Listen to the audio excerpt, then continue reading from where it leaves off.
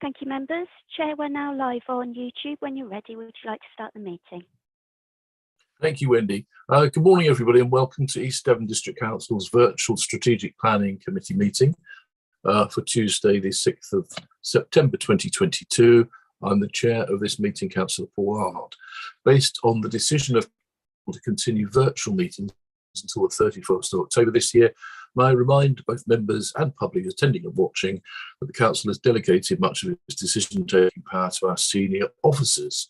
However, we'll continue to adhere as closely as possible to the procedural rules in our if we lose internet connection, please bear with us. We'll try for 15 minutes to get back on, but if we can't, we'll have to adjourn and reconvene at a later date. If you wish to comment, members, please raise your electronic hand and wait to be called. Any members of the public, if you haven't yet seen the agenda, it's on eastdevon.gov.uk. We'll now start the meeting by doing a roll call of the committee members here present. Thank you, Chair. I'll start with you, Councillor Arnott. Present. Thank you. Vice Chair, Councillor Davey.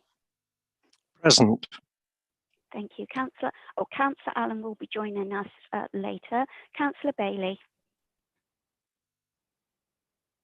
Councillor Chamberlain. Present. Thank you. Councillor Hayward. Present. Thank you, Wendy. Thank you. Councillor Howe. Present. Thank you. Councillor Ingham. Present. Thank you. Councillor Lawrence. Present. Thank you, Wendy. Thank you. Councillor Ledger. Present. Thank you, Wendy. Thank you. Councillor Moulding. Present. Thank you. Councillor Pratt. Present. Thank you. Thank you. Councillor Rylance. Present. Thank you. Councillor Skinner. Present. Thank you. And Councillor Bailey. Present. Thank you. We are quorate for today's meeting. Chair, back to you.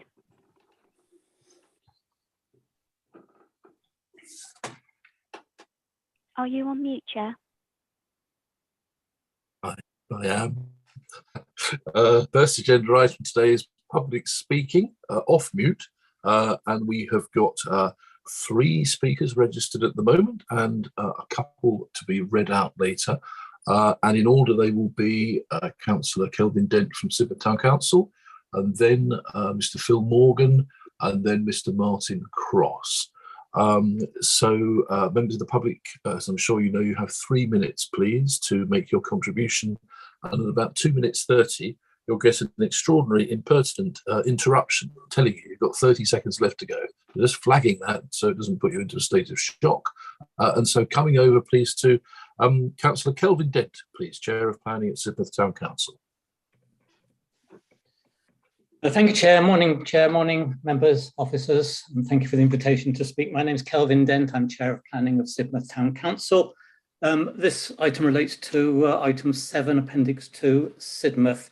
There are 3 sites which are recommended for allocation for housing in Sidmouth. They're all within the AONB. We considered them at a meeting of the Town Council last night, and it won't come as a huge surprise, I'm sure, to learn that we're not very happy.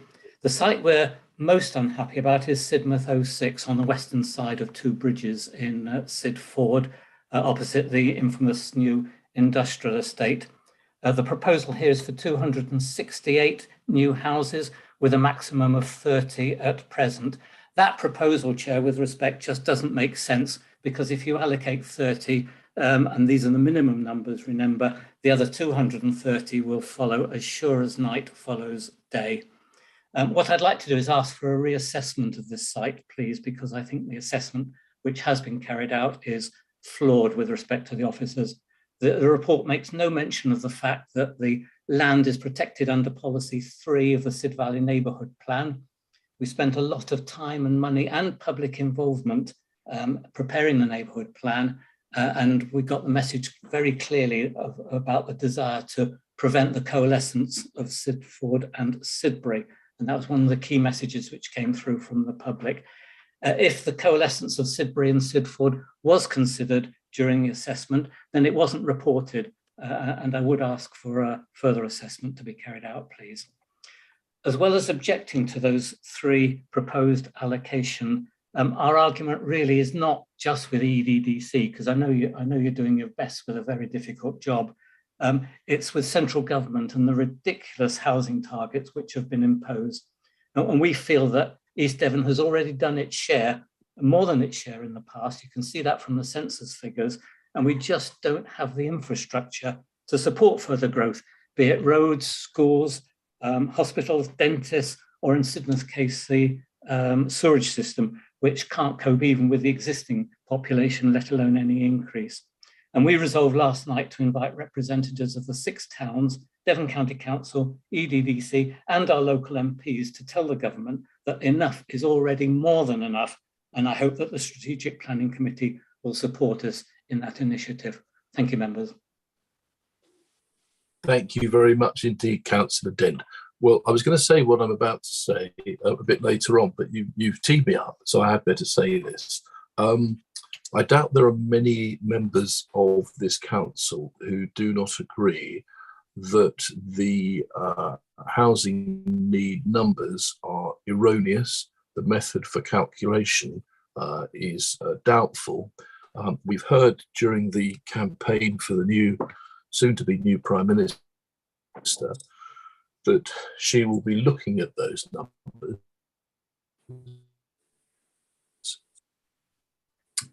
And the next meeting, however, is about putting sites through for consultation. And our planning office will come back to this in a minute.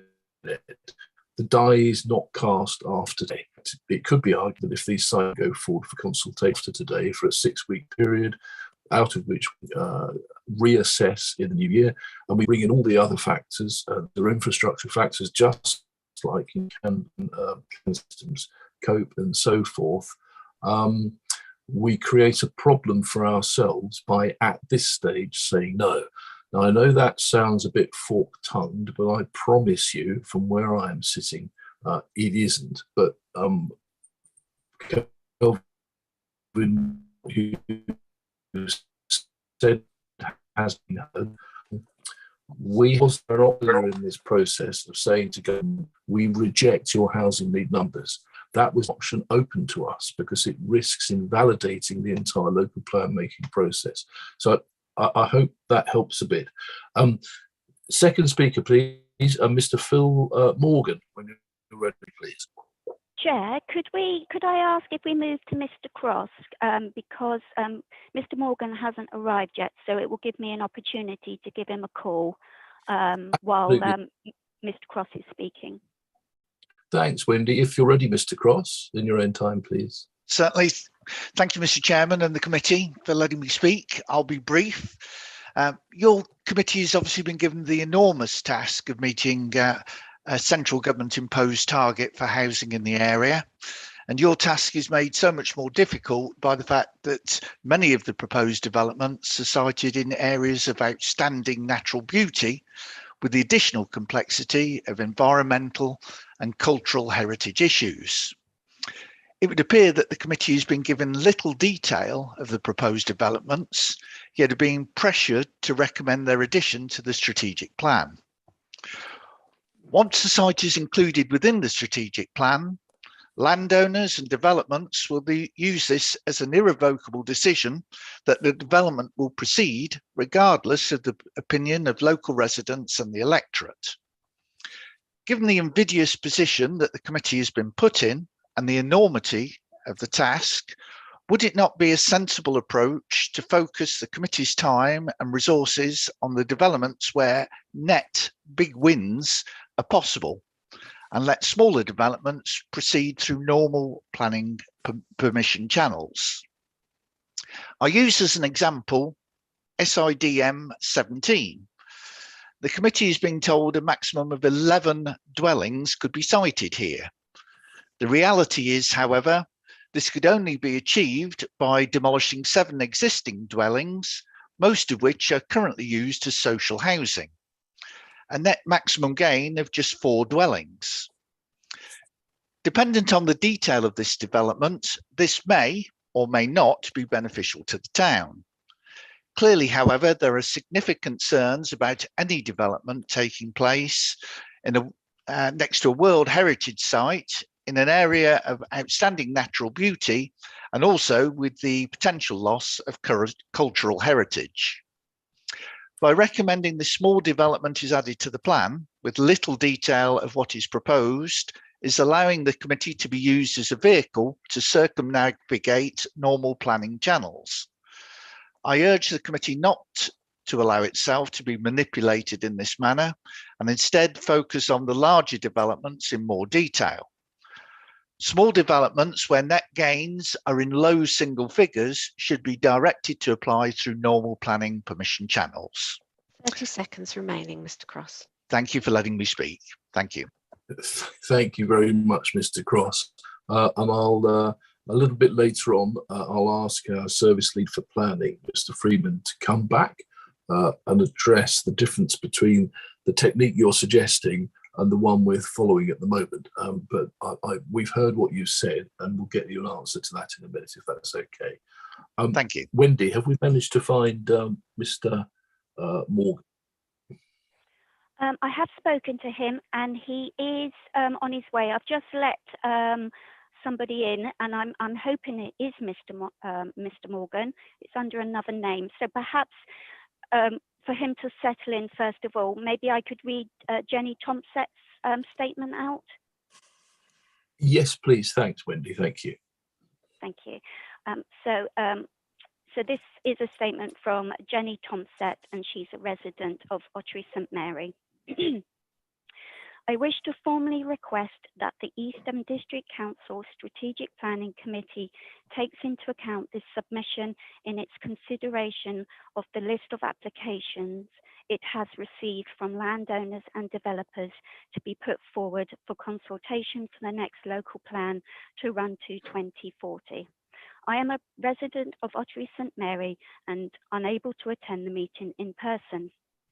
Firstly, it is quite clear that there is already major road congestion problems in and around Ottery St Mary as we struggle to cope with the impact of the new significant housing developments built around the town in recent years. Any additional development will add considerably to these difficulties. There is serious overloading of both secondary and primary school provision, and existing health service provision is unable to cope. With both the GP and dentist services struggle to meet increasing level of demand. I would like to point out that your current local plan is totally misleading and contains serious errors in how it describes public transport links for Ottery. You use the term good, but the facts are that Ottery St Mary is not well connected by bus routes and does not have a train station. There are extremely limited bus services with no local buses between the town centre facilities and outlying parts of the town, and there is most certainly no bus service to Exeter Airport, as the document states. The schedules show that the last bus back from Exeter is 1840, and that there are only 2 buses on Sundays. Sorry. When I attended the recent special meeting of the Ottery Town Council Court last week to consider the site assessment summaries provided with detailed interim findings at Tier 1 and Tier 2 settlements for each of the 13 sites listed, I am extremely concerned at the lack of strategic overview that identified the critical infrastructure requirements such development inherently creates, with large population increases and the need to recognise and plan for additional school provision, doctor and dentist surgeries and public amenities. As a key requirement of any local development plan is the need to establish a spatial strategy and ensure that a sustainable pattern of development is recognised that seeks to align growth and infrastructure. Then that seems to be overlooked with the list of sites in and around Ottery St Mary that is being recommended for development. When you consider that Ottery St Mary is clearly the smallest of the 5-tier towns identified, why is it that Ottery St Mary has a total of 248 houses listed in the preferred allocation category compared to 182 for Honiton, which is a much bigger town and has the essential rail links to Exeter and London that Ottery St Mary lacks? This is such a disproportionately larger number of new homes compared to the other towns listed. I would also point out that greenfield sites in Ottery St Mary have been chosen when brownfield sites in Honiton are available. I would therefore formally, I'm very sorry, I've just realised I've read out the wrong one. I've read out Mr. Cope's statement. I am really, really sorry, but I will finish this one, but it's Mr. Cope's statement. So his last sentence is, I would therefore formally request that the committee rejects all of the sites proposed as preferred allocations, as well as potential second site allocation for part of the site as detailed for Ottery St Mary. Luckily, Mr. Cope and Miss Thompson both talk about Ottery St Mary, so hopefully that won't confuse you.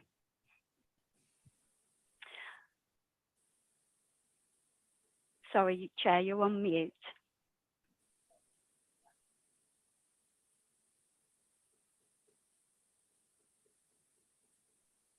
Sorry about that. Thanks, Wendy. Yes, indeed. Unless Ms Thompson is going to propose that there are a series of tower blocks built in Ottery St Mary, I suspect that her contribution might be along the same lines as Mr Cope. To give your voice a break, shall we see if Mr Morgan is available now? He should be. Okay. Mr Morgan, how are you doing? Ready?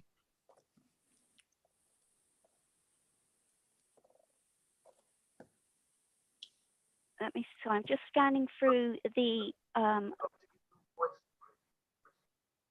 Is he J. Eaglesham, perhaps? well, I did think it was. You see me, Wendy? Yeah. Oh. Yeah, you're very quiet, Mr. Morgan. Can you get a bit nearer the mic? Can you hear me? Only vaguely, I'm afraid. Can you get very much nearer to the microphone or whatever you're on? Yes, I am.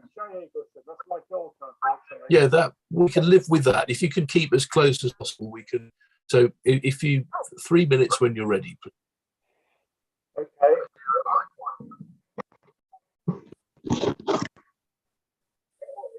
Can you hear me now? Yes, that's much better, Mr. Morgan. Can we sing? It's sounding better. That's it. That's it. You're on. The eagle has landed in your own channel. 3 minutes when you're ready. Okay, sorry about that. Fine. I want to talk today really about ancient woodlands, veteran trees, etc. Okay. We've got sites on Limp 09. Sorry. Is it me or is everybody else having a little bit of trouble with Mr. Morgan's audio? No, it sounds okay to me. Oh, I can hear an echo. Okay. So Yeah, I can hear hear echo. other people Well, speaking. We've got. Has somebody else? Oh, Jeff Pratt. Yeah, maybe you can close this mic. Am I continuing or? Chair, is it Mr. the, Morgan, just the have speaker you got have the YouTube yeah. link open in the background? Is everybody else having a little bit of trouble with Mr. Morgan's Yeah. audio? Yeah, it's definitely the live stream link. So Shall I start again? Well, only sorry, Mr. Morgan. Has anybody got the live? I can't hear.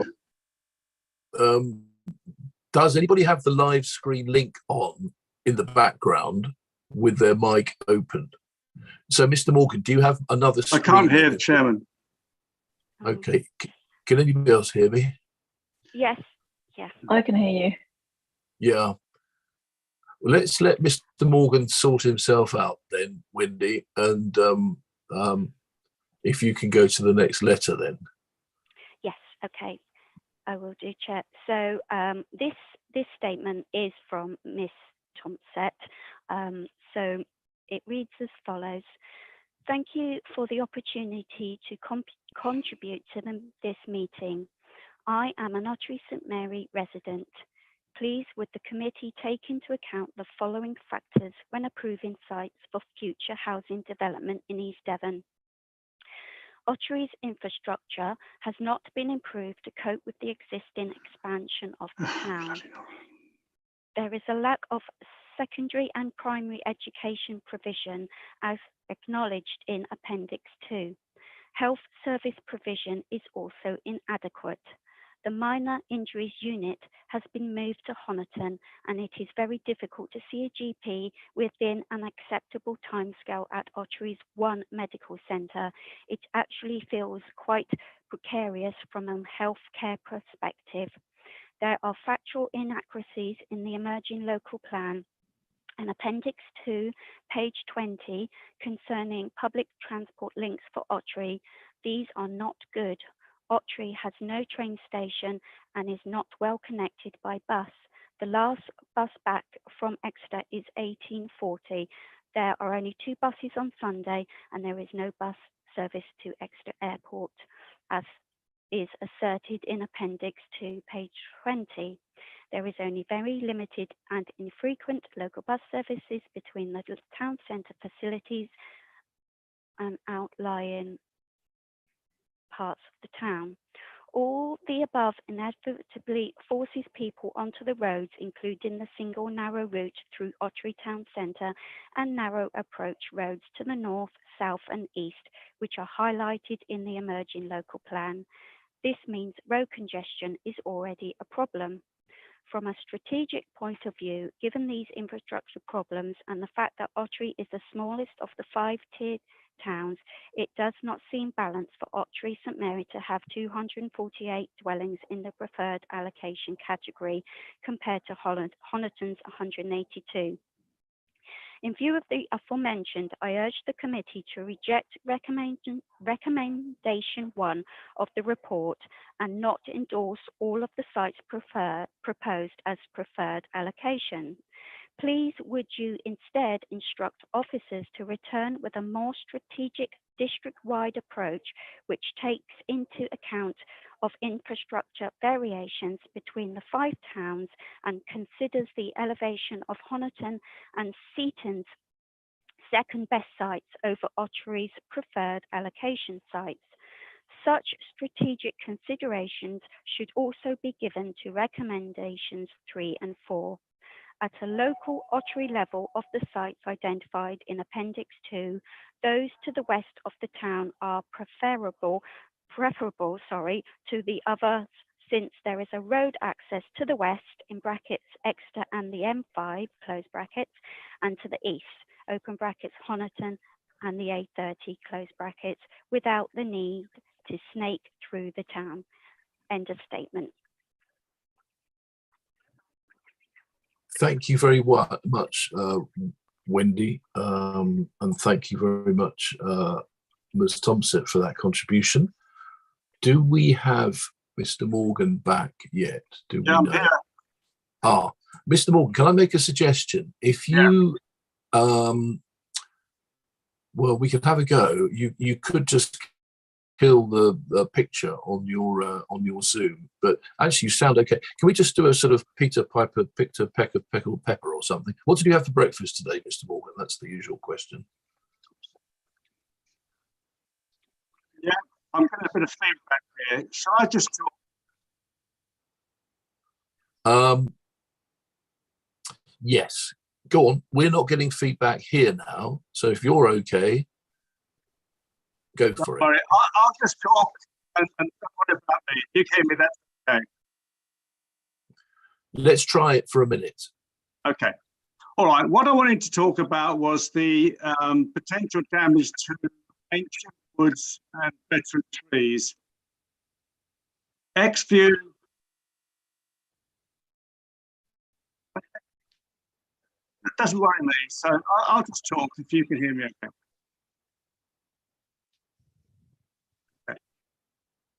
Okay. We have Exview Woods, Barley Woods, both of which are about to be considered seriously as ancient woods. If you can, that may go at that. And we have the lawns, and we have veteran trees as well. And we've got sites in Limp 09, Limp 15, Exmo 12, which all border these woods. And my point is, why are we considering sites that potentially could damage these ancient woodlands and trees when there are green pasture fields with no trees in them that could be used for development?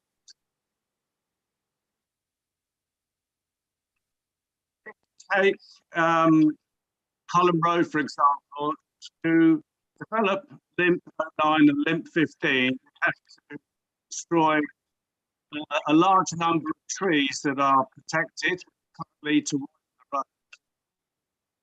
And then if you consider the woods, Exview and Barley Woods, you have to consider the damage to not only the woods themselves by building, but also to the wildlife.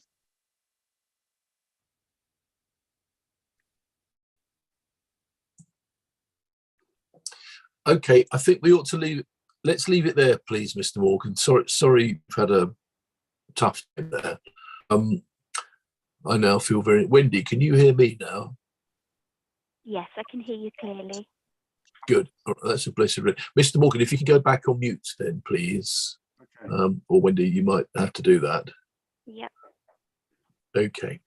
Right. Thank you very much, all public speakers. The answers to a lot of what you have asked will come under agenda item 7. This will be an update report from our service lead for planning, Ed Freeman, which will reflect some of the discussions we had at our last meeting in August. And it will, certainly the discussion out of that will address, I think, a number of the issues being raised now. So if you're able to flick over to YouTube and watch what's going on there, you should get your answers. All the best what you can manage at that point. Okay, thank you very much. Wendy, let us now go on to agenda item 2. The minutes of previous meeting held on the 9th of August, pages 3 to 17.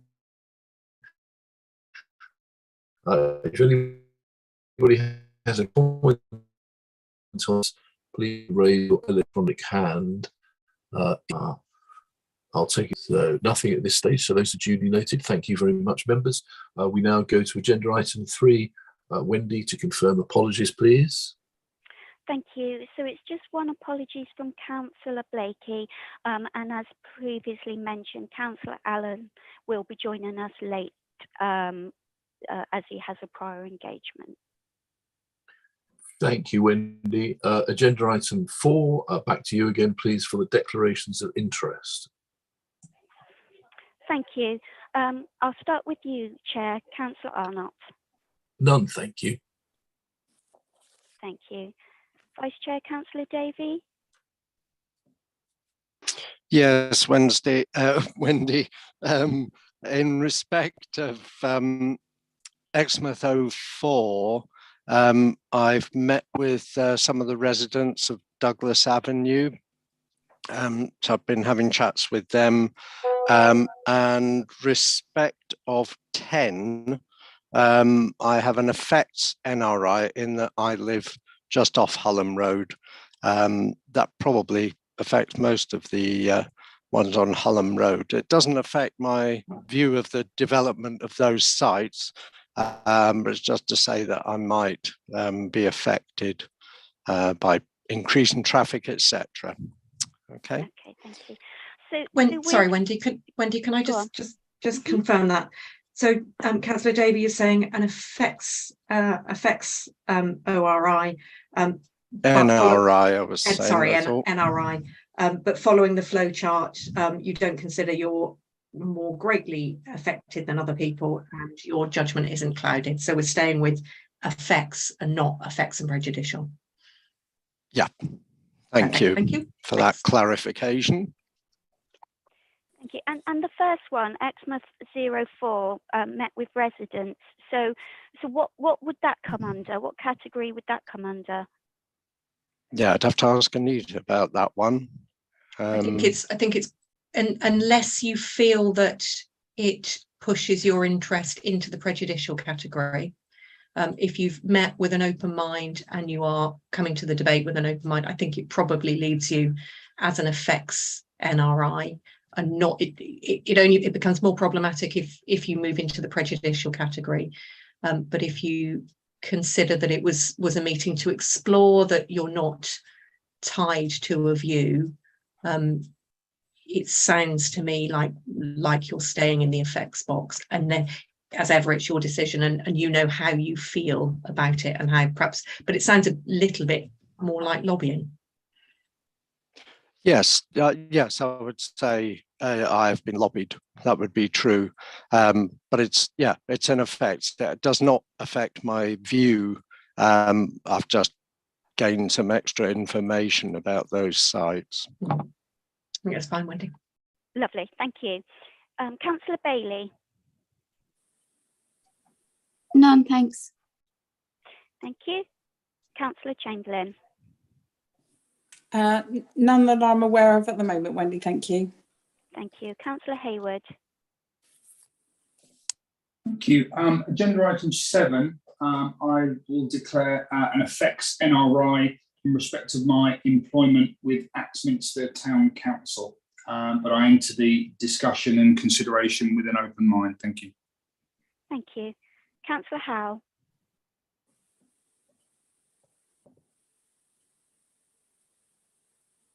Are you there, Councillor Howe? I'll come back to Councillor Howe. Hello. Oh, hello. Hello, Wendy. Hello. Do you have any declarations? Sorry, none, but I have been lobbied on a few items, but, you know, it doesn't have changed my standing or my thought process or anything else. Thank you. Thank you. Councillor Ingham. I've had similar lobbying emails, but no interest to declare. Thank you. Thank you. Councillor Lawrence. Similarly, same emails, but it doesn't move my thoughts on the matter. I haven't come away with any preconceived ideas. So, thank you. Okay, so going back to these emails, the members sort of declaring, are you wanting to sort of just put that in your declarations about the emails? Do you want to elaborate which emails they were and what it related to, or would you prefer not to sort of just not put anything in the declarations? They were just general emails from people expressing their views, so it doesn't affect me at all. Yeah, Wendy, I think you can just note them as a number of members had received lobbying emails on various sites. Okay, thank you. Thank you, Anita. Councillor Ledger. Thanks, Wendy. So, like other councillors have been lobbied, but then with site Seaton 02, can I declare an effects and prejudicial NRI as a neighbouring resident? I'll happily leave the room. Thank you. Just making a note of that. Thank you. Councillor Moulding. None. Thank you. Councillor Pratt. Thank you, Wendy.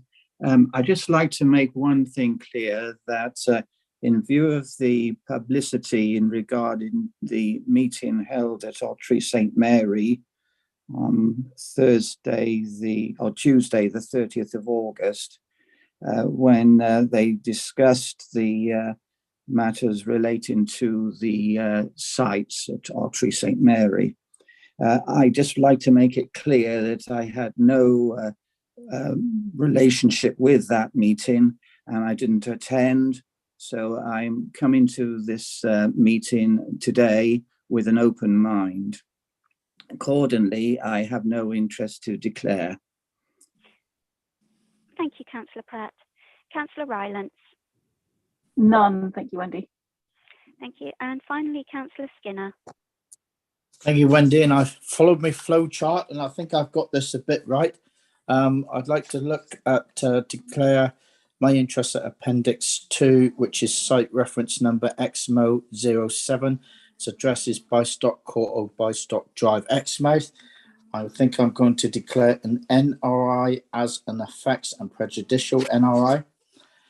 And also it goes further on that on Appendix 2, and I'm afraid I'm not able to map this one, and I'm not sure whether I declare an interest or not, but I'm going to anyway, just to cover it off, because there's no map with it, so I don't exactly know where it is, but it does say the address is land northeast of Old Bystock Drive, and no site map has been put to that, so I don't know where it's. But I think what I will do, Wendy, if you don't mind, is declare an NRI as an effects and prejudicial NRI, and then, to be honest with you, it just covers me off, and it means I leave the meeting. So I have also had some lobbying emails, as the other members have had, on that front. Okay, thank you. Thank you, Councillor Skinner. Wendy, sorry, can I jump in? Chair, we just have a question really regarding Councillor Skinner's declarations and Councillor Ledger's declarations and how we best want to deal with them, given that we are taking these areas as a whole. And I suspect the intention is not that you wish each of the councillors to leave for the entire town. Are we content? I think there is some logic that, given these are still high-level decisions, we're working on straw polls, not actual votes at this time. Chair, are you content if the members leave simply for discussions that relate to those specific sites rather than the whole town? I'm very grateful to you, Anita, for saying exactly that. I think in both cases, if it were further down the line in this process, the local plan making process, then I think there would be a strong argument for leaving the discussions in relation to those entire towns.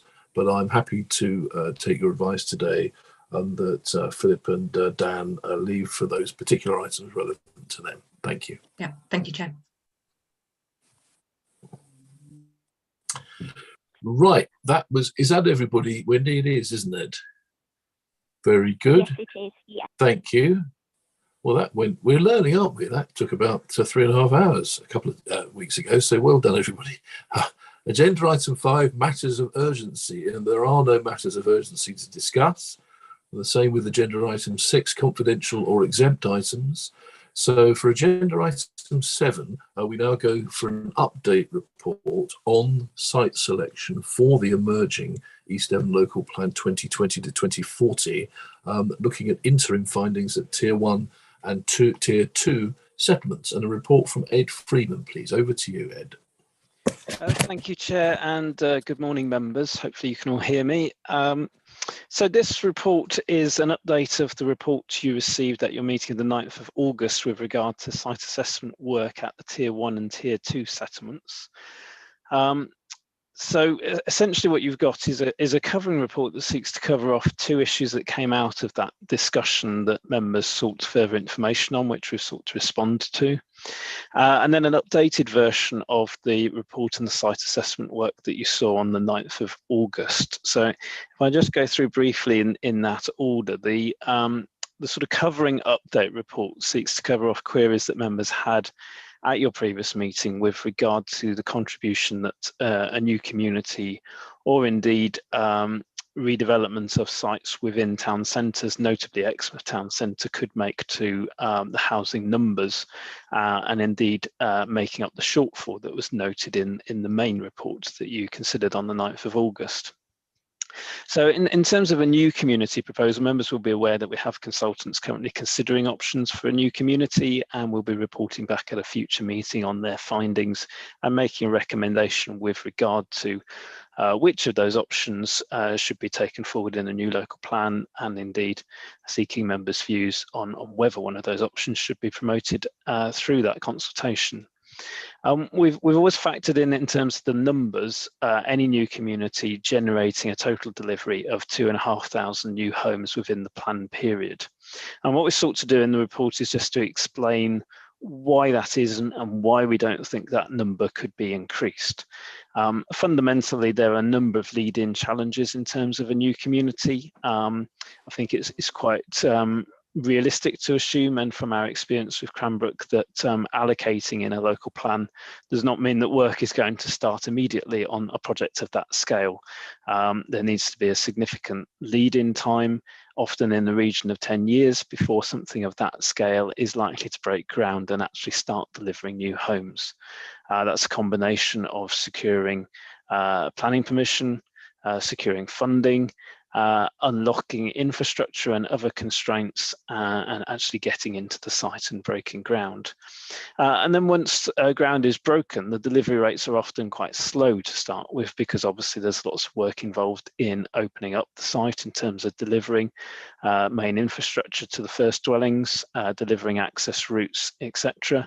And then in order for delivery rates to achieve significant levels, we need more than one developer really to open up their part of the site. So you need 2 or 3 developers delivering every year to get to a reasonable delivery rate.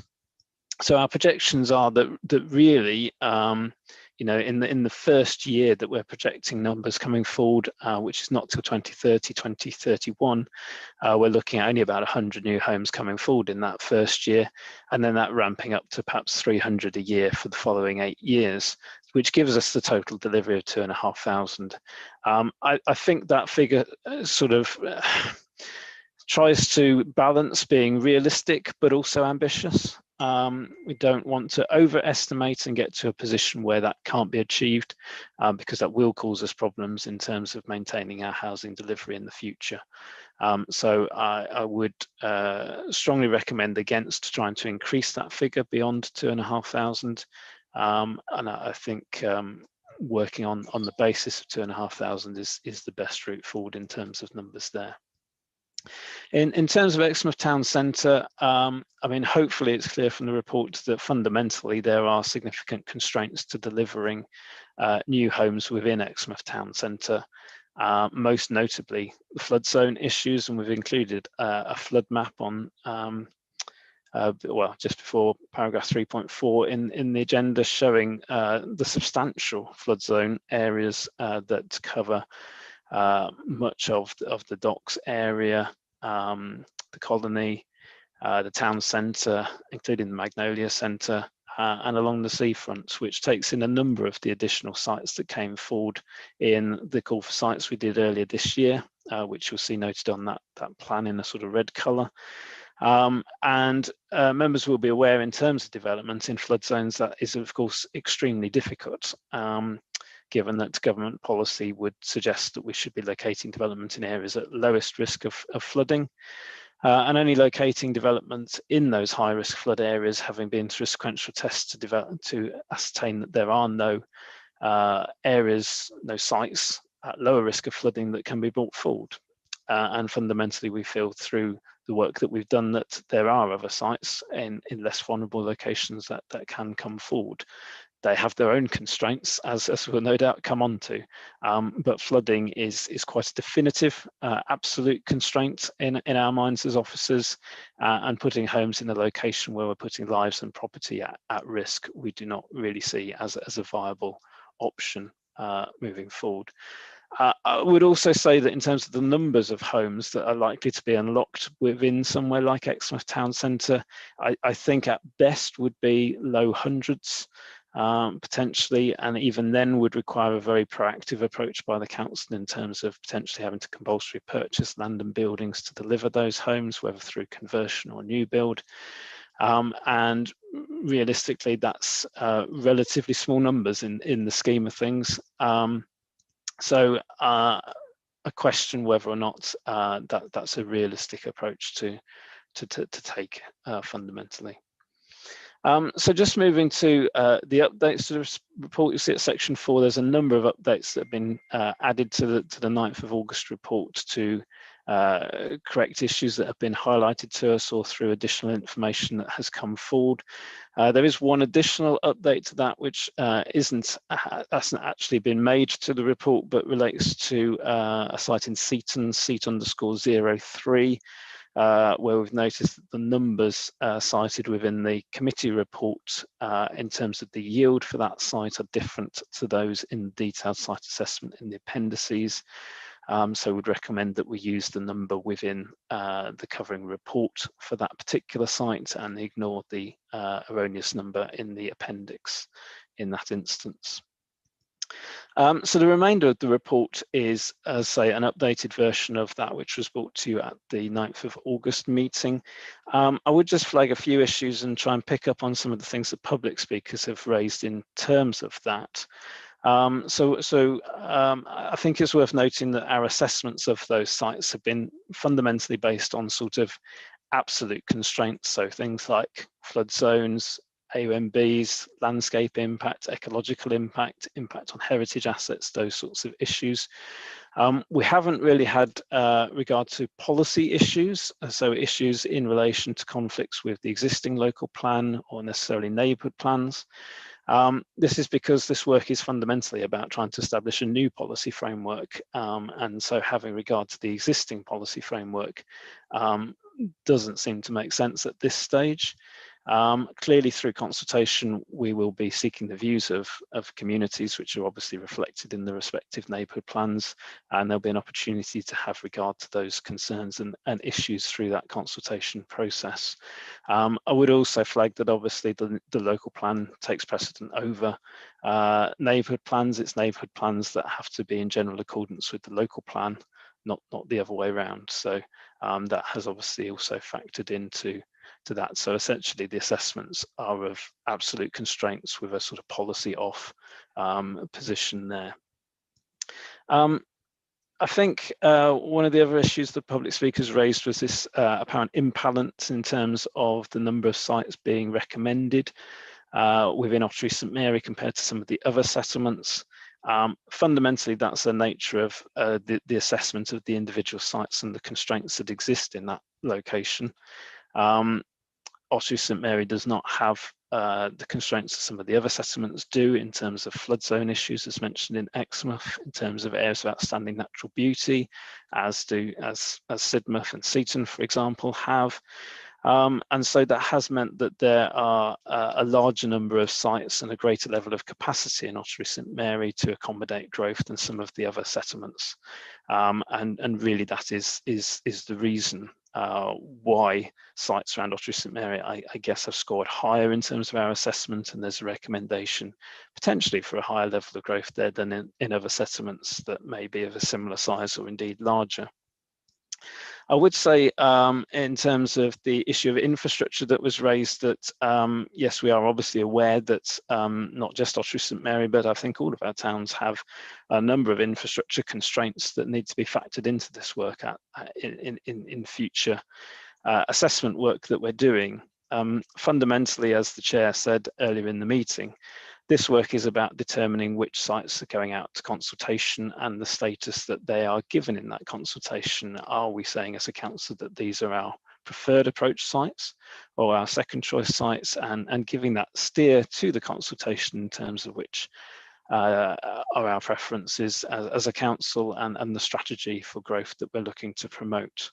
And that's important both in terms of framing the consultation that we're having with communities, but also framing the consultation that we would be having alongside with infrastructure providers. Because it's acknowledged that all of these developments would have significant impacts for infrastructure provision, whether that's schools, GP practices, water infrastructure, then and we have to have those conversations with infrastructure providers and understand the implications. But until we understand where growth is going, it's obviously very difficult for infrastructure providers to understand the impact that that growth would have on their infrastructure and advise us. So I see very much this process as about identifying sites that can then lead us to have those conversations with infrastructure providers, and we can factor in the impacts on their infrastructure and to what extent those can be mitigated through investment in infrastructure in the future to ensure that that infrastructure is in place to support that growth when it comes forward. Just a couple of additional points picking up on public speakers then. Another thing I've noted was I think Mr. Morgan was saying about the impact on ancient woodlands and a number of sites, particularly around Exmouth, I think, which impact on the setting of ancient woodlands. Clearly, that's another constraint that we've had regard to through this work. As members will note going through, I think essentially all sites have some constraints of some description. In some cases, those are impacts on the setting of ancient woodlands. I'm sure we would all rather avoid those impacts if possible, but this is a case of making difficult choices between different sites, all of which impact on something that is important, whether that be an ancient woodland, an area of outstanding natural beauty, or another important aspect. So I'm sure we would like to do as Mr. Morgan asks and not allocate sites that have an impact on the setting of ancient woodlands, but unfortunately, given the housing numbers that we have to meet and the constraints we're dealing with, that may not be possible. And just finally, I think in terms of Mr. Cross's comments about smaller sites through this process, I would highlight that government policy is very clear that through the local plan, 20% of our housing supply must be delivered on smaller sites. Those smaller sites being sites of less than half a hectare in area. And so we are required to look at smaller sites through this process. We have tried to rationalise that, and members will note from the methodology that's provided in Appendix 1 that part of our sifting of those sites was to remove sites that were less than 0.15 hectares in area on the basis that they could deliver less than 5 dwellings, and therefore to try and rationalise this process we weren't going to look at sites that were that small. But we have looked at sites between 0.15 and 0.5 hectares with a view to fulfilling our 20% requirement on smaller sites. So we do have to do that as part of this work in order to satisfy government guidance. Hopefully that's helpful and sets the scene in terms of these updates and the additional information in the report. Happy to take any questions that members may have on that. Clearly the recommendations are as they were on the 9th of August, but I'm sure Chair will pick up the recommendations later in the meeting. Thank you, Chair. Thank you very much for that, Ed. A comprehensive response to all of the questions there, I think, but I'm sure very sure there'll be more discussion on these. So, committee, the recommendations that you have at various points on the agenda, they're at page 18. Recommendations 1 to 4. And these are the things we're going to have to wrangle with today. Ed, in that light, can I just ask you a couple of questions about the, well, just a couple of questions. So first of all, if a site makes it through today's meeting and we have agreed that it go forward for consultation, does that represent any kind of amber or green light to the developers or landowners that they can expect it will definitely be in the end local plan? Well, Chair, I can't stop developers from thinking that, but in my mind, this is very clearly labelled as an initial assessment. So further work would be needed and consultation indeed before any final decisions can be made against allocations. So we're still at quite an early stage in that process. We need to consult on these sites and then come to a view as to whether or not they go into the final draft of the plan, the publication draft, which wouldn't be happening before the end of next year. So we're still a long way from that. So I would hope that developers would view it in that context and see this very much as an initial view. And I'm confident that if applications come forward, they will obviously have to be considered on their own merits. But developers need to be aware that the emerging local plan cannot carry any significant weight at all at this stage, and so their applications will be assessed against the adopted local plan. Okay, that's very helpful, Ed. Just one other question, which is, if we struggle by the end of this process to identify elevating second best sites into preferred sites, presumably we can still go forward on the basis exactly of the report as it's lined out at the moment for various towns. You know, you've got the ones that are preferred, we've got the second place ones. Is there an urgent necessity to flip some over from the second to the first place, or could we go out to consultation with effectively those as they currently stand in the agenda? We can certainly go out to consultation with them essentially as they're shown. As is explained in the report, there is this identified shortfall in housing sites, which means in order to meet that shortfall, we would need to be allocating all of the preferred sites and the second choice sites in order to not have that shortfall. But certainly the consultation could move ahead with all of the first and second choices as shown in the reports, and that would show how the housing need can be met. Indeed, you know, we can tailor the consultation accordingly. So obviously, we can tailor the questions that we're asking in terms of the shortfall and how that's met to factor in members' thinking. But yes, the intention is the report is presented such that if members were agreeing to all of the first choice and second choices, the consultation could go ahead on that basis, yes.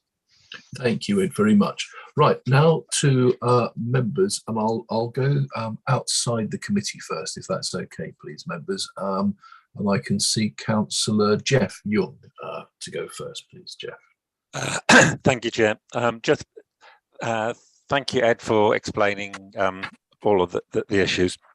One issue that hasn't been explained is where does coastal protection zones fit into the picture?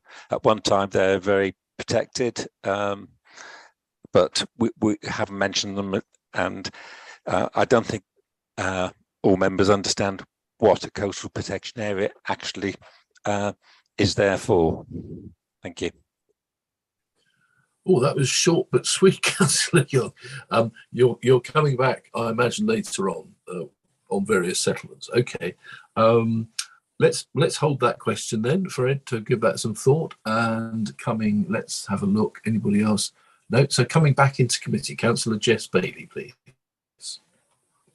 Thank you very much, Chair, and thank you very much, Ed, for your report. And it's really picking up on something that Councillor Arnott said at the beginning about the housing numbers. And I think going through this process, it is an incredibly burdensome target that we face. There's absolutely no doubt about that. And my feeling is that going through this process, our evidence has to be completely robust. And I am concerned about the way the sites are being approached, in that if we're going to one day say that we haven't got sufficient capacity, we need to have every site benchmarked against each other so that we can clearly demonstrate. And my fear is that the way the sites have been assessed is too anecdotal. So we're not really comparing like with like. And what I would like to see as part of this process is a more refined assessment of the sites. And by that, I mean the committee deciding what is an absolute no-go, how we prioritise greenfields, which are our priorities, what happens if there's no school places, what happens if there's no health places. And it's all very well saying, you know, the infrastructure, we'll look at the infrastructure, but we've seen in Ottery St Mary, there's 25% growth, no infrastructure. So I think that if we're going to be really robust, then we need to assess each site. So is there an ancient monument? How do we score each site against each other? Because we haven't got that at the moment. We've got consideration of different aspects of the sites. But, you know, if you wanted to pick one site from Ottery and one site from Honiton and one site from Exmouth, you should be able to look at those and look at the scoring. And it should be for the committee to decide what their priorities are. So, for instance, I would very much value brownfield sites. I would want there to be a really high weighting to any sites that are brownfield. So, but we haven't really done that. And I think that is problematic, because we need to have a clear, robust evidence. So at the end, if we don't have enough space, then we can demonstrate that. So following on from that, I'm thankful for Ed's report, but I am a bit disappointed in what seems to be and not necessarily, you know, oh, we could only have a few hundred houses in, you know, well, why aren't we trying? Why aren't we trying? And I think this feeds into my thoughts about robust evidence, that actually we seem to be approaching urban intensification and whether we can or cannot develop in our town centres in a really piecemeal way. Where is the comprehensive report? You know, we've got the urban capacity study, we've got comments in here, we've got comments in there. I'd like to request that we have a comprehensive report, please, from Ed about the opportunities. And I'm not just talking about urban capacity, is there anything built on that? I'm looking at intensification and intensification of use. And I'd like to see all those thoughts come together in one report that we can look at as a committee. And that is really important, because if as a committee and a council, we cannot accommodate all the houses, we need to show that we've thoroughly assessed all the urban sites, and that includes the council's own sites. And I know that Councillor Skinner, for instance, will say, well, you know, we don't want to lose employment sites. I'm not suggesting that we lose employment sites, but sites evolve. I mean, in the cities, sites change and use is intensified all the time. And our committee constantly talks about villages not withering on the vine. Well, can we please apply the same principles to our towns? And maybe it's not possible to, you know, intensify use at the Magnolia Centre, but maybe there are many other places. And I just want to see all of that data and all of that thinking coming forward in one individual report, please, to this committee. And I'll save other comments for later. But so it's two things. I'd like to see a really robust weighted scoring system which assesses all our sites and scores them. And I'd also like to see a single report showing how we've looked at all of our sites across the district, all of our brownfield sites in one single place, so that then we can look at that together. Thank you. Thank you very much, Councillor Bailey. Ed, can I come back to you for a couple of points that have been raised there? First of all, by Councillor Young around the issue of coastal protection zones.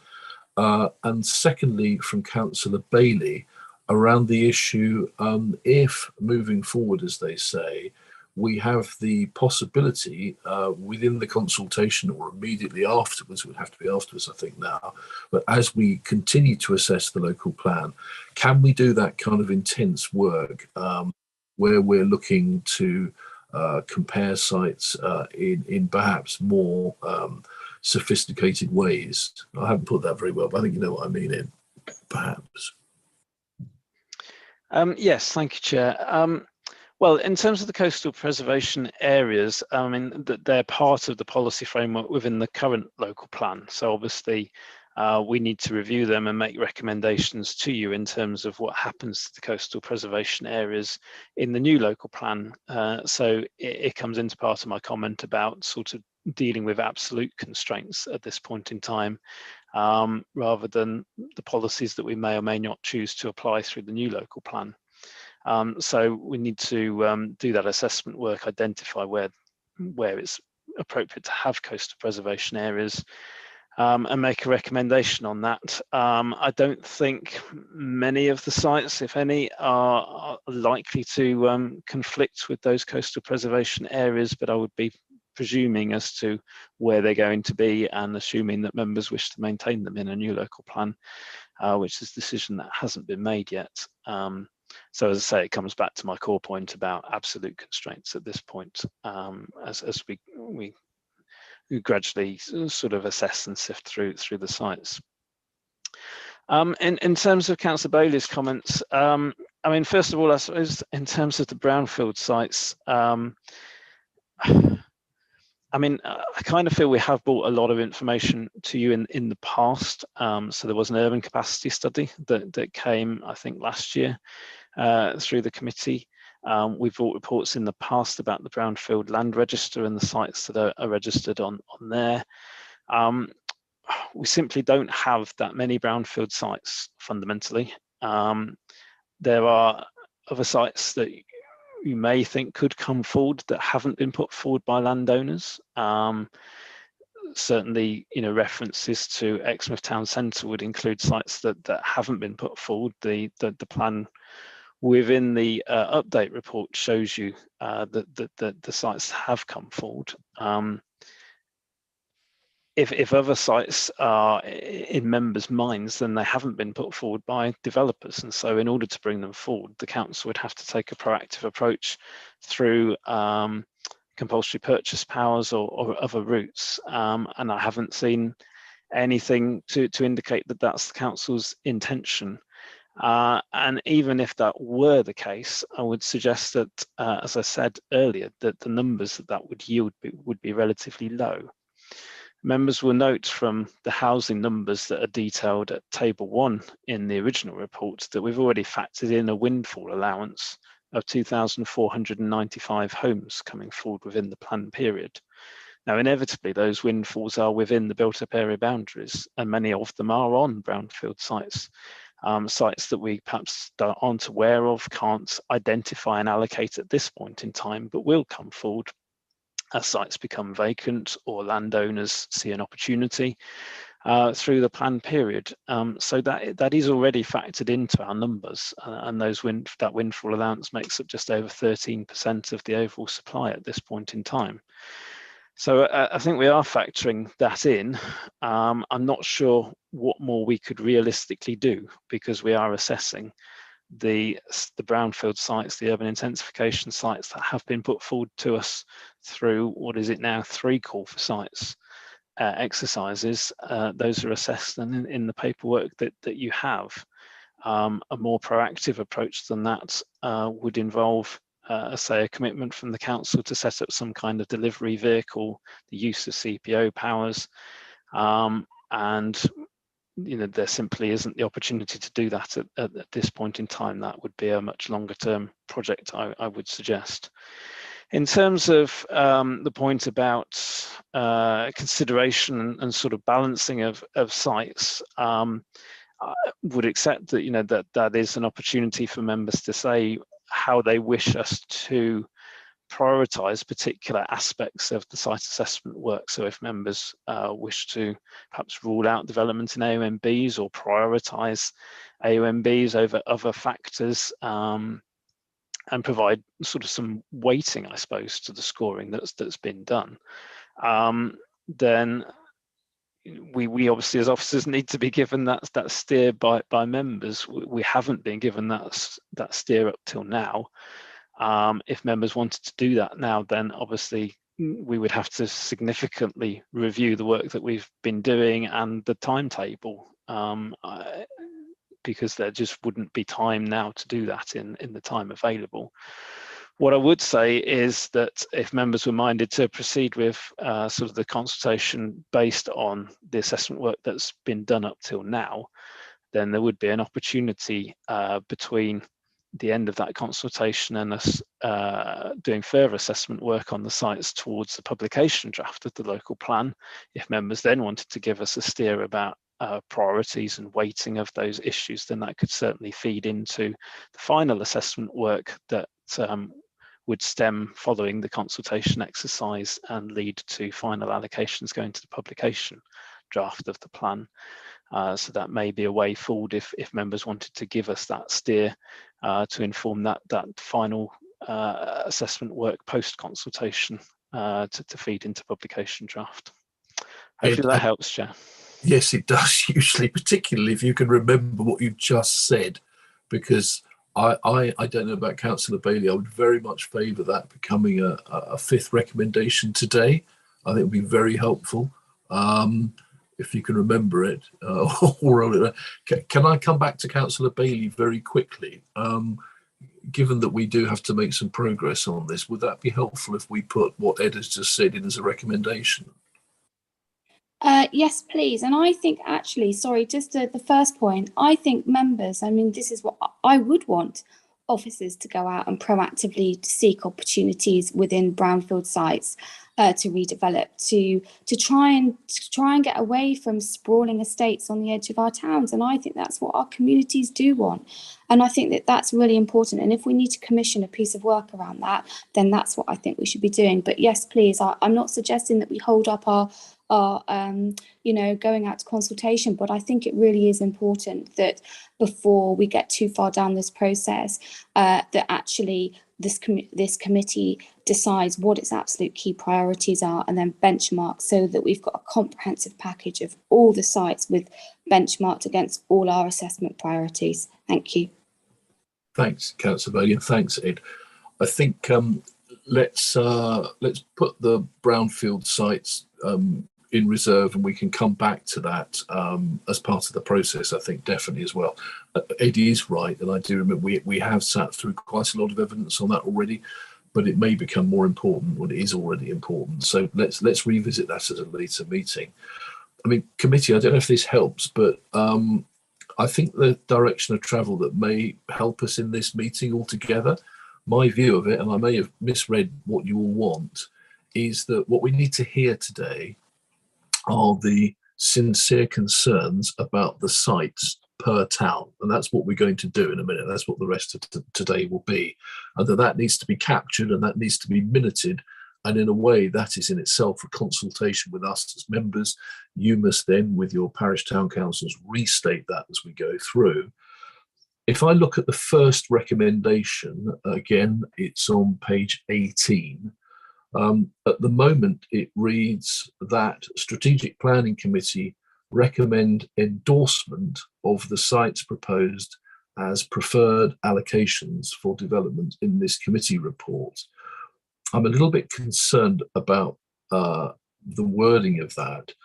I was wondering, just as an idea, perhaps that Strategic Planning Committee recommend endorsement of the sites, of the preferred and second choice sites proposed as suitable for consultation. I think there's a distinction there. I'll just read that out again. That Strategic Planning Committee recommend endorsement of the preferred and second choice sites proposed as suitable for consultation. Just putting that out there as an idea. No, please don't. I'll second that, Chair. Oh, okay, thank you. Okay, well, let's let that one float and see where it goes. Right, well, then coming up to Councillor Megan Armstrong, please. Megan. Thanks, Chair. I'm sorry I'm diving back in again when you'd actually gone back into the committee, No, but I was going to speak later and say this, but I thought it sounded more appropriate to say this now, because I'd like to speak on some of the Exmouth ones later, if I may.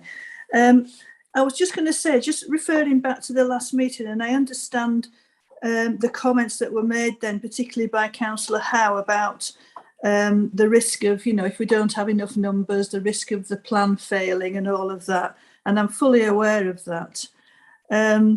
But it seems to me that the government system is flawed, and I'm sure we'll all agree with that.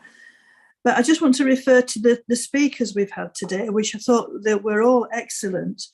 And I'm sure most members here today are of the opinion that many of the proposed developments are either unsustainable, inappropriate, or impractical. For example, the greenfield sites, which we've just talked a bit about that, public safety, AONB, infrastructure, and not necessarily the homes we need regarding affordability. I agree with Councillor Dent from Sidmouth about lobbying the government about the way in which numbers are calculated, especially as the new Prime Minister stated at the start of her campaign that she would address this issue if elected. Now, I think that's an opening for us, and I think we ought to take that with both hands. And I would just like to, I'm not a member of this committee, obviously, but I would like to propose to this committee and to the chair that EDDC become a serious member of any lobbying group to the government, because other planning authorities throughout the country must also face the same dilemmas. So we need to have a concerted effort, I think, to have a constructive conversation with our MPs and the government at large, and perhaps directly with the new leader. To say, look, this is an issue for us. We haven't got the infrastructure, we haven't got the room, we can't possibly fulfill all these numbers. And I think it's just really important that we make a stand on this along with all our other local authority colleagues and our local parish councils, and Councillor Dent, for example. So I'm just really quite concerned about it, and I think it would be really good if we could make a stand as a council, as a local planning authority, even if we're the only one. I don't think we will be, but if we could, take that seriously, I think I'd much appreciate it, please, if you don't mind. Thank you. Thank you, Megan. I like to think I said more or less exactly what you just said earlier. The new leader of the new Prime Minister, once the Queen has accepted the noble resignation of the outgoing chap, she has indeed said exactly as you just said. Councillor Dent from Sidmouth did exactly as you said, suggest that the towns, districts, county get together with MPs to lobby upwards. Now, there isn't an opportunity to make a decision on that today, but I can't imagine that most of us don't think that's a very, very good idea. Thank you very much for that. So coming next to, I think we're back in, we are, right. Councillor Eleanor Rylance, please. Thank you very much, Chair. So firstly, I wanted to thank Councillor Dent and the other members of the public who correctly identified that we Chair, as a local authority... Sorry, Chair, could I interrupt? I'm outside the committee. Could I also just quickly speak, following on from Megan's comments? Absolutely. Can we carry on with Councillor Rylance, Marion? So sorry. I assumed you were one of us. I don't know why. Okay, Eleanor, please get right. Off you go, please. Thank you. Yeah, so I just wanted to say thank you for correctly identifying that we are actually being whipped from behind with this fanciful figure drawn from some dodgy algorithm that's in the annals of central government, which, as we were told 20 years ago, was designed to reduce the affordability ratio, which I think at the time was something over 12 and has now dipped to something just below 11, which is clearly still ridiculously unaffordable. So whatever our policies have been and whatever the government policies have been over the last 20 years, they haven't worked in East Devon at reducing the affordability ratio. So what we've seen in my ward is the production of houses that are not what people need, but what the developers want to produce. Alongside that, we've seen a lack of infrastructure delivery, or infrastructure that follows housing delivery by lags by quite some decades, as it turns out. And we can see we're only just delivering the town centre for Cranbrook, and that's, that was really hard work extracting that. So what I'd really like to see is actually considering the needs of the residents, the future residents and the existing residents first and foremost in any policy that we can come up with. So thank you for correct. I really would support any move to lobby against the ridiculous number of nearly 1,000 a year that we have to, which doesn't seem based on any kind of evidence and certainly isn't producing the houses that people need. Talking of which, where's our social housing coming from? So there is an enormous yawning chasm in the number of social houses that we have versus the number that are needed. We are not producing anything like true affordability at the moment. That should be central to our housing policy going forwards, in my view. All these little sites coming forwards on the edge of villages, they should all be social housing with a local restriction on them, so that young people of those villages can afford to stay in those villages instead of being sent to the other side of the district, where their parents can't help them with their children and they lose their family ties and potentially have to commute back to where they work, which obviously is nonsense. Now, I wanted to talk specifically about Exmouth, the 1 in 100 year flood risk, which as time goes on and weather events become more extreme, is most likely to drop. So I was actually quite pleased to see that this proposal doesn't plan more housing development in the town centre of Exmouth. And I wanted to ask, given that all hell broke loose the last time I mentioned this, is this a covert policy of managed retreat from the sea? Which obviously I would applaud, but how does it sit alongside what I remember is a very firm commitment we made maybe a couple of years ago actually, to intensifying development in town centres? And alongside that, what of the Magnolia Centre, which is in a really parlour state? It's 50 years old. It's not having enough maintenance. It looks dreadful. It is not a landmark shopping centre for a town that we're aiming to make into a tourist destination. So we really need to think about what we're going to do with that if it's not going to be redeveloped with flats above it. Where are we? So social housing, I did say that. Okay, blah, blah, blah, blah, blah. Oh yeah, brownfield sites. So East Devon, traditionally, agriculture is the main industry. So our brownfield sites is green farmland. I disagree with Councillor Bailey. I don't see why children should have to play in gardens that have just been decontaminated from previous industry. Why are we not considering redeveloping industrial land if it's still fit for purpose in terms of where it is and what the industry is proposing to be, and actually putting houses onto land that has not in the past been contaminated?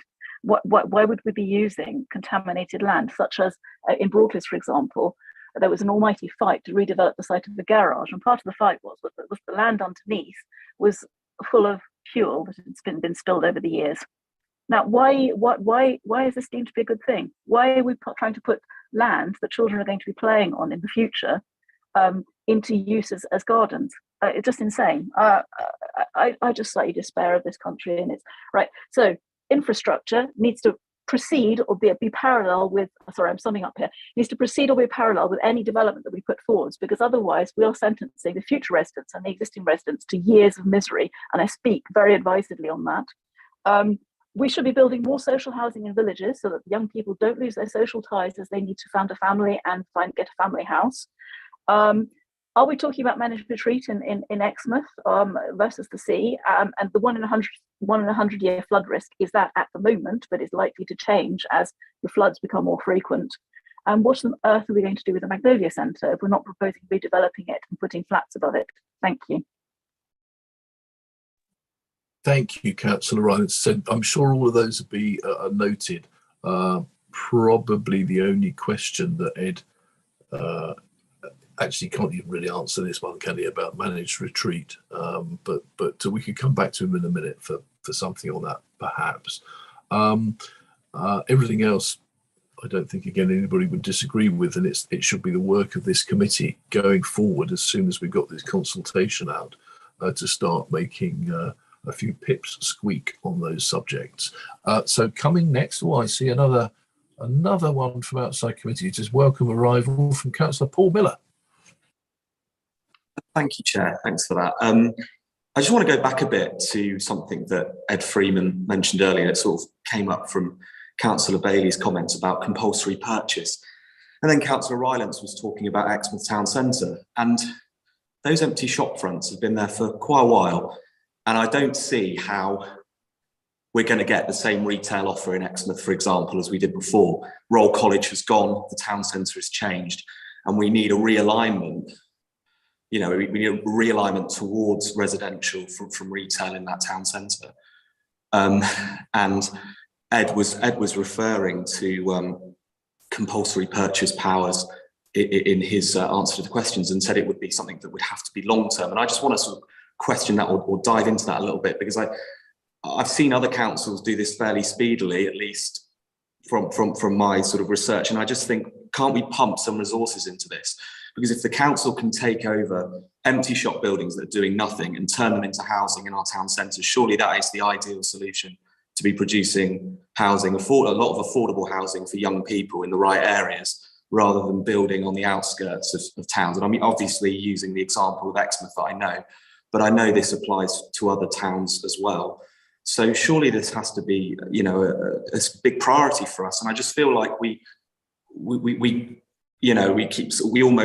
should have been started 5-10 years ago, probably, in terms of looking at compulsory purchase. Other councils are doing it to regenerate their areas. I don't understand why we are. Councillor Howe was referring to it at the last meeting, and I'd really welcome some kind of recommendation to get that kind of work started. Otherwise, we're going to have local plan after local plan where there's going to be urban sprawl with housing in the wrong place. Thank you, Chair. Thank you, Councillor Miller. So I think there are obviously other committees on this council, one particularly in relation to Exmouth. We have the work going on under Councillor Ledger as well. It comes into economy, doesn't it, also under Councillor Hayward. And it should be part of what this committee talks about in the new year, I think, definitely. And thank you for all those contributions. The only thing I would say, members, can I just remind you, please, we're on page 18 and we have a series of recommendations about site selection. So, okay, if we can try and stick to that. It's going very well so far, and I expect a cracker now from Councillor Ben Ingham. Ben, please.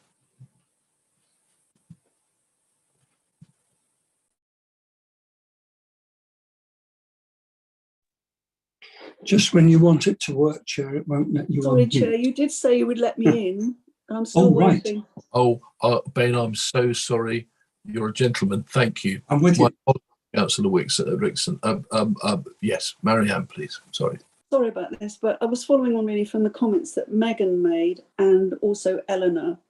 And I think it was Eleanor who referred to the dratted algorithm. I think it seems to be that the more houses you built in the past, here's your percentage you've got to now build in the future with no rhyme nor reason to it, which is why I would like to refer you to the ONS report, how the population changed in East Devon. This is referring to the census 2021, and the report is dated 28th of June this year. And it said the population of England and Wales on the 21st of March 21 had increased by 3.5 million, which is 6.3% more than in 2011. It then refers to East Devon. The population size has increased by 13.8%, which is higher than the overall increase for England at 6.6%. It also states that our population increase is higher than the increase for the South West, which is at 7.8%. So it seems to me that East Devon has contributed more than its fair share to the housing numbers. And at this rate, our AONB is going to be swallowed up very quickly with housing sprawl, etc., because of the demand for housing, which is not really related to the houses that we need, as has been referred to. We actually need houses for local people, not for to encourage more and more people to come from the southeast.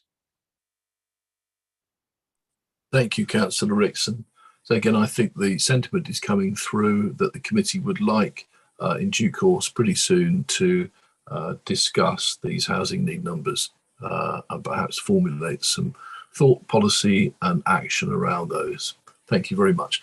Councillor Ingham, thank you so much for waiting. Over to you, please, Ben. No, thank you, Chair. I heard what you just said, Chair, about the recommendations and your amendment to the first one. My concern was to recommend endorsement of the sites as agreed by the councillors or this committee, if you could put that in rather than just what's fed to us. Just for something to think about there, Chair, because I certainly couldn't support one as printed. So thanks for considering that. Chair, I'm really sorry, but I see the strategic logic that we've heard today as flawed, and it's a continuation of what we've heard over at least the last 12 months for the potential emerging East Devon local plan.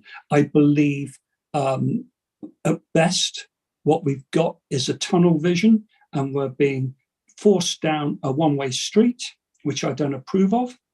And at worst, I'd say it's a blind sense of vision, and that we haven't actually got any vision at all. We're doing a piecemeal process that fundamentally most of us disagree with, and I don't like doing that. And to give you an example, do you remember when we looked at the tiers hierarchy and we asked, what's the alternative?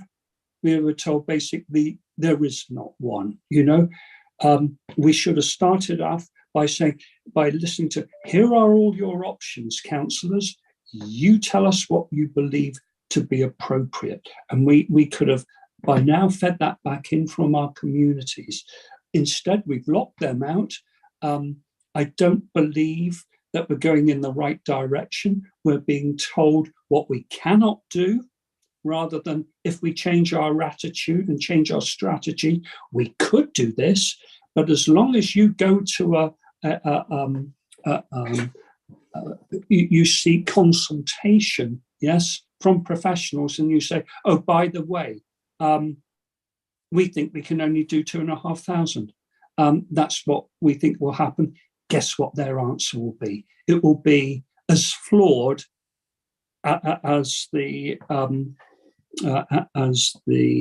scope given to them. That's why I think, unfortunately, our whole process is flawed, but we are where we are. We can look, as you say, Chair, at the recommendations.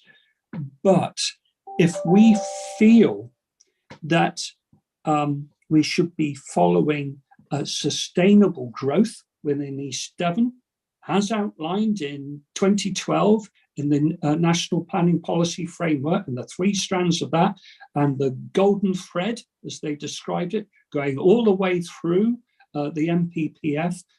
Why are we ignoring it? If we signed up to a Devon emergency strategy, and we all believed it was the right thing to do, we even moved it into 2040 completion or hitting our targets, then why are we rushing to build the wrong type of houses in the wrong location at the wrong time? And I call it the wrong time because we're being told to rush these through.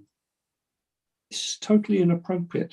As someone, a few members said earlier, we've done exceptionally well in executing the last East Devon local plan. We even got thanked by national government for exceeding our targets. So I really do not believe that we have to blindly commit ourselves to someone else's figures.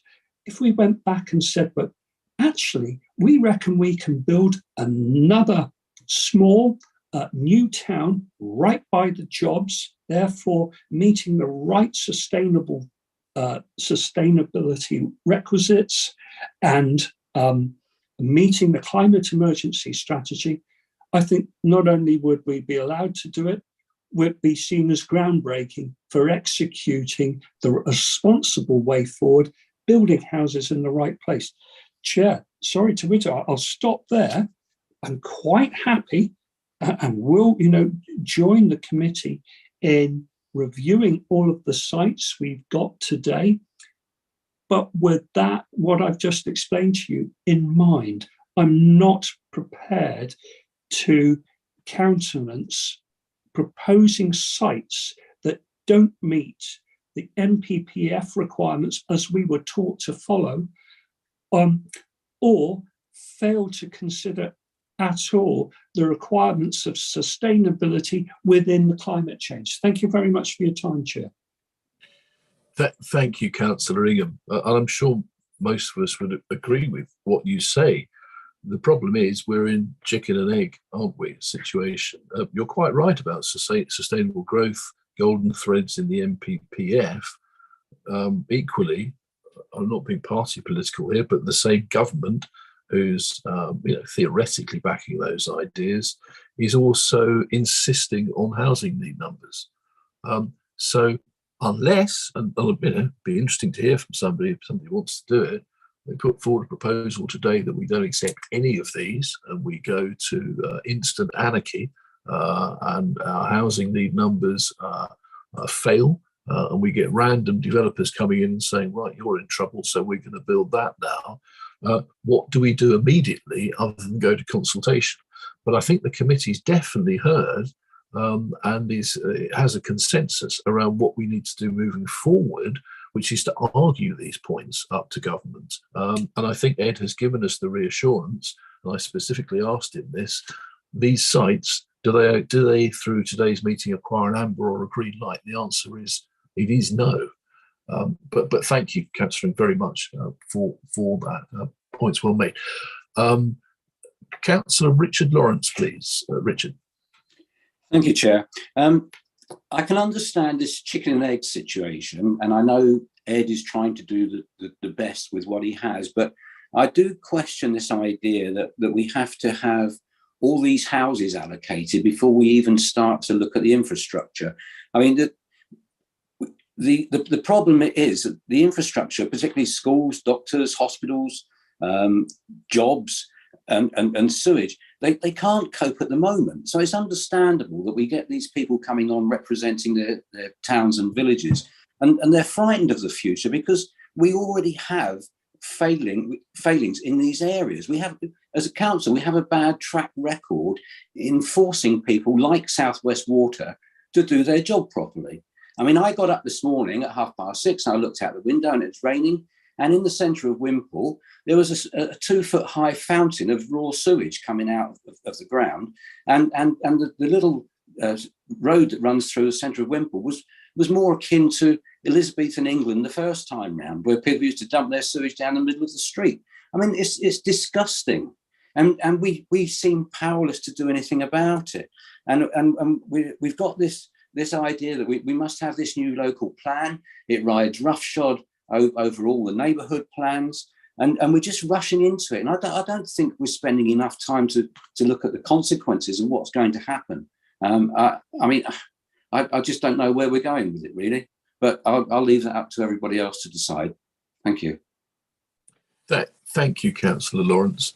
I mean, the process we're following has been agreed by this committee over the last 3 and more years. And you know, everybody would agree with what you're saying in terms of infrastructure. But what I'm saying is we come back to the infrastructure. Once we get this consultation out there, that's out there. We don't have to worry about the sites again. Then, in terms of some pretty tough policy around stuff like that, that's when we can begin to do it. But you have to start. You have to start somewhere, and this is the way that it's been decided to start. Is with the sites first. I think if we'd be looking at infrastructure, then everybody would then say, well, hang on, where are you going to build these places? And which bit of infrastructure are you going to talk about? Which field are we worried about? That's the problem, isn't it? I did say it was chicken and egg at the beginning. Indeed. I do understand the problems, but it seems that we don't put enough weight into providing the infrastructure, even when we've decided where the houses are going. We seem to put it off. And I just think we ought to put more weight into the infrastructure side of things as well. Well, we've got two years for Liz Truss to help sort us out in that. Well, yeah, she did say it this week as well, that she was going to change the view on housing and greenfield sites and things. So let's wait and see. Well, no, we'll just, put some calls in, Richard. That would be very useful. Okay, right, thank you. Councillor Philip Skinner, please. Thank you, Chair. And I think we've been all here before. I mean, I just start off by saying I wrote a few things down as people have been talking right from kickoff, and we've had members of the public all speak on reasons why we can't build in Sidmouth, AONBs and other challenges, etc. We've heard how difficult it is to build in Oxley St Mary due to lack of infrastructure. We've heard about Honiton and how that requires infrastructure. We've heard Councillor Bailey not wanting to build on any green fields. Councillor Young's talking about seaside towns flooding and coastal restraints used in the process, followed by a gentleman talking about constraints by preservations on tree preservations, and yourself, Chair, talking about the housing numbers being too high. I've been here before. I've done these plans before. And as soon as we start going down the road of wanting to tackle central government about our housing numbers, we start on the road of decline. What that happens, and it happened in the last one, is we can end up losing and put under constraint and under pressure our 5-year housing land supply. Now, I can tell you, Mr. Chair, and members of this other committee, the worst thing that I think I have ever contemplated in my career in politics, being involved in planning and strategic planning, is losing control of our planning process to the lack of the 5-year housing land supply, and see that housing developments that we would not have usually put in a place because we didn't think they were in the right place be overturned by the planning inspectorate is a day of disaster, and we actually abdicate in our responsibilities to do our jobs properly. You laid out, Mr. Chair, through earlier in your debates and your discussions about how difficult a job this is. This is a massive job, and we end up having to make massive decisions that is not going to be particularly acceptable by some people. I'm afraid that is the nature of the beast. It's the way it's going to be. Now, we're talking about lowering whether or not we've got housing numbers too high. And the problem is it's with some members, and I use this not as a criticism, but I try to use it as a learning curve. And that is when we talk in strategic planning and we're talking about housing and housing numbers, they're all too high. When we talk about in another committee meeting, maybe the Housing Review Board, about whether or not have we got enough housing, We then talk about we haven't got the right enough housing, we haven't got the right housing, we haven't got this housing, we haven't got housing. So then they talk about in another light that we ought to have more housing. The problem we have here, Mr. Chair and committee members, is I've said this from day one, I've learned it over many, many, many years. We should always start with infrastructure. Because unless we talk about infrastructure, many of these towns, and I believe it's mentioned by Councillor Lawrence and other members earlier, places like Otley St Mary, and I live in Tallet, and right next door to Otley St Mary, I use the Coleridge Medical Centre.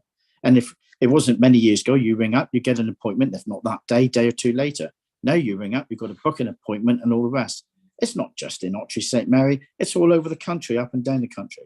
The infrastructure's creaking and creaking at the sides.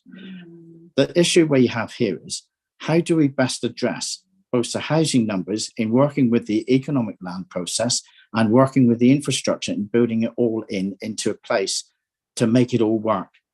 And is it easy? No, it isn't easy. It's very, very difficult. And I applaud Ed Freeman and the work that he and his team are doing. He's up against a very, very difficult, dynamic task that if you look, I want to look, Mr. Chair, at all the speakers that have spoke up to now. We haven't actually had, unless I hear it wrong, and perhaps you might have a judgment on this, we haven't actually had a member come and be proactive and positive about building and where we're going to build. Every member has come to this process with reasons why we can't do something. There comes the constraint that we have. Now, it's not publicly, it doesn't sit very well with some people in their towns. And I absolutely understand that. And I absolutely understand you, Chair, in wanting to get through the reasons, the recommendations, and get on track about moving forward with this. You've got a terror of a job to have to deal with this and pleasing with everybody. And of course, you know that whatever we do and whatever we say, whether you or I agree, but everybody else doesn't, or anybody else, or me and anybody else, that we actually have to get a collective of a democratic process, that we have a voting process of going through. So what we need to understand as well is that we are quite limited as a local authority on what we can actually do and how we affect people's lives. The planning process is a housing number. I do think the numbers are too high, but what I don't want to do is I don't have any problem with asking the government of the day. I am a conservative. I'm more than happy to work with the government of the day. Have we got the right numbers? Could it be a little easier? Could we look at what we're doing? We are constrained between AONBs, the seaside. We haven't got many places to put large conurbations of land. And I do agree with Councillor Rylance. I don't agree, Councillor Rylance. No, I don't agree with Councillor Rylance that often, but I do agree with her on one issue. And Councillor Bailey said it the same. I'm not for, I'm all for looking for brownfield sites if they work, but that is not the basis that if we don't have the brownfield sites, Chair, that we then, our sites are constrained about not going on green fields. So if there's one thing we've got in the countryside is plenty of land. If you want to go into Exeter, they've got no land at all.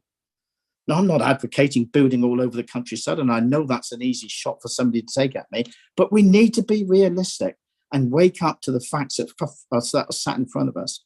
If we don't hit our targets as it is today, and the threat that Mr. Freeman and the team will be working under, they are on deadlines, timelines that we have to meet. And if we don't meet those timelines, and I'm not here to threaten anybody, I'm just stating a fact, which everybody knows. If we don't hit those timelines, we could be up against the loss of a 5-year housing land supply. And I'm telling you now, any of you sat in this room, we do not want to be in that place. It is a terrible place to be. So what I think in going forward in the recommendations that you've made, Chair, and I do like the recommendation that you made earlier. I think it's a very sensible approach, which what Ed Freeman spoke about, and adding that one in. There is a question I do have to Mr. Freeman, and I would like to ask him. I've been looking, and through you, Chair, I've been looking through these sites as they've come forward.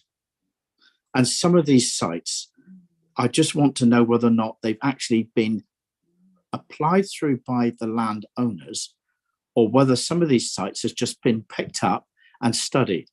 Because there's sites in here, I know the landowners wouldn't be advocating them to go forward anyway. And I'd just like an answer to that question, Chair, through you, if I may, with Mr. Freeman. But I just know where that lands.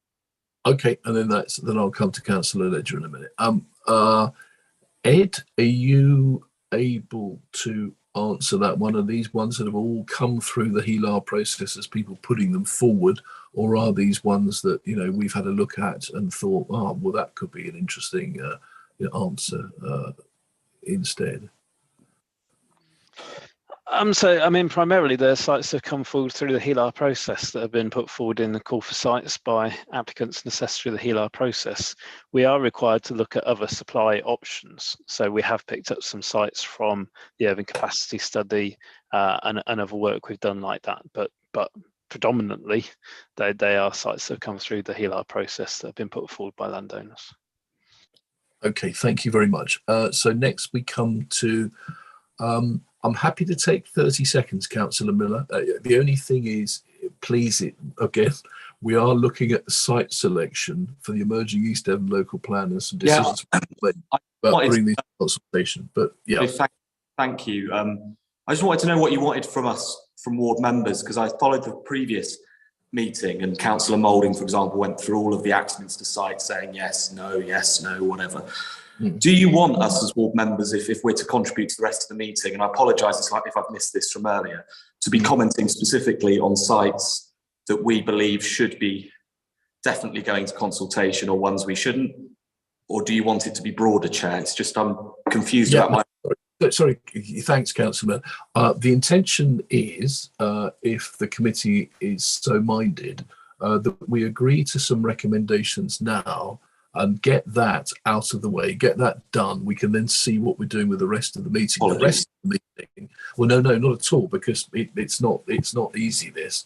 The rest of the meeting, however, I'd really love us to capture for the minutes, for the record, anybody who's saying this is a great idea for Exmouth, that's a bad idea, or whatever. So that's actually becomes a meaningful, in-meeting consultation in a way. So that's the way I see it running. If we can agree to have a look at these recommendations, I mean, we're due for a break in 13 minutes. If we can make a decision around those before then we're on a clean run where we can actually capture information for ward members. That's what I'm hoping is the way it's going to go, but I don't know.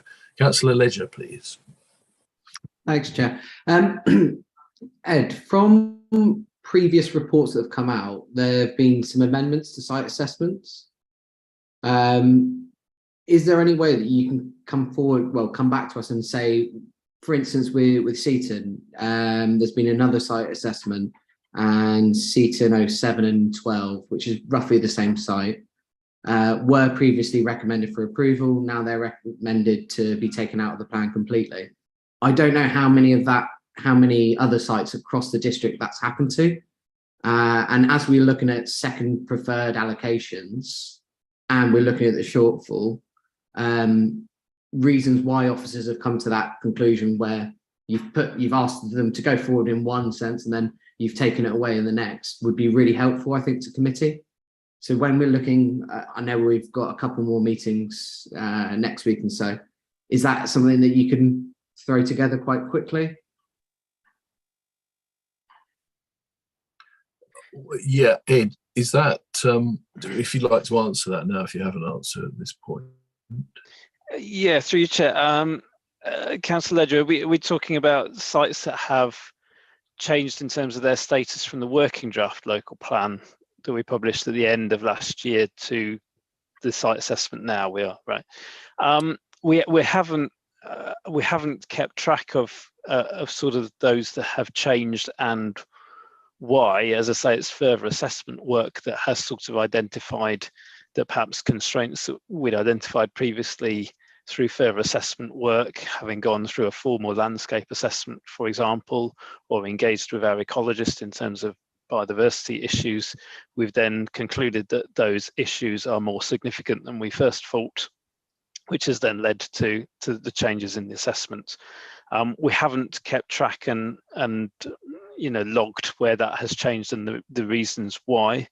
I'm sure we could go back and do that, but I don't think that would be a simple exercise that we could do quickly, and it would take valuable resource away from progressing the other work to get the consultation ready for the autumn. So we can do that if that's members' wish, if they think that will be helpful, but I'm already very nervous about us meeting the timetables that we set ourselves. So adding in additional pieces of work like that put the timetable at risk, I would suggest. Chair, if I can just come back. So, Ed, previously we've marked each site on a scale of 1 to 6, I believe. None of these site assessments have done that anymore. You've removed that, and it is just a simple yes or no. So we don't know. Whereas previously in the working draft, we knew exactly how to, for different settlements, where they stood within that, what you were grading them on. We've kind of lost that, and it is just a simple yes or no now. And you've made it a lot more difficult for the committee to then come and say, okay, we've identified we've got a shortfall of, say, 1,000 homes. Now, where are we going to find that from? It's extremely difficult, just because you've done it on a first case, second base. What happens then when after that, when we find out we've still got a shortfall of 750 homes? There needs to be more. I think there needs to be more work done. Well, it's just my opinion. So, Councillor Ledger, work done at what stage and in preparation for what decisions are you thinking? I'm not saying for today, Chair. I'm saying for, so we have the preferred allocations put forward by officers. I think we can all agree that as much as no one likes it, they are the ones that are going to have to go forward for consultation. When it comes to identifying the rest of the shortfall, it would be very helpful to understand where officers have graded these sites, so that we can pretty much cherry pick them from different sites. And then it would help us when we then look at infrastructure later on down the line. Where these additional sites are going to be found from. Have we got another chicken and egg though there, Dan, in as much as what's being proposed is that the second choice sites go out for consultation, but again, they haven't got a green light or an amber light. But during that period of time where the consultation is out and when we come back to look at this again, is that not the period to be doing this extra work, do you think? Or do you think it needs to be done in the next, fortnight? Totally agree, and that's why I'm highlighting it now, so that in the next few months we can get that detail, because I think everyone can agree we're going to have a shortfall. So it's where we're going to identify that from. Ed, are you happy with that sort of moving forward? I know it's a pain, but I'm going to reopen some old files, but to look at whether we might have access to some of the grading that was behind the yes and the no's.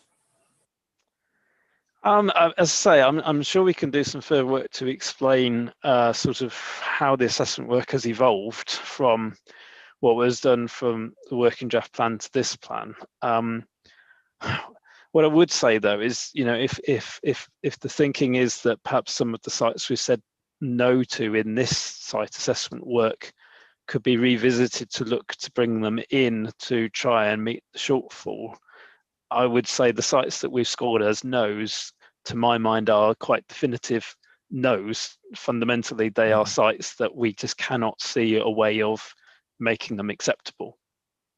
Many of the second choice sites are also hugely challenging in terms of constraints, but we think from the assessment work we've done that those constraints can potentially be overcome, or that they at least warrant further assessment work to see if they're overcome.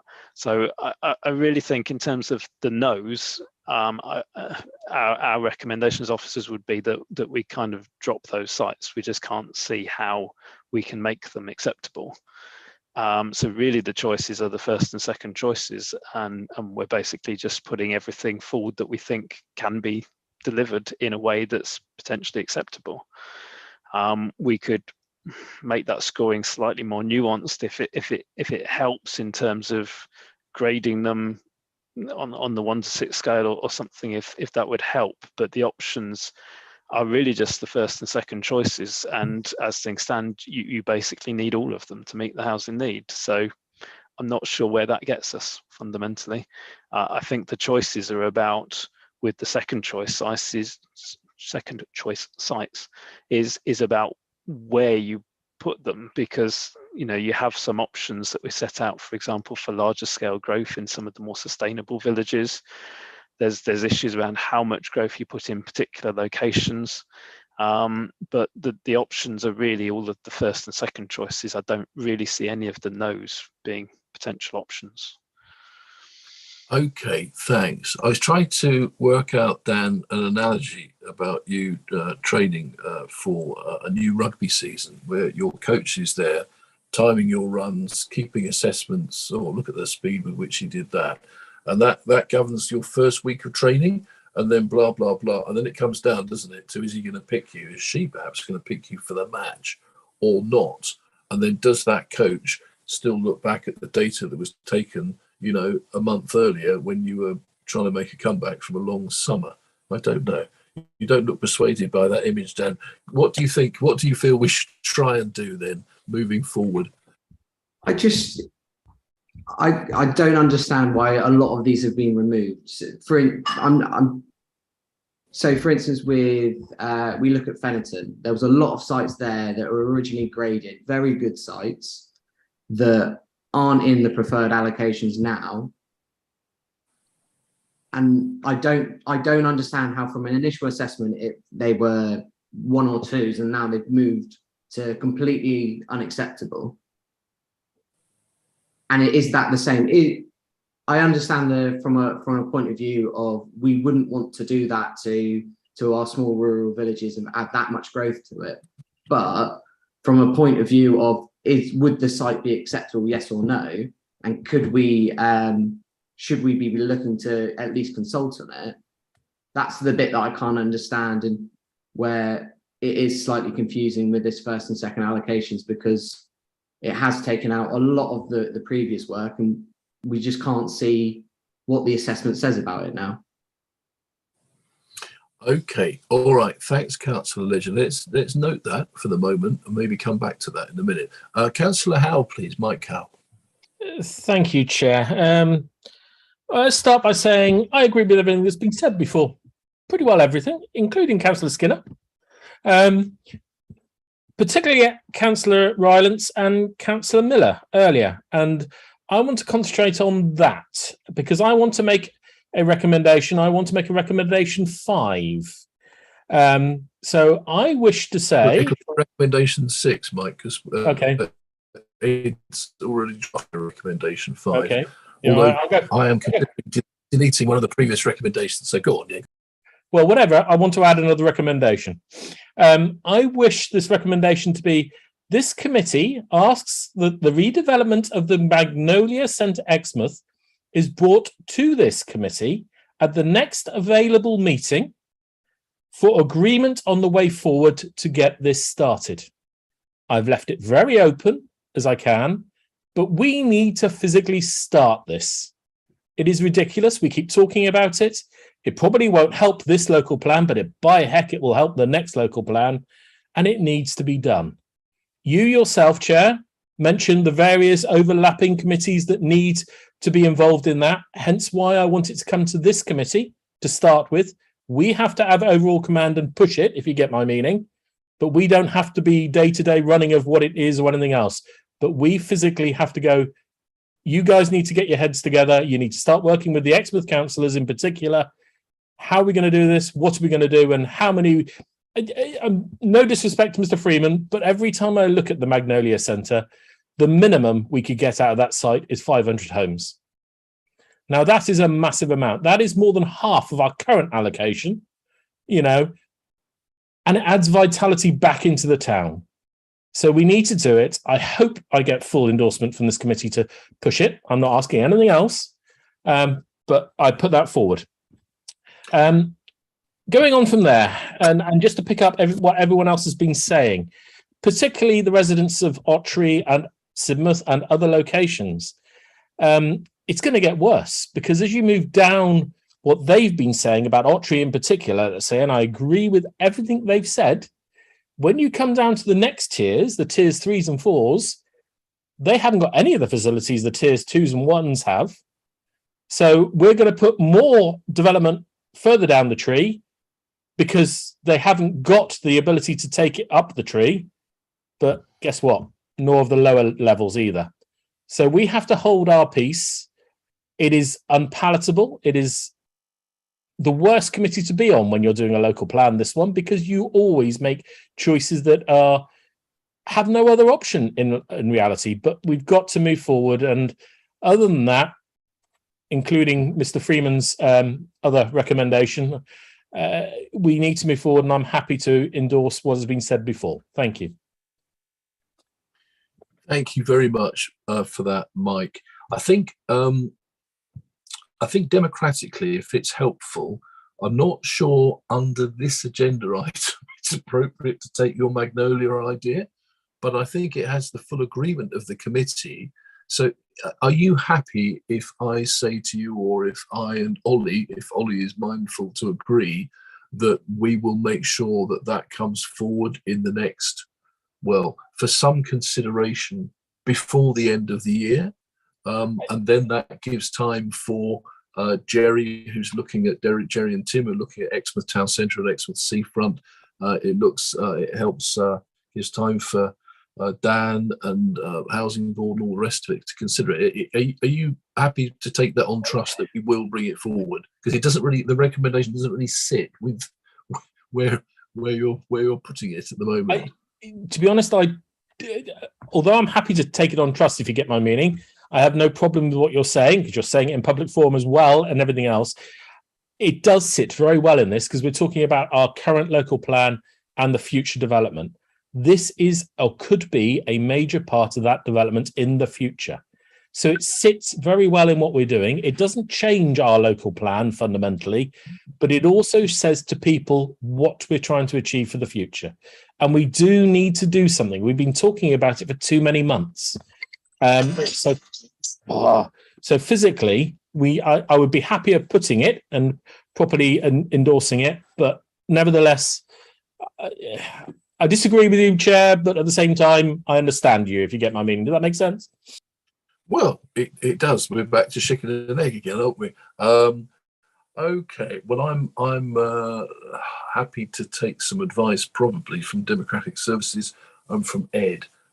If the sentiment of the committee seems to be, let's have a serious look at the Magnolia Centre, what's the most appropriate way to bring that forward through this committee? Yeah, could I add something? Because I think it might be helpful. It might be helpful to you. If it's about 15 seconds, yes, please. If it's a democratic question, yeah. I think you're actually taking the right stance, because I actually think you can't do this, because otherwise you're picking one site out against everything else and putting it as a preference. You can't do that. As much as I agree with what House saying, you just can't. Yeah. It tilts the balance of everything else. Thank you. And I think there's the other problem, as Ed has already said today, about flood zone 3. Now, we may be wanting to advocate building on stilts in Exmouth. Who knows? But it is tricky to put it in these recommendations. So I'm going to be encouraged by Councillor Skinner there. I'm just going to not ask Democratic Services. I'm going to say, Mike, please do take it on trust. We will definitely bring this forward, something about Magnolia. I think that's the best way to handle this in the meeting at the moment. So that is everybody on this item. We're due a break any second, but it will be so helpful. There's a couple of things we need to do before we go. First of all, we'll have to ask those members who are not on the committee arrived since 9:30 whether they have any interest to declare to Wendy. I think that's possibly Megan and Paul. Any particular interest you want to declare? Let's go alphabetically. So Megan, please, do you have any interest in relation to anything? Not a committee member, so I didn't think I'd got to declare any interest anyway. I haven't got any decision-making powers. So is that right? You do under the new code. You do under the new code, yeah. I'm an ex-councillor, so that's all. That's all I have to declare. Councillor Armstrong, under the new code, you need to follow the flow chart and be specific about anything that. Well, I don't know. I'm sorry. I've not even looked at it properly, so I don't know. I'm sorry, but I didn't because I'm not a decision-making member on this committee. Does that apply? It does under the new code, Councillor. That's what came in. Well, I'm sorry. I don't know what to say to you then. I'm really sorry, but I just don't know. Okay, well, so that's okay, Richard. If you can just have a look at the flowchart. I'm sure somebody can send it to you, Megan, and maybe just make a declaration this afternoon or something when we've had time to look at it and we can minute that. But it does need to happen, unfortunately. Well, it does. Them's the rules, as Boris Johnson said, or them's the breaks. Yeah, quite. So, Councillor Miller, have you? I know you must know the flowchart inside out. What do you have to declare, Chair? But I will try. Only that I've met with I've met with residents who live near on their invitation, site visits, kind of, to the Douglas Gardens application. That's Exmouth 06. I'm not a ward member, but many Exmouth councillors were invited to that, I know. And the other one, I met with the Exmouth North-East Residents Association, and that's with regard to a number of applications between Exmouth and Lympstone. Sorry, I can't give you the exact references here, but yeah, if those are interests to declare, I think I probably should declare those that I've met with them to discuss their concerns about the applications. Thank you. Anita. Chair, I think with Councillor Davey, we took the view that at this level, those meetings were probably just lobbying, that you, unless Councillor Miller feels that he is in some way prejudiced, that you're coming to it with a closed mind. I think probably at this stage we can count them as lobbying. Oh, thank you, brilliant. Thanks. Okay, right. Thank you very much. So we're nearly due for a break. Committee, we've got an amended recommendation 1. Chair, sorry, I joined the meeting. I'm a non-committee member and I have no interest to declare other than a members advisory panel to listen to the presentation for Douglas Gardens. Thank you very much, Councillor Ragg. I also joined the meeting. I'm another one, I'm afraid. Yes, I've just seen the hands. Thank you. Councillor Rickson, anything to declare? I've not been lobbied. I have not had any meetings with anybody. I don't have anything to declare other than, presumably as a Sidmouth Sidford councillor, that it may be an effects NRI with regard to one of the sites which will be contentious. Okay. Do you know which site, Councillor Rickson? And then Wendy can just... Number 6, the one that Councillor Dent referred to earlier. Okay. Wendy, is that okay? I presume as I'm a ward councillor for Sidford that would be relevant. Is that correct? You probably need a little bit more of an interest in it. In that case, I have no interest to declare. Okay. Thank you. Thank you, Councillor Rickson. Councillor Parr, please. No interest. Thank you very much, Councillor Parr. Councillor Hookway.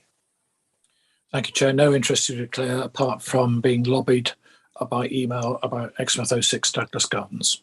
Thank you. Thank you very much indeed, all members. Councillor Chapman, please. Thank you, Chair. Yes, as ward member for Brixington, north of Exmouth, there are a number of sites between my ward and Lympstone, and yes, I have been lobbied. Yes, I have done site visits, and yes, I would be prejudicial for development on the site north of Goodmore's Farm. Thank you, Councillor Chapman. Councillor, the list is getting longer. Councillor Burnett. Sorry, Chair, but can we just go back to Councillor Chapman as we've got some others? Yeah. Councillor Chapman, when you say prejudicial with the north of Goodmore's Farm, as in you've got some sort of financial or other interest, or that you're predetermined? I'm predetermined. Definitely, okay. Because that is the site that was looked at before, and we did a lot of research. I worked with residents on a number of issues on that site, and yes, I thoroughly object to it. And I think I have given the paperwork. Hopefully, the chair has got it. That was calculated at the time. So yes, I am totally prejudiced against that. Predetermined. So I think thank you.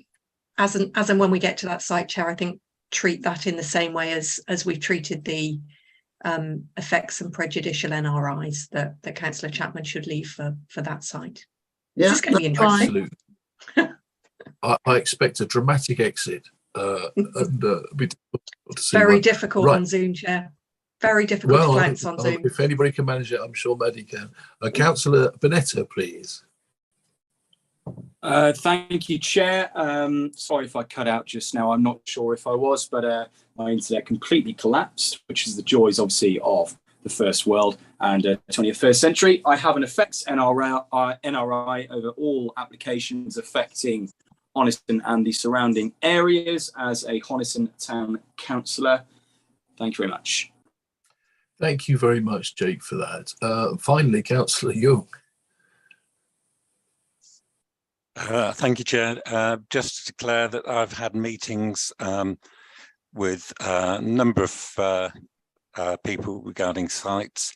The sites are Exmouth 04, Exmouth 07, and Limston 7, 8, 9, 10, 12, 13, and 14. Okay. Anita, are you happy with that? Yeah, happy. And Councillor Young, just for completeness, you're content you come to these sites with an open mind. Total open mind. Thank you. Lovely. Thank you very much. Right, members, before you've earned the right to a cup of tea, can I take you back, please, to page 18 and the recommendations? At the moment, we have an amendment from the chair, but kindly seconded by Councillor Rylance, that recommendation 1 should be that the strategic planning committee recommend endorsement of the preferred and second choice sites as suitable for consultation. If we then proceed down to recommendation 2, I hope the committee is happy to note the likely shortfall that has been discussed. I'm sure there'll be more news on that soon. Recommendation 3, I think, under advice, I think we can probably delete, because that's covered by the new recommendation 1. And I'm not quite sure what recommendation 4 achieves either, but happy to leave that open for the moment. Ed, can we come back to you for the recommendation I was hoping you might help us with drafting from a little while ago? Yes, Chair. I think this related to Councillor Bailey's request that members revisit this issue of sort of the weighting of assessment and particular issues. So I would suggest as a recommendation that that a report be brought to a future strategic planning committee meeting to set out options for the weighting of site constraints and assessment to inform future assessment work post consultation on the draft plan. I think that captures what Councillor Bailey was suggesting would enable the consultation to go ahead in the autumn, and in the meantime for members to give officers a steer as to which priorities should be used to weight the scoring in future.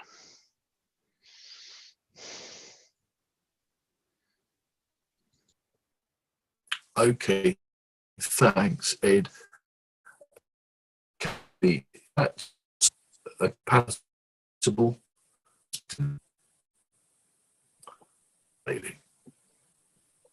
Sorry, I think you're breaking up, Chair. We lost. Can't hear you, Chair. About that, I was just inviting Kathy back in the state. No. No. Can't hear. Can't hear you, Paul. Turn your video off. Might help. I have done. Oh, that's better. That's better. Okay. How about that? Are you able to hear me now? Yes, Chair. Yes, Chair. Yes. Thank you. In which case, I was just coming back. Just. Well, maybe not actually. We've lost your drain. Said no.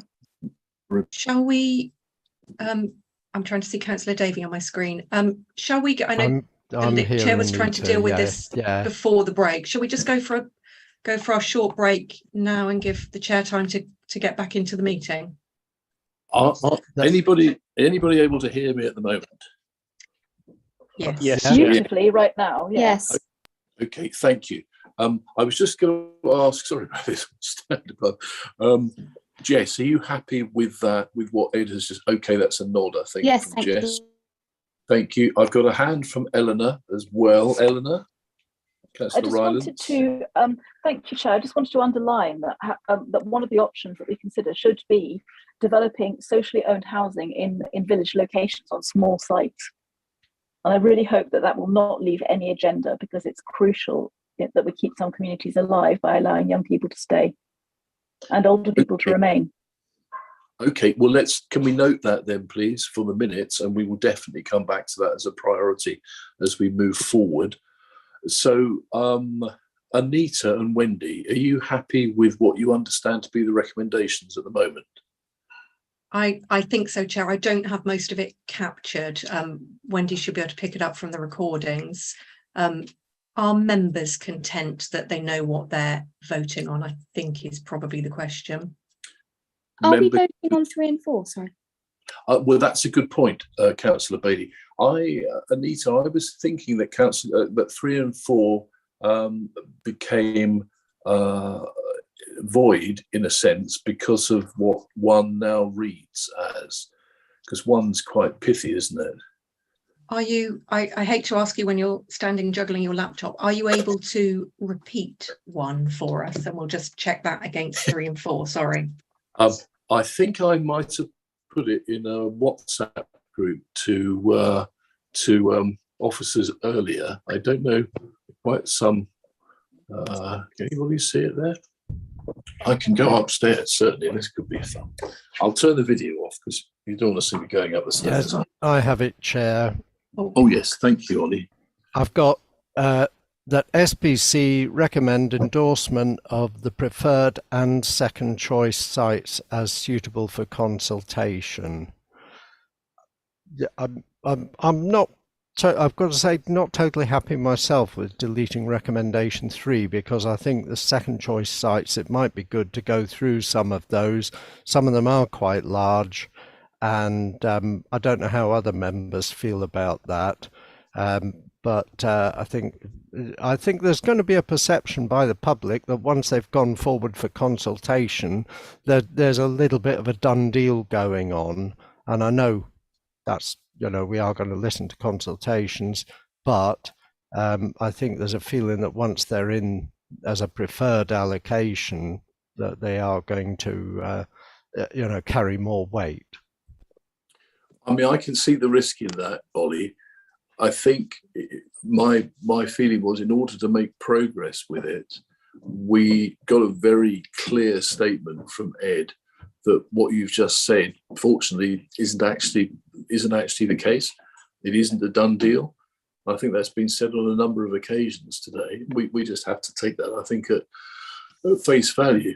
Like you, I've been here before, like Councillor Skinner as well. You do worry when things are included for consultation that that's it. On this occasion, I do believe that it is. But anyway, we should vote, shouldn't we, according to that? What I'm hoping for the rest of this session, for the rest of today, is that all of those reservations that people have, that we capture in the meeting today. I mean, that seems to be, I think, the way forward that I would like us to follow.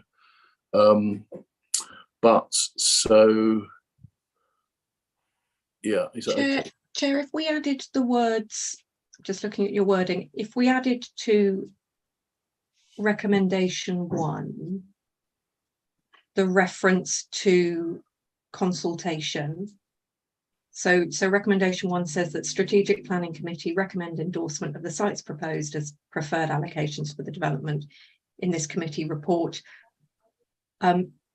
as suitable for consultation. Is it the consultation point that you wanted to pick up? Yes, that we are only consulting on these, that we haven't endorsed them as preferred sites. There is a distinction, isn't there? So I think if members That's what I understood.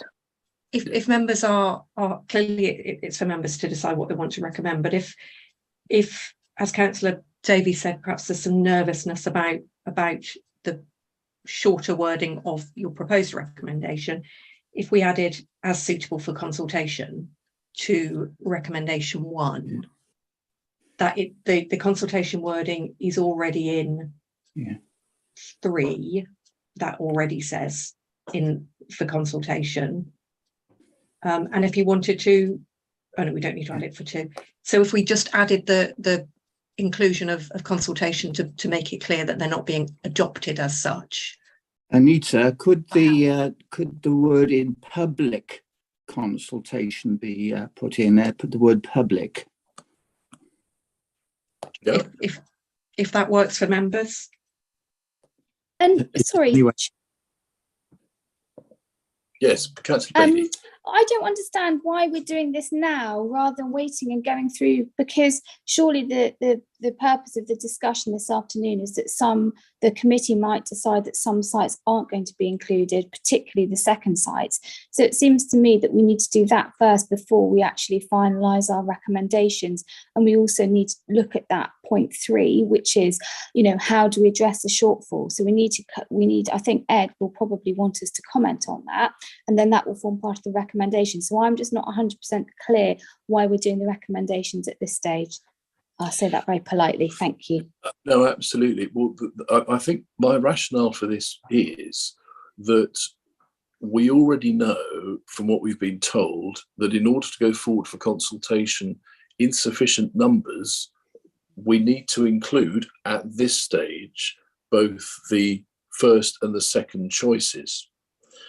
But what we've also said repeatedly is that consultation isn't a done deal.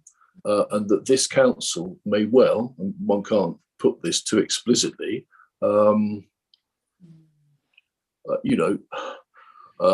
consult with other bodies in the area who aren't satisfied with the general context in which this sits.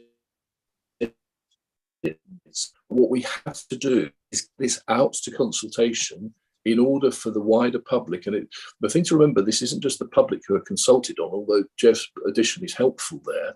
It is the other agencies. So let's look at Ottery St Mary. If the doctor's surgery says, well, blimey, we can't cope with this, then that gets fed back to us. And we look at the sites in Ottery St Mary and say, well, we could probably only build 5 homes. Do you see what I mean? But we need to somehow start the process.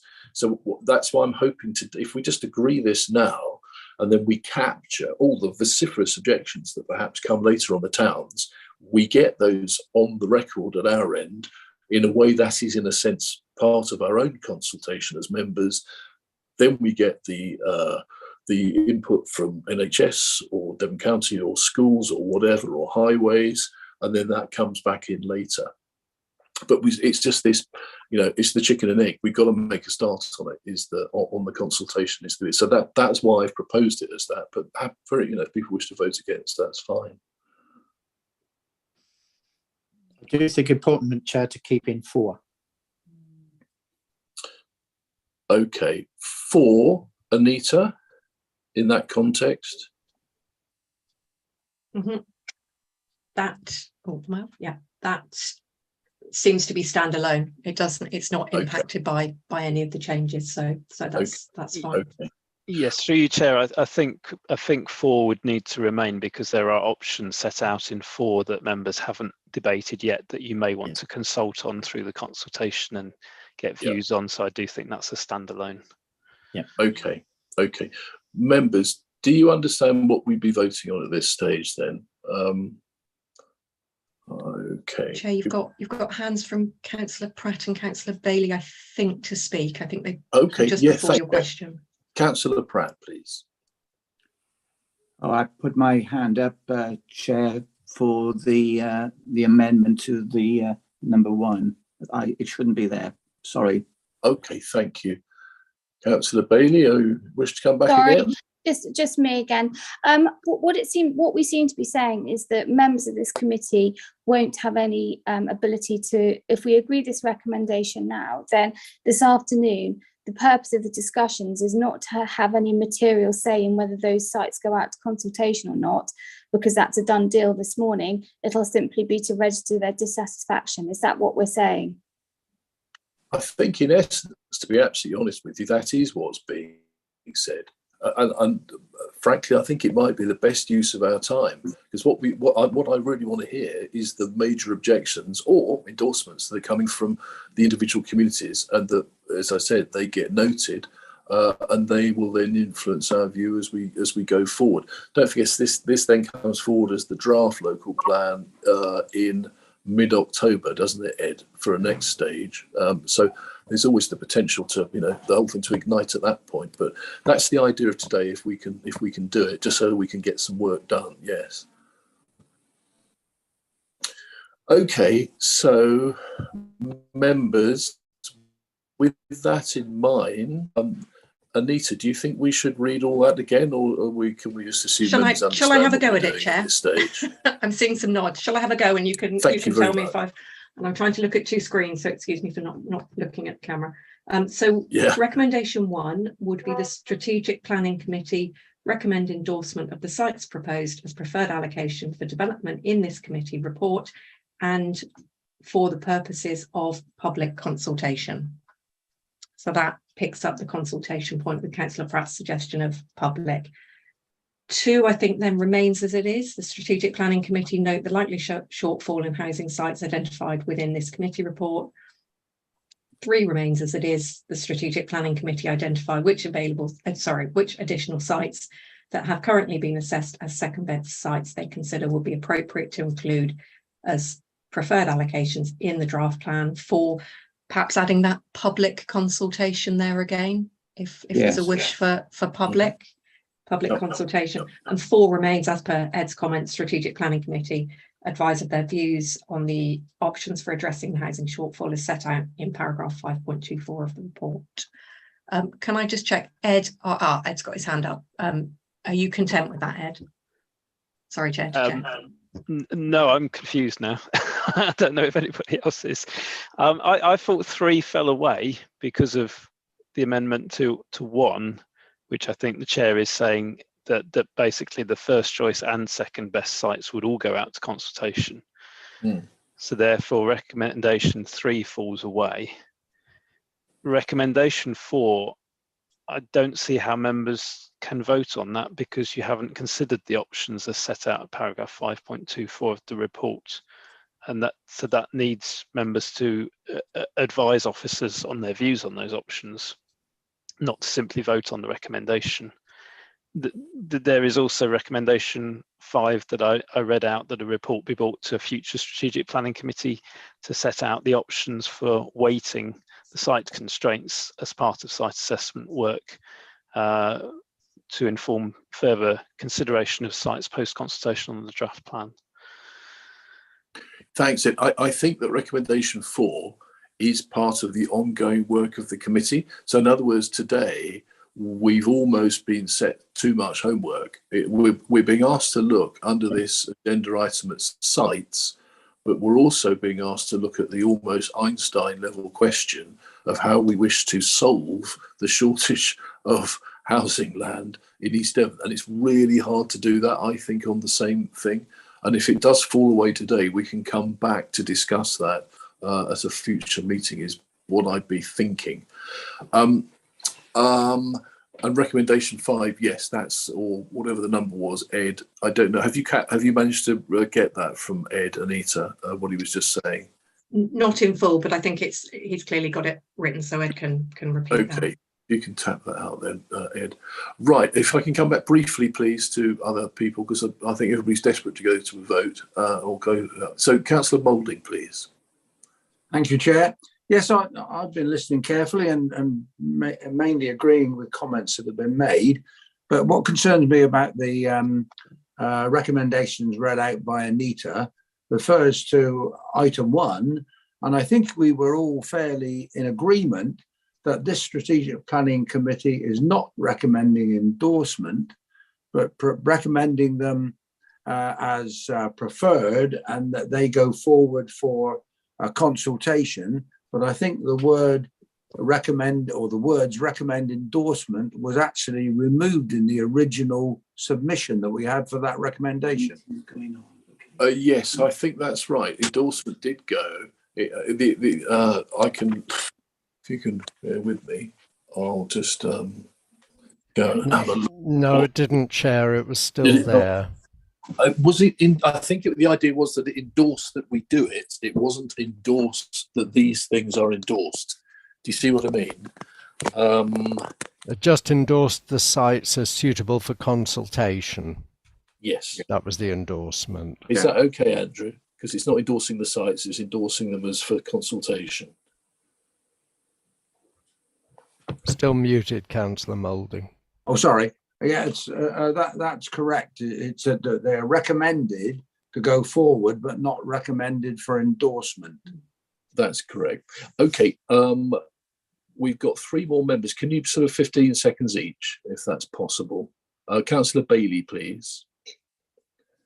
Sorry, I support some of the recommendations, mainly the ranking system, but I can't support going out endorsing for consultation before the committee's actually gone through the sites, as I think that's absolutely essential prerequisite. So unfortunately, I'll have to vote against it. Thank you. Okay, all right. Well, we'll take them. We won't take them on block. We'll take them one by one. It's probably the best thing to do. Councillor Skinner, please. Well, I think you covered that one, and so I'm going to leave it because we want to crack on. So now that you've covered it, that's fine. Right, gold star, Councillor Skinner. Thank you very much, Councillor Ingham. No, I've just taken mine down. Okay, it's about 5.24. Thank you. Okay, thank you very much. Right, so we're going to do these one by one. Anita, are you going to read them one by one for us? If that's okay. I'm going to have a go at this and shout if I have got this wrong. This is challenging my small brain. So recommendation 1, and we take these with green ticks and red crosses, don't we, in strategic planning? Wendy, nod. Yeah, not a roll call. Yeah, that's fine. No. So members, please use your green ticks and red crosses in the usual way for recommendation 1, which is that strategic planning committee recommend endorsement of the sites proposed as preferred allocations for development in this committee report and to go forward for public consultation. Please vote no. No, I think that's wrong. I think it was that the strategic planning committee. Oh, without endorsement. Yeah, recommend. Well, hold on. The original wording was this: that the strategic planning committee recommend endorsement of the preferred and second choice sites as suitable for consultation. That, I think, is the correct wording. I think that is what you said earlier, Chair. Okay, yes. So happy to go with that. I thought we'd gone away from that and back to the committee wording, but I think they're all near enough. Yeah. So it's okay. Your right, can we vote on that? Yeah. Okay.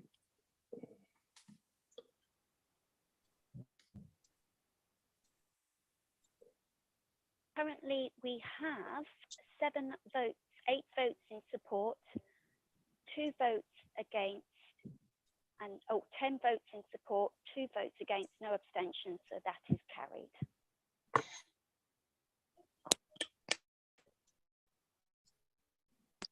Okay. So thank you, Wendy.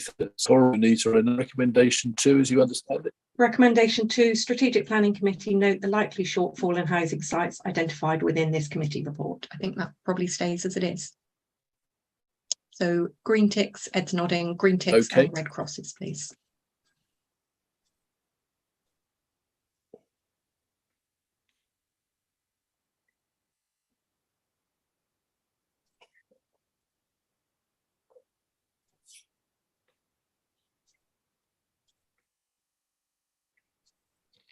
Did you get those? Did you get those, Wendy? Yeah, sorry, did you not hear me? Sorry, it was No, 9 I votes didn't. in support, 9 votes in support, 2 against, so that was carried. Okay, thank you. So, Chair, if we went for the wording including the second best sites in recommendation 1, do you think we need to take recommendation 3? I don't think we do, if members are happy just to delete that.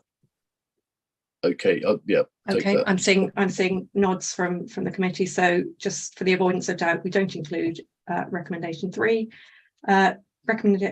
Recommendation 4 is the question on shortfall. I think, Ed, your view is not overly concerned either way about whether you take it. Do you want to take it to the vote, Chair, and see how it goes?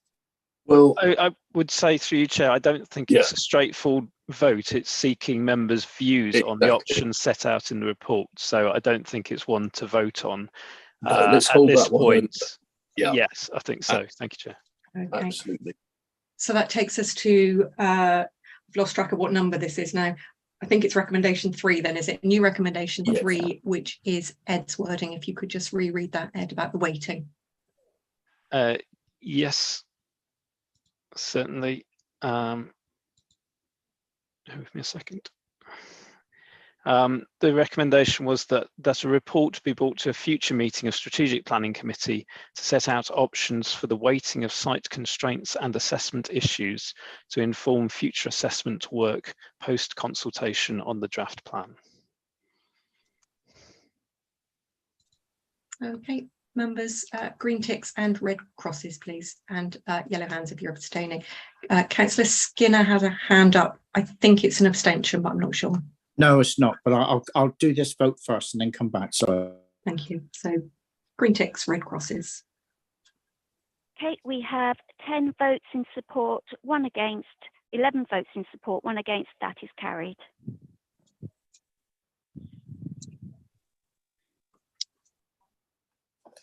Did you hear that one? Sorry. Right. Yeah.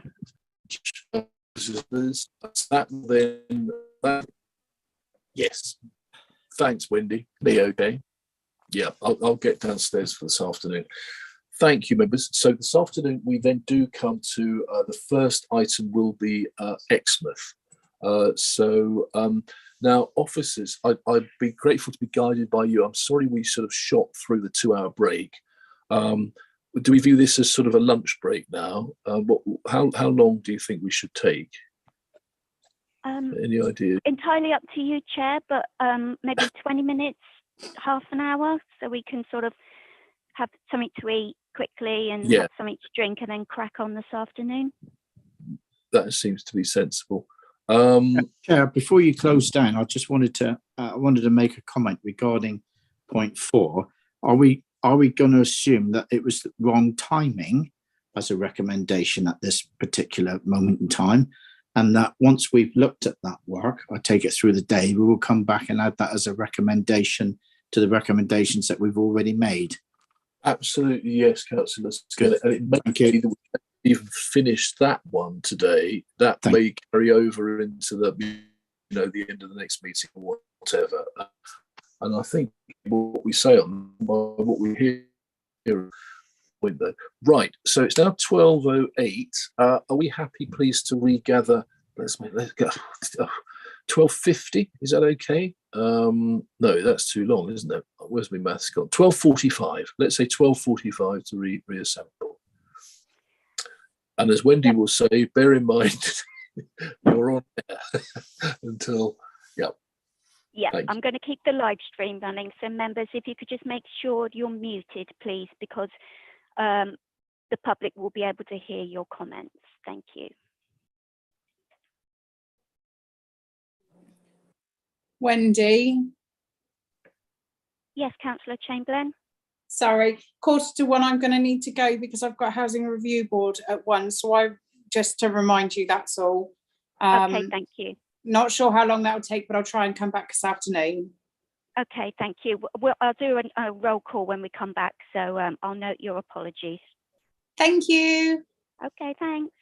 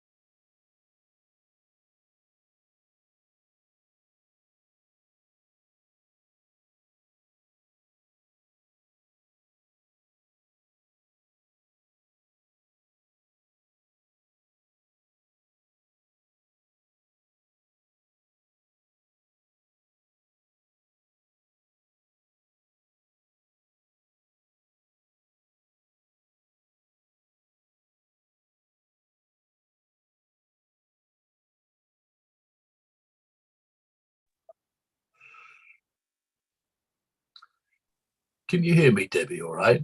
I can hear you, Chair, yes. Can you see me even? I can see you as well. Yippee, thank you. I suspect a child went on the computer downstairs earlier. I haven't confessed yet. Okay, are you ready to restart, Chair? Yes, please, thank you. Okay, I'll just take away the screen. Okay, when you're ready, Chair. Good afternoon, members. Good afternoon, any members of the public rejoining us again. Just to remind everybody, the same terms and conditions apply. Yellow hand, if you'd like to speak at any point. So having got through the business we did this morning, has anybody arrived for this afternoon's session who wasn't here before who might wish to declare an interest? Just shout if there is. Chair, could I just recommend you that saying we just something do a there? quick roll call? That's really quite a good idea, okay, isn't it? Chair? Yes, thank you. Let's do that Okay. then. So, am I coming through okay, or am I a bit quiet? Yes, please, Wendy. Right. Okay. You're okay, Wendy. Okay. Yes, please. Thank you. So I'll start with you, Chair. Councillor Arnott. Present. Thank you. Vice Chair, Councillor Davey. Present. Thank you. Do we have Councillor Allen yet? Because I know he was going to be joining us late. No, he hasn't appeared. Okay. Councillor Bailey.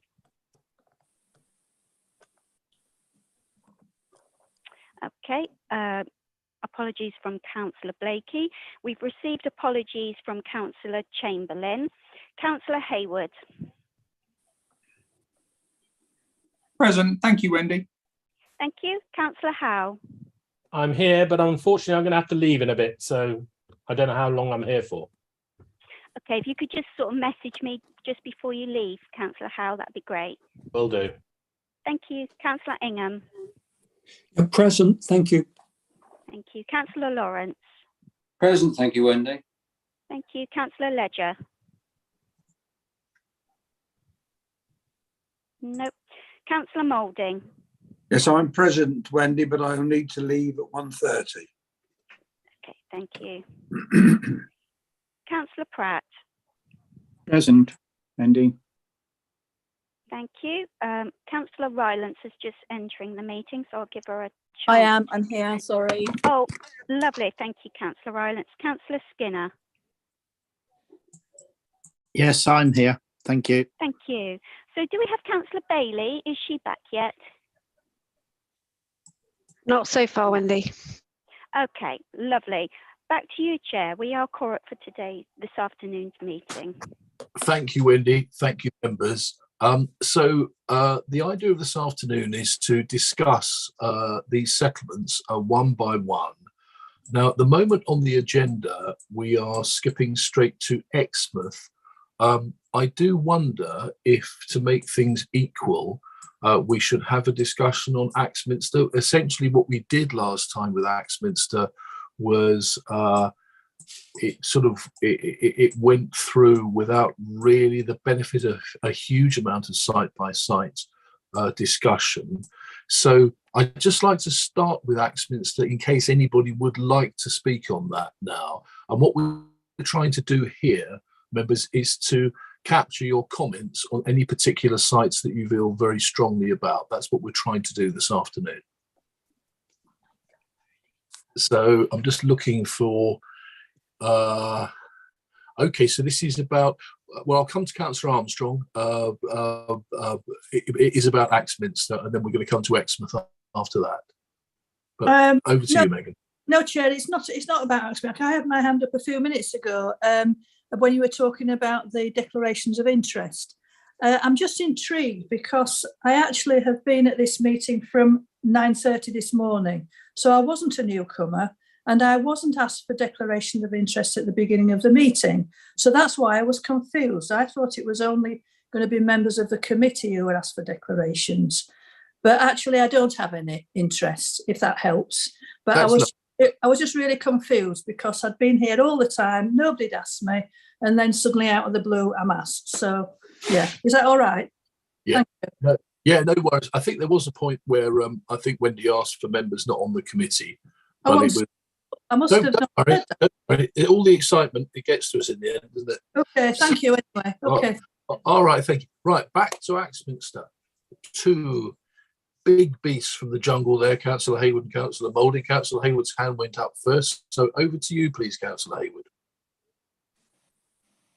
Thank you, Chair. So obviously, carrying on from our last meeting of the committee, we've gone full circle. So we're looking at page 69 of the report, the implications of housing supply shortfall and surplus. And the figures are stark. I mean, they are what they are. So here we have preferred plus second best, 1,115, the highest total on this table. Axminster is the smallest town, and yet it's taking disproportionately the highest percentage. I mean, you're almost talking 30 to 35% growth figures there. And we know it's because of the constraints and the geography of the town and the fact we're not in the AONB.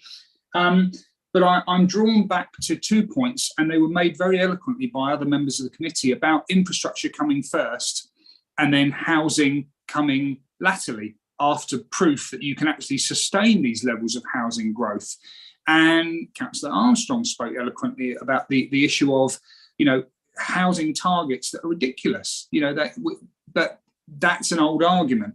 But on this one, I hark back to this point that Axminster in the old local plan, there was a proposal for 650 dwellings in the town of Axminster. But if that were to be delivered, then Axminster would get a relief road. It would get an industrial area. It would get a new retail centre for this northern parcel of the town. It would get a new school. It would get all these amenities. So we're now at the point, looking at these proposals, that we're expected to accommodate 1,115 houses with what appears on paper to be the payoff of a play park about the size of a postage stamp. And that doesn't seem equitable. And certainly when it comes out the consultation, I think you can almost guarantee what the people of Axminster will say, that we are being treated here disproportionately. And that's not fair. We all know the challenge at this committee, and I'll be speaking shortly on the other towns, and I'll have similar things to say on those. But you've asked about Axminster, so that's my feelings here. We were promised a lot, and the trade-off was that we'd accept 650 houses. We're now being promised nothing, but we're expected to take over 1,100. And I think whilst this committee has to make tough decisions, I don't think Axminster can sustain that level of growth without some huge investment. And without this committee thinking about where that investment's going to come from, who's going to reach their hand in their pocket, or the level of affordable housing. And this town has suffered also from promises broken on affordable housing. We've had developments which were supposed to deliver 40%, and then viability was brought into the mix, and we received almost single figures.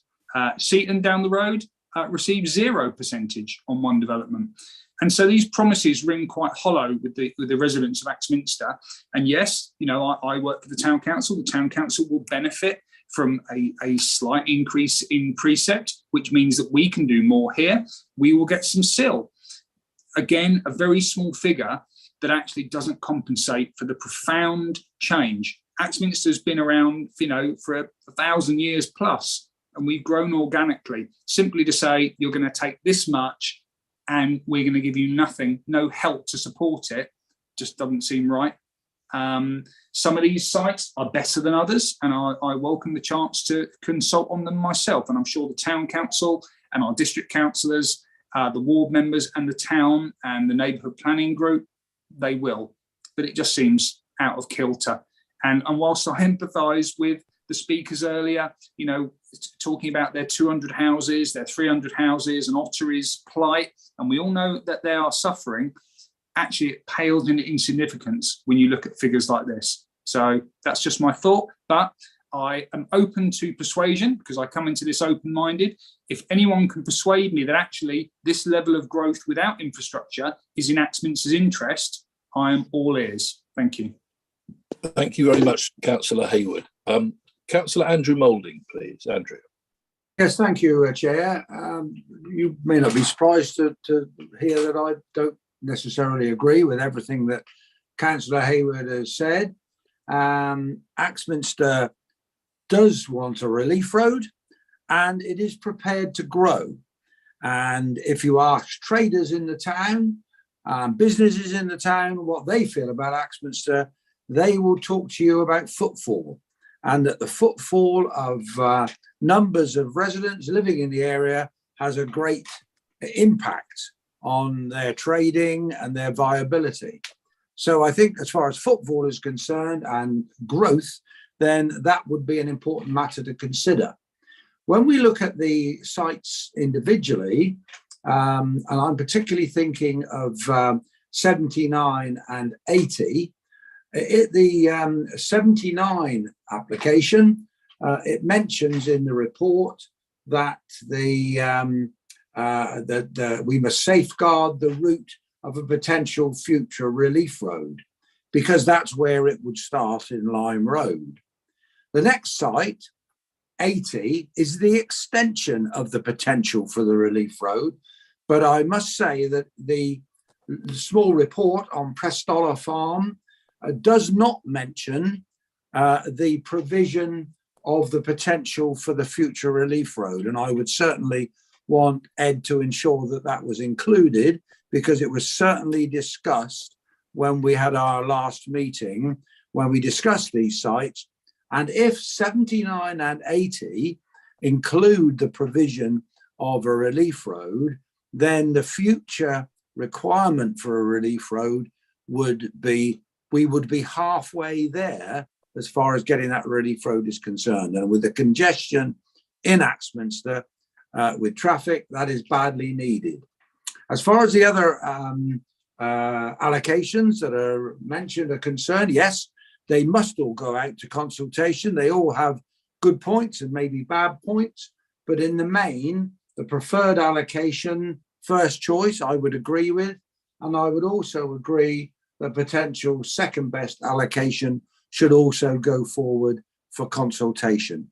Axminster needs to grow. It can't stay as a stagnant town. We must have the footfall in the town for our businesses, and ultimately we must have a relief road. Thank you, Chair. Thank you, Councillor Moulding. I think, committee, this is why I feel we're doing it the right way this afternoon, because if what we were trying to do now is go site through site, site by site in Axminster, with the two brilliant debaters, Councillors Moulding and Councillor Hayward, I would have thought we'd be here possibly for eternity. And that's why, that's my thinking in getting this out there to the parish and town councils, to the people, to the doctors, to the county council and all the rest of it for that other feedback. I hope that makes a kind of sense. Anybody else like to speak on Axminster, specifically on Axminster, please? Yes. Okay. Councillor, I've got Jeff Pratt, then Philip Skinner, then Richard Lawrence. Jeff, please. Thank you, Chair. Yes, I was shocked at the last meeting to hear Andrew say all he did about the support for the applicant, not the applications, the prescribed matters which we were going through, but the situation was that we had Paul Hayward then, although not a ward member, but being working for the council at Axminster, going right against everything that Andrew was saying, and that seemed to me well, I was very confused by it all, but I still think it would be a good idea to have a vote, but never mind. We better go on. But that's my views. Well, thanks, Councillor Pratt. Chair, just to work out. Yes, sorry. may I just make a brief interjection there, Please. just for the purpose of clarity? I'm sure everyone knows. So my comments in this meeting are those of a district councillor on this committee. They're certainly not the views of the town council. I would never put forward that proposal. The town council is quite able to put forward its own views. And I would always suggest that a town councillor, if they wish to, nominate themselves so it doesn't come out of my mouth, because that could be a potential conflict of interest. But the views I espoused were my views as a strategic planning member based on Axminster's history and its future. Just for clarity, I know, Councillor Pratt, you understand that, but I just want to make that clear for the public record, Chair. Thank you. Okay, thank you very much. I mean, committee, we are presented with a difficulty here, and Councillor Pratt makes a good point. In theory, we could do a straw poll and go through all the sites in Axminster and just do a vote on whether we favour them for future development or not. That won't affect how it goes into the consultation. I'm not quite sure what that would achieve at this stage, but I'm very happy for anybody to contribute that we should be taking the votes. Right. Councillor Skinner, please. Thank you, Chair. I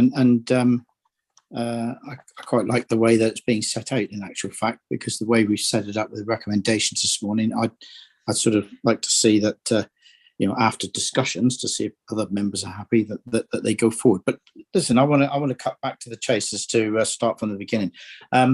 I can remember being involved in this as when I was deputy leader and doing economy and one thing and another, in going to Axminster, going to meetings and talking about Axminster and its growth. And I do remember, and Councillor Hayward's quite right, I do remember, and Councillor Moulding, do remember 650 houses and having a relief road, and this was going to be a part of it. And now the numbers have jumped up to, or potentially jumped up, not on one single site, but to 1,150 houses. I think what's absolutely key here, and we touched on it earlier, is that Axminster is going to take some growth. And I think if there was anything, being a man who would look to try to see that we strategically planned, you would obviously, to me, a most common sense approach would be to have a number of houses that certainly included the delivery of a relief road for Axminster. I think the relief road for Axminster is absolutely key. And if the onset of my comments brings forward somebody saying, well, we can't be doing housing, or shouldn't be doing housing developments onto building a road. Yes, we should. Absolutely, we should. It's called strategic planning. That's what we do. We strategically plan for betterment of people's lives. The one thing I wouldn't want to see is that we accept, let's just say for argument's sake, 350 or 400 houses or 500 houses or something like this that doesn't actually deliver the bypass for Axminster, because that would be more of a disaster in the way of making the infrastructure that is already creaking through the middle of the town. Hence why the people of Axminster want to have a relief road, because it's already creaking without any more houses at all.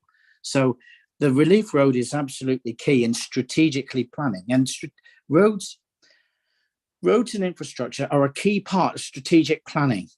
So let's just focus just on the number of houses. Let's focus on the other benefits that will come through a development that's going to enhance Axminster as a town. It's sat in a very good place at the far end of what I would say of East Devon, closely aligned to links to East Devon, obviously for obvious reasons, but also aligned to Taunton, and it looks towards Chard and Taunton in that way, as much as it does probably for some people as what it does for Exeter and the likes coming our way. So for me, I very much am supportive of the numbers coming forward. I don't think they're too high if they can fit in. But what is key is that what's got to come with it is the infrastructure to make it all work. And from that basis, I'm going to be very much supportive of this. But Chair, through you, were you advocating that we do it sort of? Are we sort of on an en bloc, or are you going to advocate going through site by site? Because like you, if we do site by site, we'll be here until next week. We did actually do a straw poll on Axminster last time. Yes, we did. I was just quite keen to hear arguments from those who are either ward members or very close to Axminster, because that's what I really want to capture this afternoon. Sure. I genuinely don't see how we go through each of the towns and take a vote on each site, but I agree. Let's see how it could. I mean, it's about the power now of people saying, I detest this site and here's why. We capture that, and that's part of the consultation as far as I'm concerned. Or we love this site, or there is the capacity for ward members to say, what about this site or these two sites or whatever. So all of that could happen in this exciting afternoon ahead. Now, I'm going to, at the request of DSOs, we had a meeting about this last week. In order to get through this, can I put a egg timer on, which is so for people who don't live in the town concerned or have a very close connection to it, can you manage 2-minute contributions? And then if you're a ward member or somebody very obviously close to the town, 3 minutes, if that's okay. See if we can manage that this afternoon. Right, over to Richard Lawrence, please. Councillor Lawrence. Thank you, Chair. You don't need an egg timer for me because this is very quick. I would just like a bit of clarification, and through you, it might be Ed Freeman can give it. The third item down, GHED 81, says that there's no preferred allocation for homes, although it's quite a large plot. But it says, given that securing a relief road is not considered to be a viable proposition. I don't quite understand that, because I thought the whole idea was that they put in a relief road when they started building the houses. But it says here it's not considered to be a viable proposition. Could somebody explain that to me? I think that's the history of the relief road, Richard, which is slightly shorter than the King James Bible, but it is a very long story. But what I can confirm is it is off the agenda at the moment completely. So when the report says it's non-viable, it is non-viable. There is no central government money made available for it. I think there was an attempt probably in about 2013-14 to secure that money, and it wasn't successful. So I think that's what that means. Okay, thank you very much for the clarification. Thank you, Chair. Thank you. Coming back to the Axminster posse, Councillor Hayward, please. That's an old hand, Chair. But I'm happy for these to go forward. I do echo what Councillor Lawrence has said. It's contrary to what we're trying to develop. On one hand, we're saying we can develop these because they'll enable and maintain a route for a relief road. But on the other hand, we know that no one's going to pay for it. The developers certainly are not going to pay for it without a huge intervention nationally at an infrastructure level. It's not going to be delivered. I suppose, again, I'm still irked by the fact that within this we're discussing 82, GHED 82, as it's been discounted as a housing site. It was never going to be a housing site. It seems a bit duplicitous because it was always going to be employment land. And suddenly, in a report, it's now saying, no, it can't be delivered because you're not going to get a relief road. That's not going to happen. So therefore, we've got to abort GH82. It was never included. So somehow it's this smoke and mirrors. It's been brought back into the mix to be then taken back out, but it was never going to be housing. It was always going to be an industrial commercial site. So unless the developer or the applicant at the outset was lying and it never intended it to be, in which case, why should we trust anything else they said throughout the whole planning process? This is where we come to. I feel Axminster's being played here, and that we're not getting a fair treatment effectively, and consultation will bear that out, I'm sure. But in essence, whilst I can't change my view, I can change my view because that's the whole point of this process. But if we're going to consult, let's consult and let's find out what people think about these. Yes, Axminster cannot remain an island. We need growth. Everyone here has accepted that, but it's growth backed up with infrastructure growth, with service growth. And I suppose the final comment I would say is we've seen 800 extra houses here over the last 10 years. 2 new housing estates built, in fact, 3 housing estates built. The traders haven't seen a great upsurge in their business. The world has changed. As the portfolio holder for economy, I know that more than anyone else. And so actually, just building houses isn't the panacea to all our ills. It's been proved. Apologies, I seem to have an alarm going off. Thank you very much indeed, Chair. Thank you, Councillor Hayward. I hope that's not bad news. So we come back to Councillor Andrew Moulding, please. I think for the last contribution on Axminster, please. Andrew. Yes, so Councillor Hayward is right regarding number 82. That is far more likely to be developed for employment use, and that's why it's there. And I don't know, as Councillor Hayward said, why it's there for housing. For Councillor Richard Lawrence's benefit, and why, in fact, the relief road has not been delivered, it was a simple matter that at one stage there was going to be a grant from the government of £15 million to deliver the relief road. But at the last minute, it appeared then that it was changed from a grant to a loan. And the developers, Persimmon Homes, weren't prepared to go forward with it on a loan basis. And so the government's offer was declined.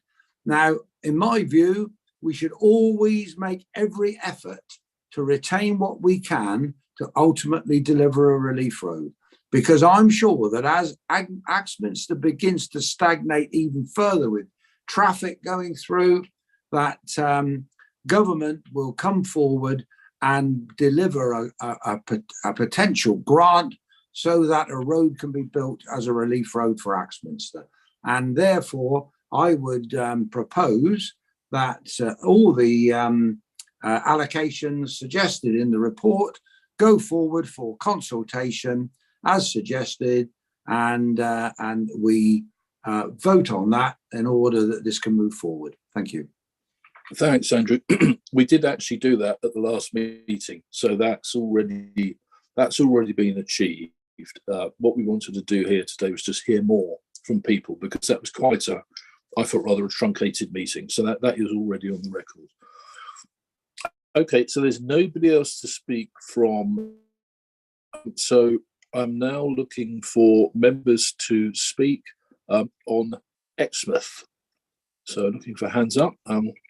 First of all, obviously, members from outside of the committee. So, Chair, can I just check?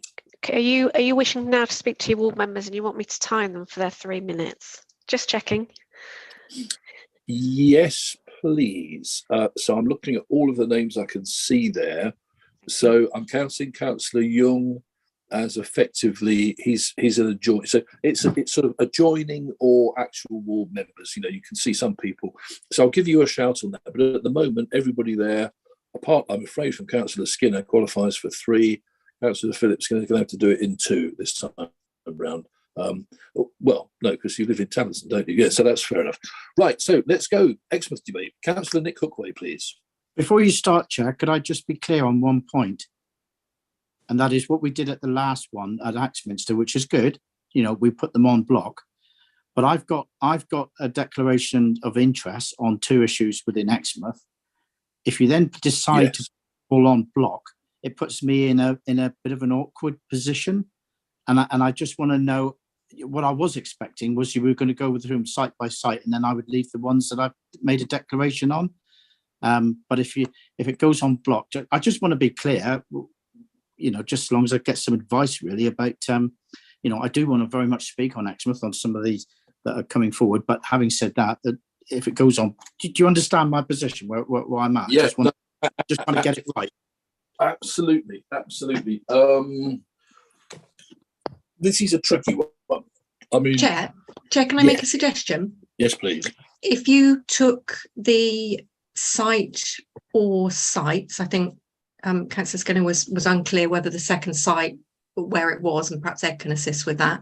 If you took that site first and Councillor Skinner vacated to the waiting room, could we then come back and take all the rest together? Does that solve the problem initially? That's a stroke of genius. So members then, if Councillor Skinner is kind enough to remind us which site or sites are the ones in question. And if anybody wants to talk to those particular sites, Well, I will, Chair.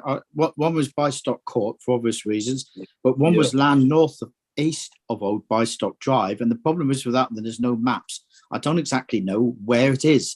So I declared an interest on the basis of just protecting my own interest, but I'm not really sure where it is. Whether I don't even know if I've got an interest in it or not. But I just thought I wasn't sure because there's no map with it, so I don't know where it is. Just northeast of Old Bystock Drive. Oh, Councillor Miller, I missed that point. Sorry. Well, as far as I can see, that site isn't going out to consultation because there's no preferred allocation or second best allocation for the land northeast of Old. If it's got a 0 next to it. 0. Yeah. Or Bystock Court, actually. They've both got no and is and well no has Bystock Court got a nil? No, it isn't. It's got a maximum yield on site of 10. So on that one, I think if you would take the advice of Anita, talk about Old Bystock Court now, and I'll go out and then come back. Is that good? We'll be about 55 minutes, Phil. Phil, if you let Councillor Skinner, if you let the DSOs put you out into the waiting room, because then they can manage bringing you back so you don't stay in the wilderness. I think actually, Chair, Councillor Dave is correct. Exmo 7 Bystock Court is not recommended for preferred allocation or potential second best choice. Oh, that one's 0 as well. So both of the interests are zeroed sites. Welcome back. Welcome back. Okay, as we were. This is why we pay Ed the big money, and indeed Ollie. Good point. Right. Okay, so Exmouth. So I'm going back to this sea of yellow hands, and I'm going in first with Councillor Nick Hookway, please. 3 minutes, please, if you can manage it. Thank you, Chair. I look forward to speaking for 3 minutes uninterrupted. I'm going to really have a go at all the sites that are in Littleham. The ones I'm particularly concerned about are those around the village. And I'm particularly concerned about Douglas Gardens 06. This particular site has raised concerns really since I was elected, and the reason is that the Mare Valley, which this site abuts, is a part of one of the valley parks that have been identified under the Exmouth Neighbourhood Plan and comes under policy EN3 of that plan. And of course the neighbourhood plan is now part of the local plan. So there has long been a desire to have a valley park that runs from the seafront up towards the pebble beds, and residents are very unhappy. I think that may well not be happening. I'm not convinced about the ecological statements. I believe that around the area of 06 there are trees, mature trees and hedgerows that should be preserved. I'm also concerned about the fact that this site 06 will give a very unpleasant view from the area of outstanding natural beauty, which is across the Mare Valley. However, my main concern about 06 is access. The access to this site is extremely poor indeed, and the developers are wishing to actually demolish a building in Douglas Avenue so that they can gain access to the site. I think that's a very perverse and short-sighted approach. And I do wonder why that wasn't thought about, access to the site when Plum Park was being developed, indeed. So on the opposite side, the Mare Valley Road, Mare Lane, is way too narrow to be developed and to be used for construction traffic. So it's really quite impossible. The site at 06 is also very steep, and this will have an impact upon the housing that is built there to make it more expensive. And I have heard comments from those in construction that the steepness of this site will have an impact upon how well they will be able to build there.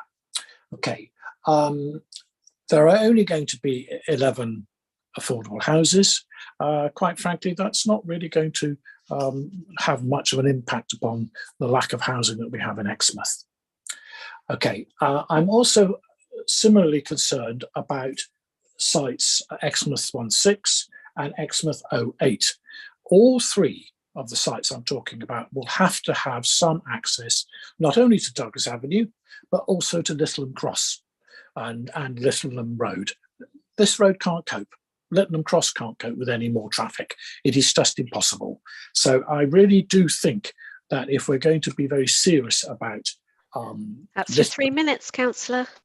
I'm very after that superb display, I'm going to arbitrarily put it up to 4 minutes for people who live in that settlement. So Nick, another minute if you can use it. Yes, please. So Littleham Cross can't cope. The other one which does concern me is Exmouth 17, which is going to be built in the AONB. I'm not happy about that at all. But there's also a proposal to put a road there. Now, I think that was a good thing if that links in with Sandy Bay. But the plan, the original proposal was that it would come down in Castle Lane, which would be before the bridge.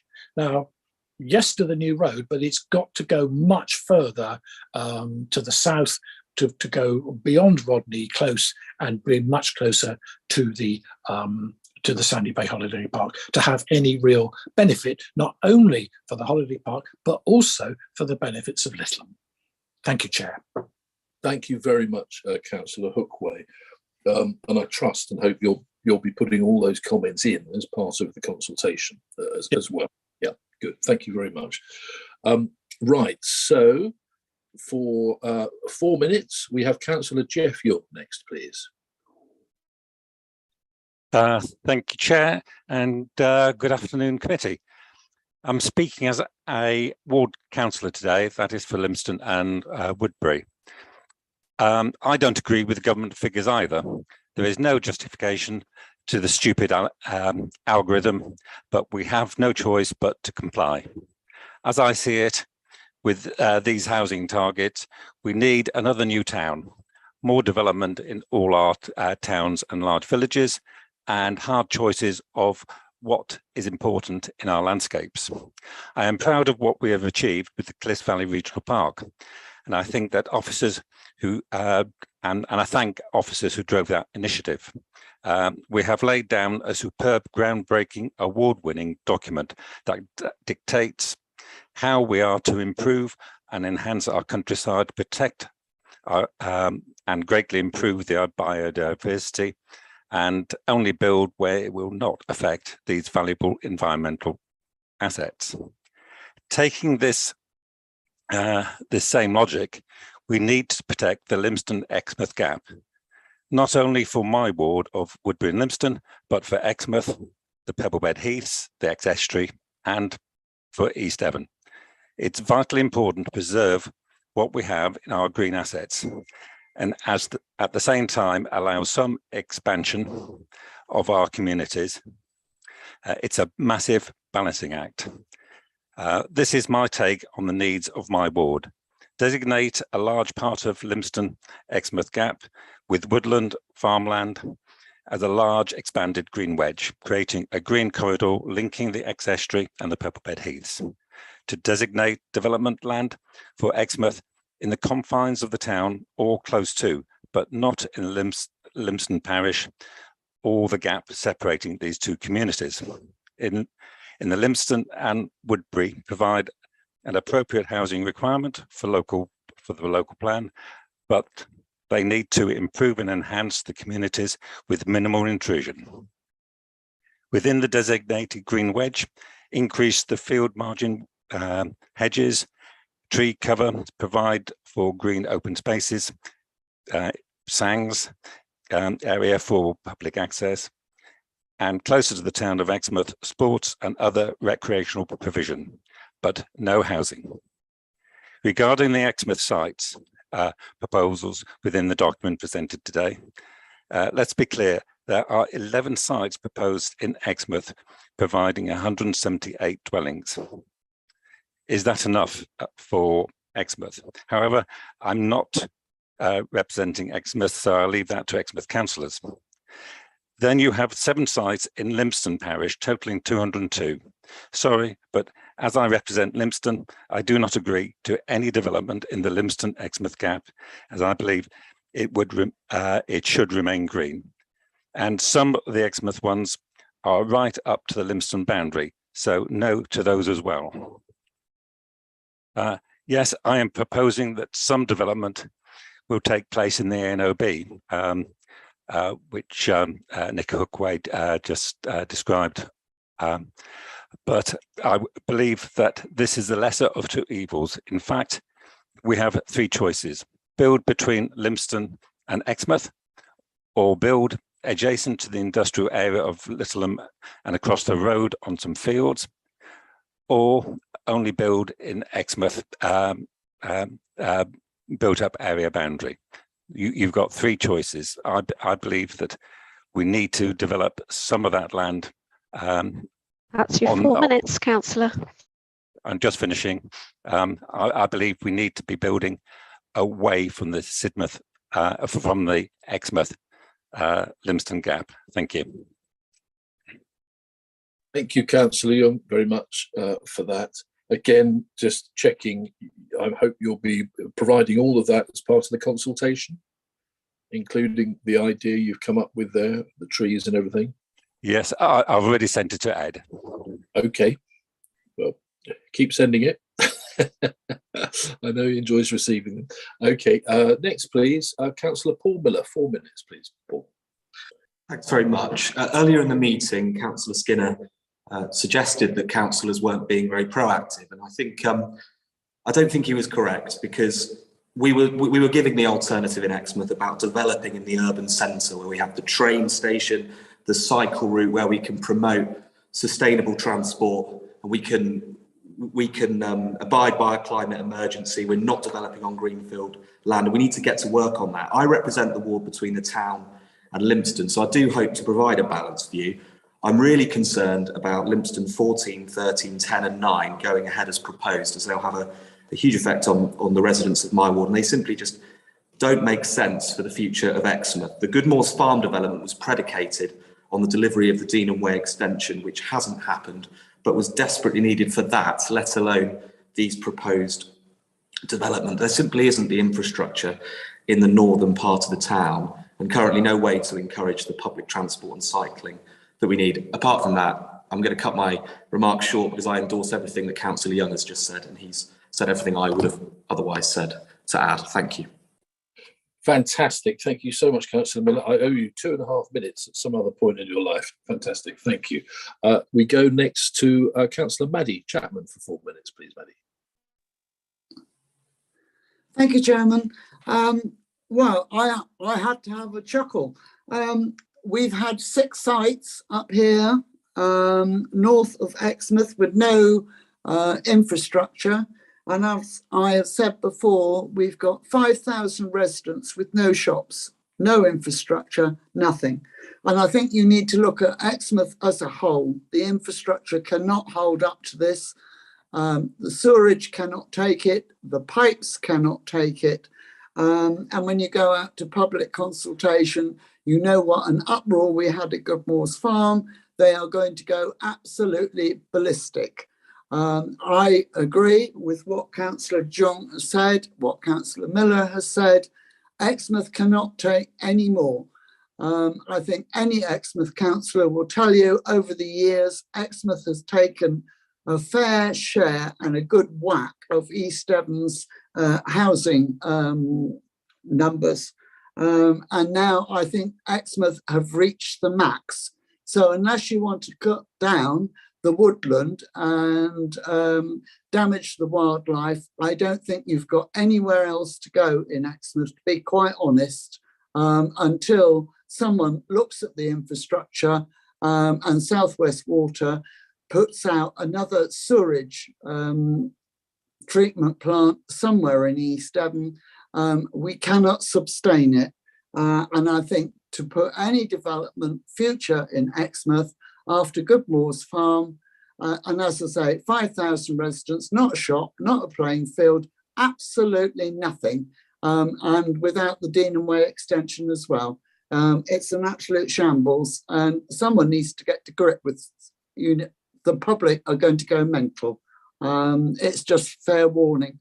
And I've got all I've got to say on it. Thank you. Thank you, Councillor Chapman.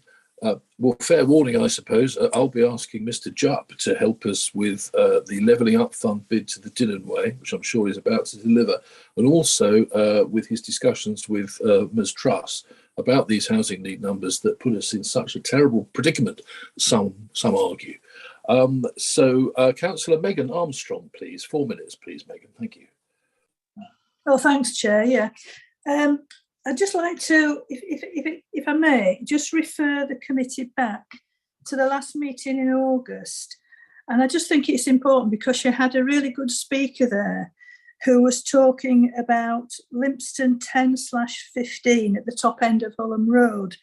And I guess that a month later, people may have forgotten perhaps what he said. So if I can just quickly highlight some of the points that he made, with which I agree. So he's saying it's the top end of Hulham Road, which is, as local councillors will know, it's quite a narrow road, quite a fast and dangerous road anyway. And it's the bit that Councillor Young has been talking about, I guess. It's the green bit between Exmouth and Littleham, so which I feel also should be preserved, that gap. So the distance from that development, the proposed development, is done as the crow flies and not down the available roads or footpath. So that the site is a very long way from almost all facilities. So that again is about infrastructure. There's no room for a footpath down Hulham Road without felling numerous TPO'd trees on the roadside. As I've said already, it's a narrow road, it's got speeding traffic, and it's quite dangerous now. So with a whole more load of houses up there on a narrow road, it just is not possible, I don't think. The Healer panel don't recommend this site, so what justification is there in putting this forward either as a preferred or a second choice site? And this site is just totally unsustainable. I'd just like to say that I agree with what Councillors Young has said, Miller and Maddie Chapman. I agree with all of that.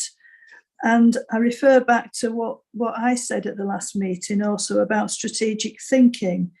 We talk about the new community being built in the Hill Barton area. And it's just, I just don't think it's been, as we've talked already today and in the last meeting, it just hasn't been thought through. And I just don't agree with that development there at all. We've talked about brownfield sites. You know, it's all on the edge of a town. It's moving out into the green wedges, and it's just not appropriate. It's just not appropriate. I'm just looking at my notes. Sorry about this, Chair.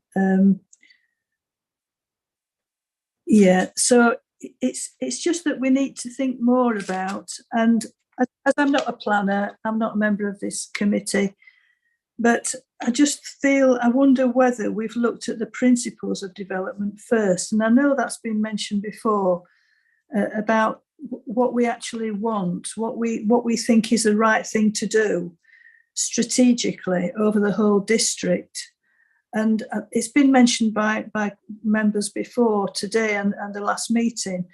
Has this been thought through properly as a whole strategic plan for the whole district?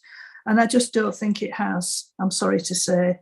I apologise to officers who work really hard to try and get this sorted, because it's not an easy job for them to do.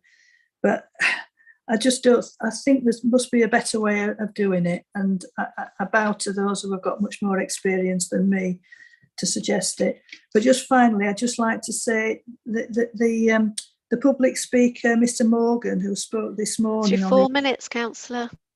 Just about the ancient woodlands, just briefly, I agree with what he said as well, because those sites are near ancient woodlands and we have to protect them.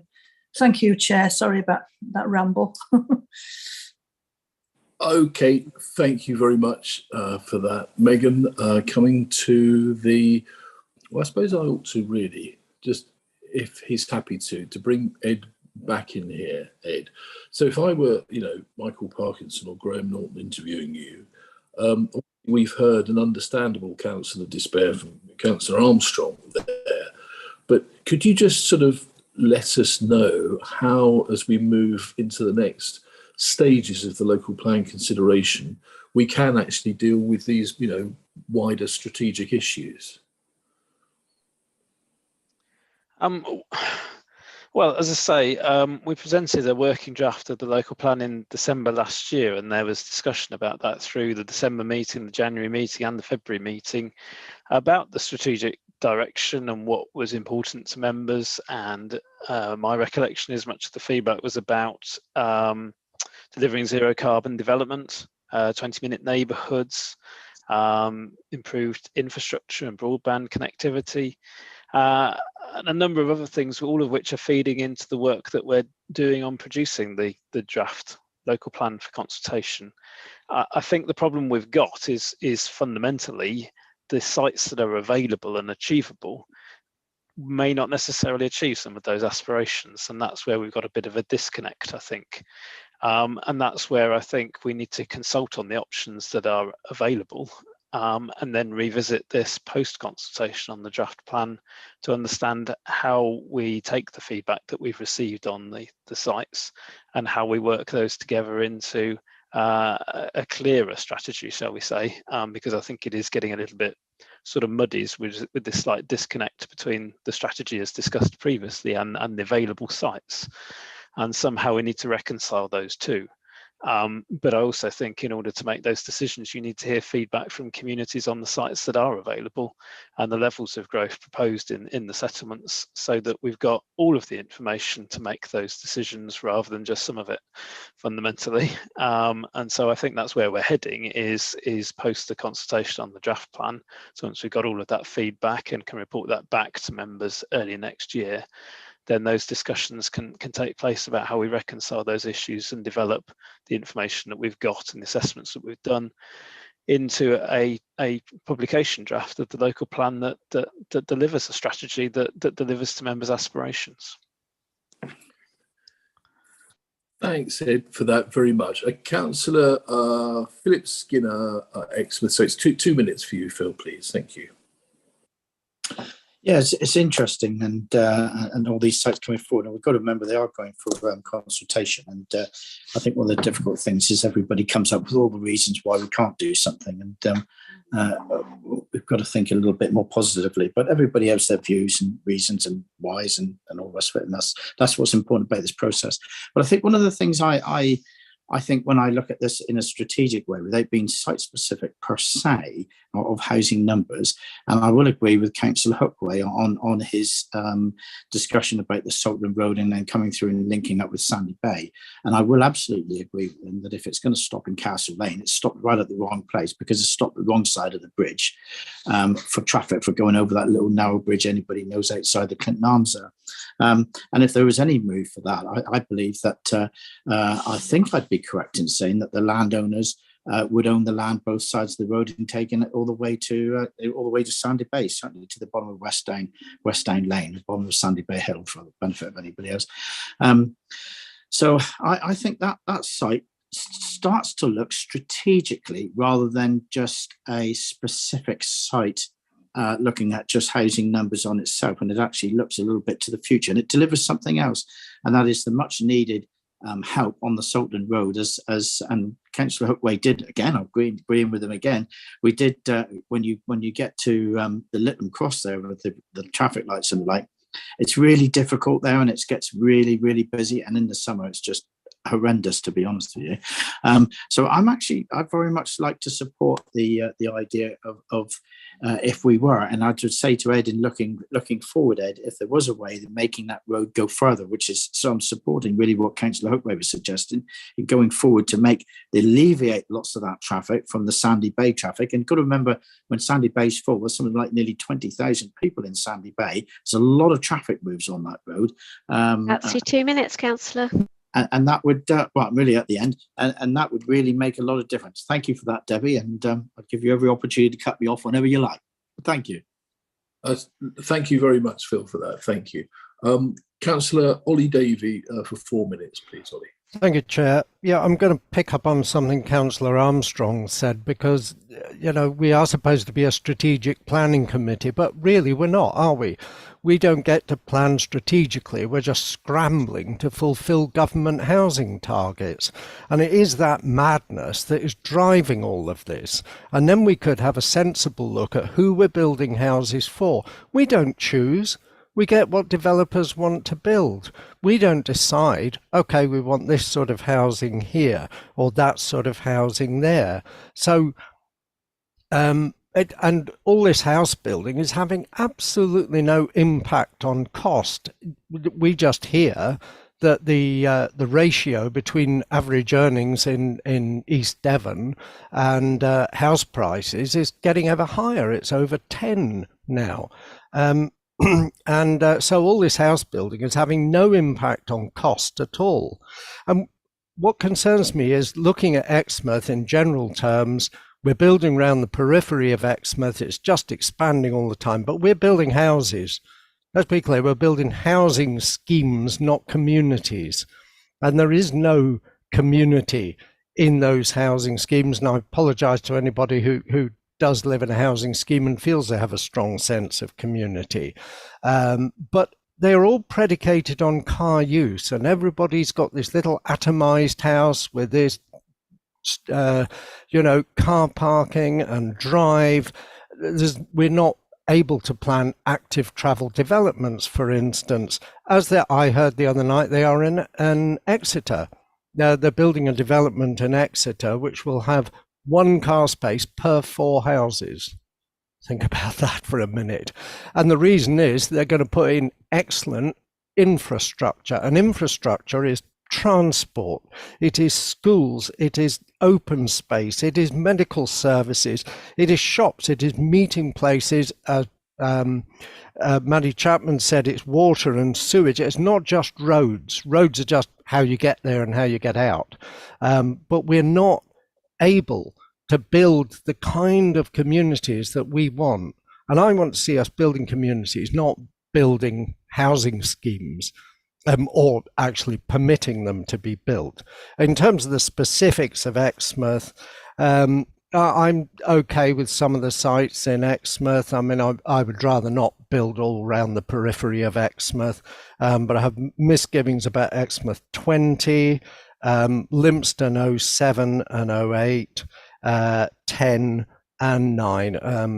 I'm very concerned about further development in those areas, and as Councillor Young said, also infill on the Green Wedge. Although I have to say that particular site just off Exeter Road is right next to a bus stop, and in terms of infrastructure, it's actually better served than some of the others.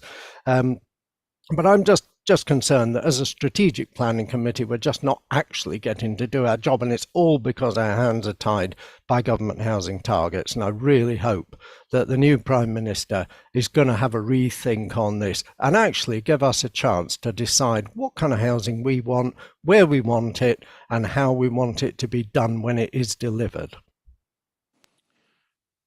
Thank you very much, Councillor Davey. You had, another 30 seconds probably. You said some more. No, enough said. So to reiterate, first of all, I imagine practically all of us agree with what Ollie has just said.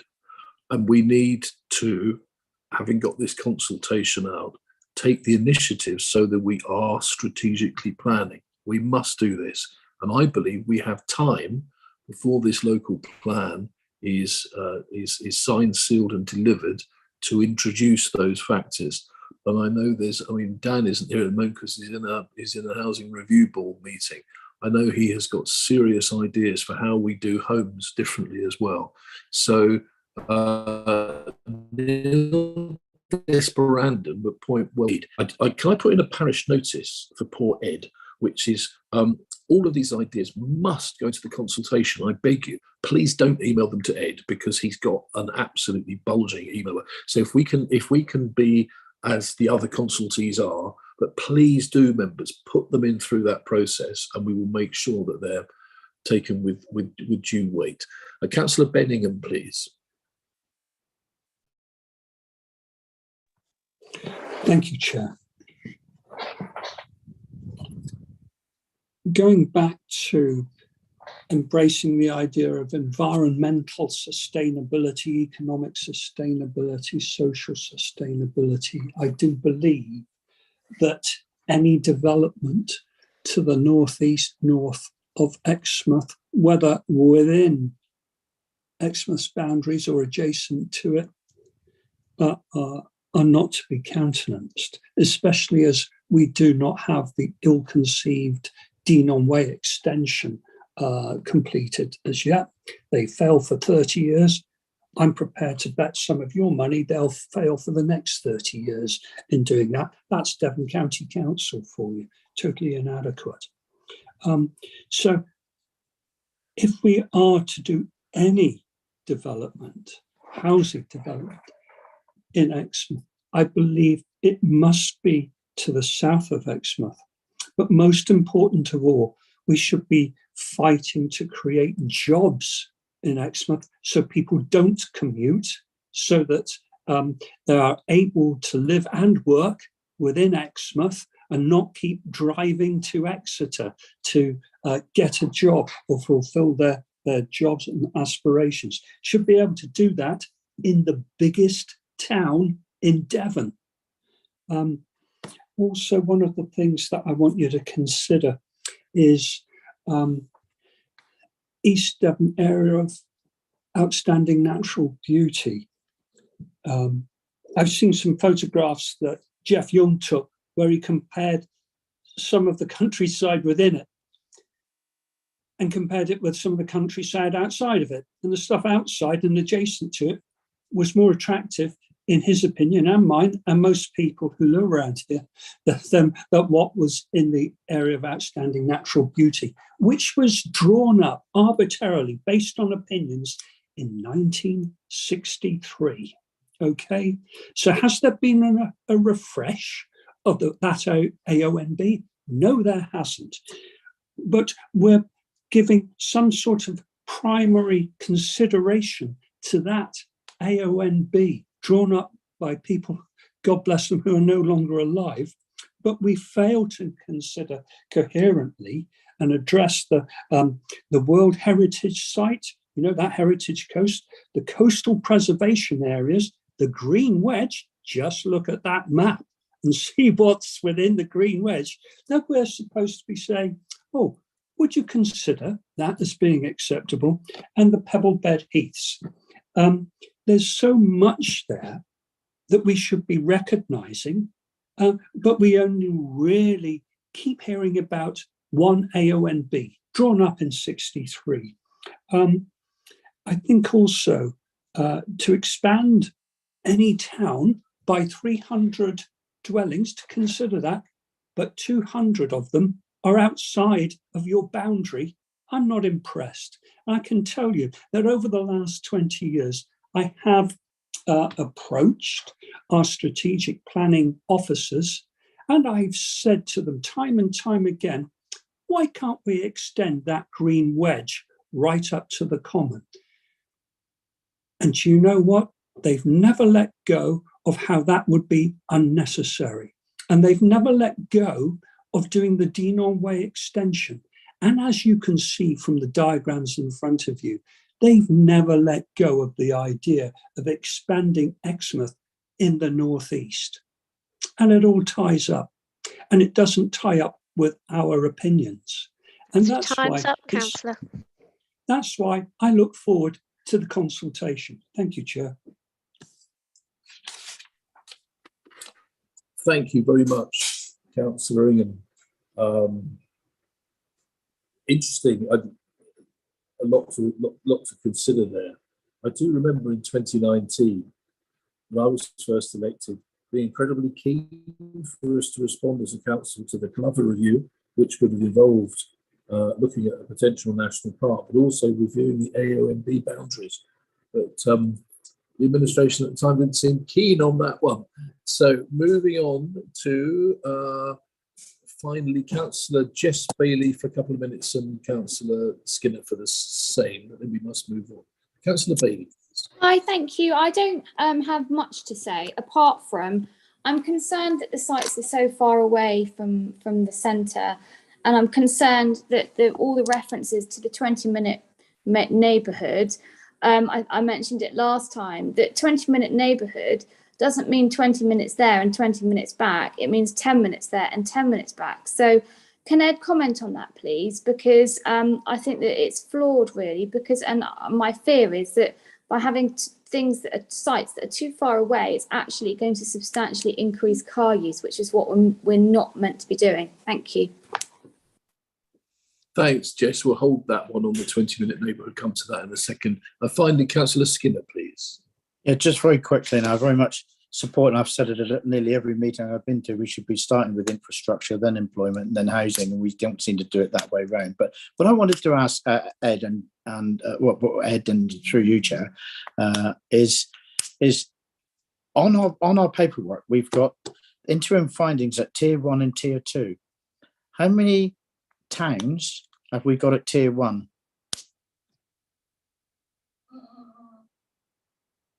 Well, I can tell you the answer. I know the answer, but I'll let Ed do it. It should be one town, and it's Exmouth, is it not? But yes, that's correct.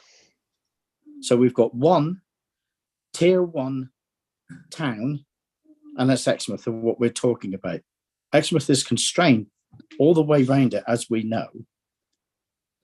And I've not really heard any member in any sort of positive way of any development whatsoever. If this was done on a judgment call on all these sites about whether we had any development at all, I think everybody would come up with a reason as to why not. We have to wake up and smell the coffee. Now, I understand that this is going to consultation and that they're going out. We have to, it doesn't mean to say all these sites are necessarily going to come through, but we have defined through our local plan process that Exmouth is a Tier 1, and we've only got one in the whole of the local plan process. So we'll need to get over this pretty damn quick, Chair, to be honest with you, as to how we're going to go. We know the constraints of the SSSI and Woodbury Common. We know the AONBs. We've got the seaside, the other side of it. Exmouth is relatively constrained fairly well anyway. And the one thing that was mentioned earlier and is really important, and I tried to deliver it all the time that I had any power to try to deliver, was employment space and stop the cars moving and try to keep them in Exmouth. I'm afraid on one or two That's occasions. your time up, Councillor. I failed miserably because we got housing on employment space, and that's why with Councillor Bailey's comments regarding building on brownfield sites, particularly in Exmouth, is something that I would not be supporting. Thank you. Okay, right, thank you. I'm afraid, members, we've timed out there. I am happy for 60 seconds from Megan and Paul, if you can promise to do it in 60 seconds, because we must move on to other settlements. If I go to Megan first, please. Yeah, quickly, just what Phil's just said. We have suggested two things. Paul Miller has suggested about the town centre. I would agree with the town centre. Several other councillors have. And also the new community, which several of us have mentioned, but they're not. It's not being taken up, and I don't know why. Is that because it's outside of Exmouth? I don't really know. But that would solve a lot of problems, wouldn't it, numbers-wise? That's all I want to say. Thank you, Chair. Yes, I think there was, on an earlier agenda item, Ed actually did explain quite a lot of the background to the new community as we're moving forward with that. So I don't think that's being ignored. Councillor Young as well. Councillor Miller, 60 seconds, please. I'm sorry, Chair, but we've said it so many times until we're blue in the face, and I resent our views being misrepresented by a member of this committee. We've said we're in favour of development in principle in Exmouth. We've said where we want it to be developed. We're not being negative, and it is. This can't be going. It's unfair to be Councillor Skinner to be targeting Exmouth members in the way he is. Cross-party, we are making positive suggestions, but we are worried about the infrastructure. And I just hope Councillor Skinner gets that into his head, because it's just unfair what he's saying. Thank you. Okay, thank you. Okay, so Councillor Young, finally, 60 seconds, and then we must move on. And we will move on. It'll be quicker than 60 seconds. The sites that I've put forward in Exmouth, although I'm not an Exmouth councillor, but next door, is 746. So there are some houses that I could see being developed in Exmouth. So thank you. Okay, thank you very much for all contributors, Exmouth members and others. We now move on to the next settlement on our agenda for consideration, which I believe is Honiton. Shout at me if I'm wrong, anybody? No, it is Honiton.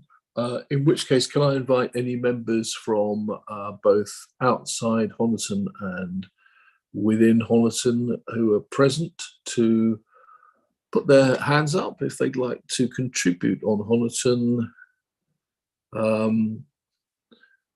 Going once, going twice. Okay, well, let's move on from that for now. Let us move on to, and I'm sure they can use that. Councillor Skinner, if you've got 1 minute on Honiton, but you know. Well, Honiton is a major town. It's a major town within East Devon. It actually sits absolutely bang smack in the middle of East Devon, and it's a very important town. But some of the sites that's going forward, I think there are some really good sites actually in Honiton, and Honiton's got some land that fits very well for employment space. But again, what Honiton will say is what's been said by one or two other members previously is, and certainly the letter that was written out earlier, is the higher numbers and ensuring that Honiton has the infrastructure to go with it. So I think really briefly, Chair, if we've got some infrastructure like all of our towns, we've got some infrastructure going with it, Honiton is a really good place for some expansion, but it can't just happen without some infrastructure going along with it to help it through, because it also has other constraints of issues around health and schooling and other issues as well.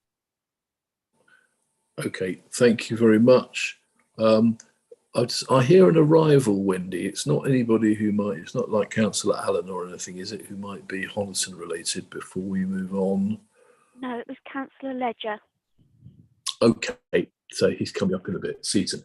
Thank you very much. Let's move on now to Ottery St Mary. I imagine a few people who wish to speak upon that. So I'm looking for yellow hands, please, on Ottery St Mary. I'm trying to, but I can't find the thing on this one. I've got you, Peter. Don't worry. I've got you after. I'll do Jeff and then Jess and then you. Debbie, I can see your hand up. Yeah, Chair, I've got a statement from Councillor Vicky Johns, but if you want to hear from others first, I can read that when you're ready. Thank you. Yes, let's wrap up with that. That would be good.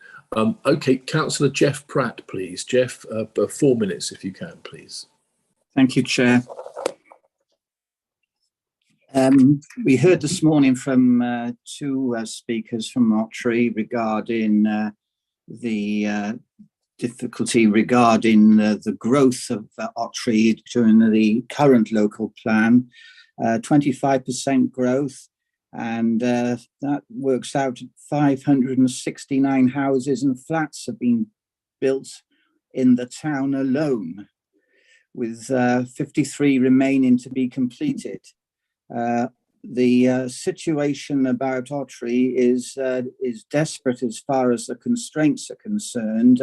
From the historical layout of the town centre and network of narrow lanes, it makes traffic, pedestrian and cycle access to facilities more difficult.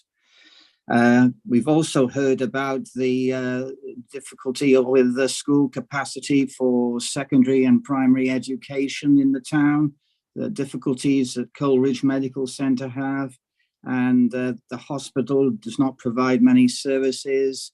There's no railway station. The bus service is poor and has been recently reduced. So all these constraints adversely affect all the sites which are under discussion today. Of the 5 preferred sites, I'd like to deal with 2 as time is limited. Number 01, Barrack Farm. That's a proposal for 70 dwellings and 1.25 hectares of employment land. On this site, a new roundabout would be required by Devon Highways, which will be visually sensitive, A landscape sensitivity impact will prevail due to views from East Hill AONB and distant views from the Otter Valley and West Hill. The lack of available places at the secondary and primary schools has already been mentioned. What is now green pasture land and hedgerows forming part of the Otter Valley would become a visible urban sprawl of rooftops. The site is outside the built-up area with the loss of Grade 3 agricultural land. Ottery St Mary and West Hill Neighbourhood Plan Policy NP4 provides settlement containment provisions and proposals for development of land to the south and west of Ottery and east and north of West Hill outside the built-up area and will not be permitted. All of the Barrack Farm site lies within this green wedge. It appears that the planning officers have completely ignored the provisions of the green wedge contained in the Ottery St Mary and West Hill Neighbourhood Plan. The employment land proposed for 1.25 hectares is not required in the town, as there are 3 additional vacant sites immediately adjacent to the existing Finnemore Industrial Estate, allocated for 2.2 hectares by Strategy 24 of the current local plan and supported by Policy NP 19 of the Neighbourhood Plan. Quite honestly, this is a site which we don't want. When I say we, that's the town council who made a decision on this at the extraordinary meeting of the council on last Tuesday. A lot of people in the town also supported the council on that decision. The second item which I want to mention is 09, land at Thorn Farm. Many of the members of this committee will remember this matter from their last application on this site. A new roundabout will be required again by Devon Highways, which will be visibly... That's your 4 minutes, councillor. ...visually sensitive. Again, the lack of secondary and primary education is not available. Development will be visible from far-reaching views from East Hill, AONB, and the Otter Valley. Steep slopes on the site were a concern for Devon County Council when presenting their last planning application. The site is outside the built-up area with a loss of Grade 3 agricultural land. Large parts of the site is allocated by Strategy 24 of the local plan for educational and community uses only, and this is supported by Policy NP 25 of the Neighbourhood Plan. In 2021, Devon County Council's planning application for Tipton St John Primary School and 150 houses on this site was refused by the council's planning committee by 11 votes to 2. A number of councillors were against the closure of a rural primary school located in Tipton St John Village. One Conservative councillor commented at committee, and which was reproduced in the press, stating if the school wasn't part of the scheme, the application would not even have been validated. Reasons given for refusal were houses on agricultural land outside the built-up area boundary in the countryside, the visibility of the site providing a harmful visual impact. Even Chris Rose was quoted in the local press as giving reasons for refusal. Outside the built-up area and visibility of the site from various viewpoints within the town and local area all weighed against the proposal. Why is this matter coming back before us? Is that my 4 minutes? That's your 5 minutes, actually, Jeff. But Oh, I'll I'm give you sorry. 30 seconds more if you promise to be 30 seconds more. Well, on both those matters, Paul, the situation is that I would want to refuse those two preferred matters. In fact, on all of them, I would like to refuse. There's 5 preferred matters and 1 second location, but the town council they decided unanimously against all of them. Okay, so I think I we're think going to you're hear. going to find there's going to be problems with all of these at Ottery. Absolutely, thank you. I am confident that everything you've said you'll put into the consultation process. That's absolutely critical. So please do, because this, as I keep saying, is not the last chance saloon on any of this. Right. So we have. I'll just mix it up a bit, shall we? Wendy, we do have the statement from Vicky Johns, I think, which I imagine is on behalf of. Is it on behalf of the town council or as her as a district councillor? As a district councillor. Yeah. Okay.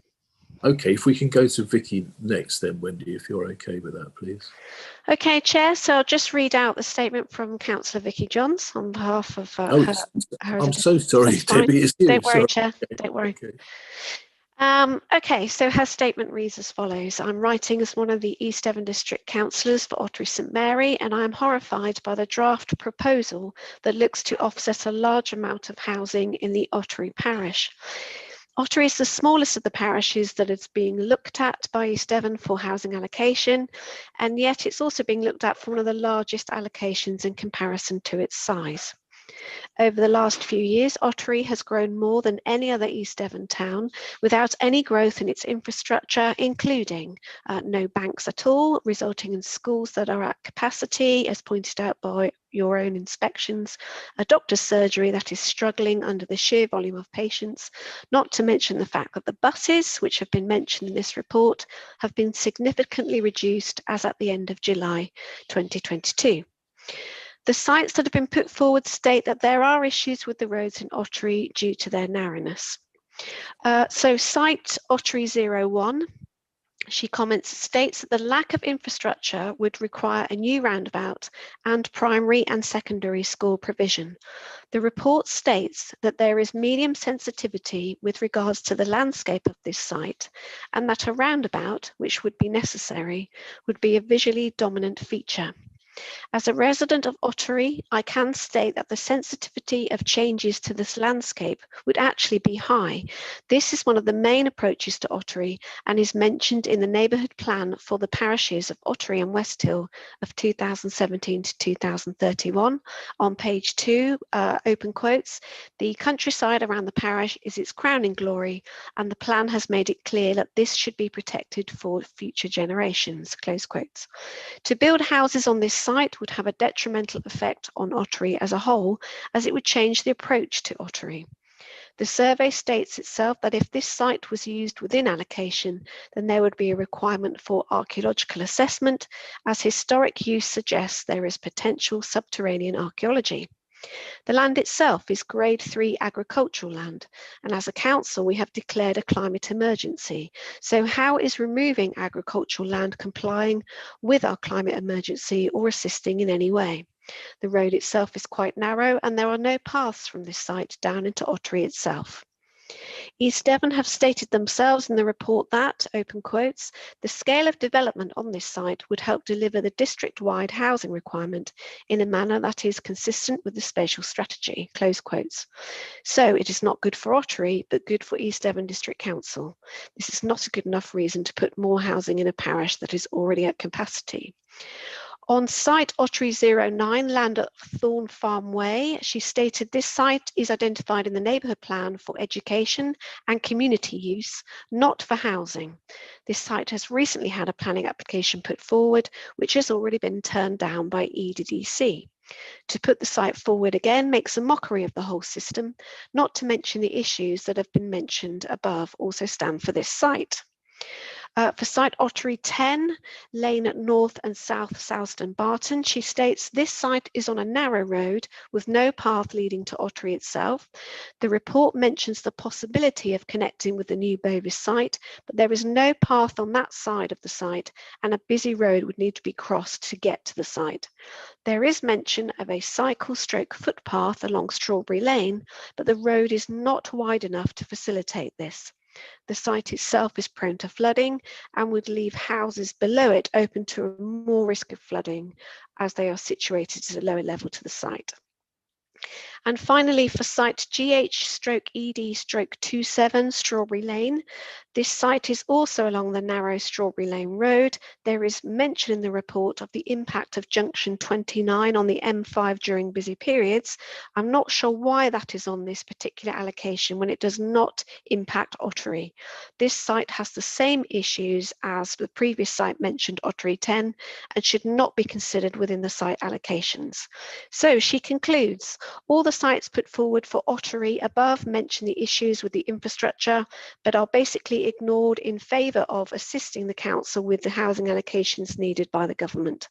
Ottery is the smallest town being put forward with very limited infrastructure. It is also the town that has seen the most growth percentage-wise and over the last few years, and cannot sustain any more housing of a significant size. I hope the committee take this point of view into account. So that's from Councillor Vicky Johns, Councillor for Ottery St Mary. Thank you, Chair. Thank you, Debbie, very much for that, and thank you to Councillor Johns for your contribution as well. Now, looking back into people in the Zoom, Councillor Jess Bailey, 5 minutes because I went to 5 for Jeff, please. Thank you very much. Thank you. I probably won't be 5 minutes, but yeah, I think it won't surprise you to know that I am really upset to see how many houses are potentially going to be allocated to Ottery St Mary. I can't do any more than reiterate my colleagues, Councillor Johns and Councillor Pratt, and it's just not right that Ottery yet again shares a disproportionate burden of housing, and it really is felt by the community. I mean, I knocked on hundreds of doors in the elections in 21, and this is probably one of the top concerns that people have, that their quality of life and their access to services is impacted on a very real basis by the pressures that untrammeled housing development brings. And I'm sorry, but I do not agree with Mr. Freeman when he says that Ottery doesn't have the constraints of other towns such as flooding and the AONB, because actually Ottery has flooded and some of these sites have flooded, and they are likely to cause other sites to flood, because the more you build houses, the more you increase the pressure on flooding. So I'm really strongly opposed to Ottery. It's more than accommodated its fair share of housing in recent years, and I just don't think that it's right. And I think that, you know, we had excellent speakers who I don't know who spoke this morning from Ottery, and they're absolutely right in everything that they said, and it needs to be resisted and it needs to be stopped, and we cannot go on accepting unlimited housing. And I don't agree with Mr. Freeman that it's a strategically sensible location. There's no train station, our roads are full, our doctor surgeries are at capacity, and actually recently wrote to the town council and myself in relation to the pressures that they're under. And I think it needs to stop. And I think, you know, the arbitrary housing targets, you know, we are at the sharp end of that, and it's not acceptable. And I understand that the pressures that this committee are under, but it doesn't make it palatable and it doesn't make it okay. So I really hope that there will be a significant rethink, and I'm certain that there will be considerable outrage when this goes out to consultation. Thank you. Yes, I think we all expect a heated post bag, as they used to say. Right, very good. Thank you for that, Councillor Bailey. No, Councillor Lawrence, Ottery.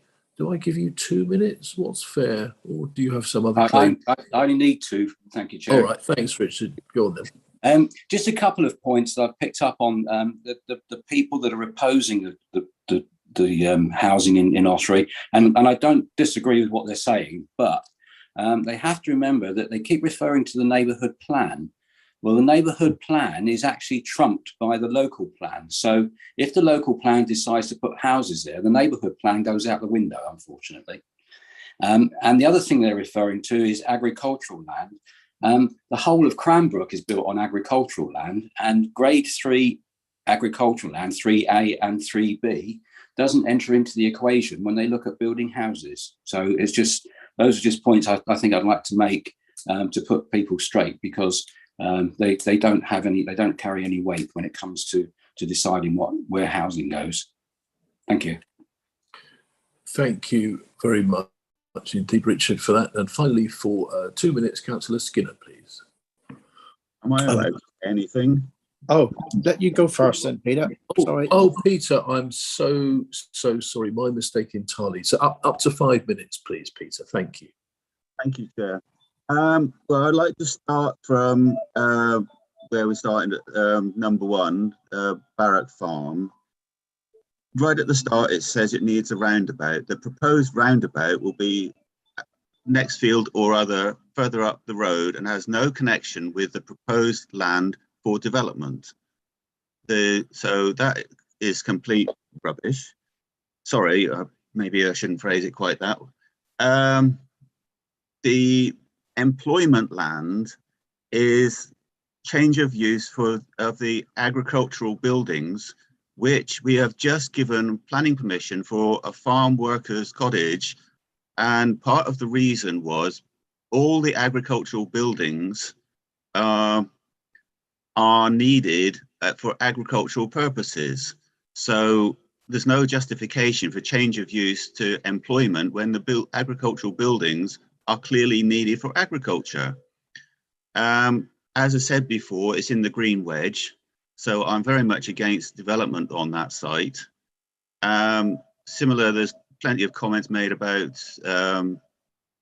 Thorn Farm site immediately north of the Exeter Road. I'd like to make more comment about Strawberry Lane and Slade Road, because there's real highways issues getting in and out of those places. There's busy enough traffic already. Increased housing on Strawberry Lane will make traffic heavier with no pedestrian access along that road. It's dangerous enough as it is. It's going to make things worse. Similar with Slade Road, which it feeds quite a number of business up Slade Road. The abattoir, there's a nursery, there's a camera dealer, there's a farm shop, there's a holiday complex up there. So they got heavy traffic going up and down that road as it is.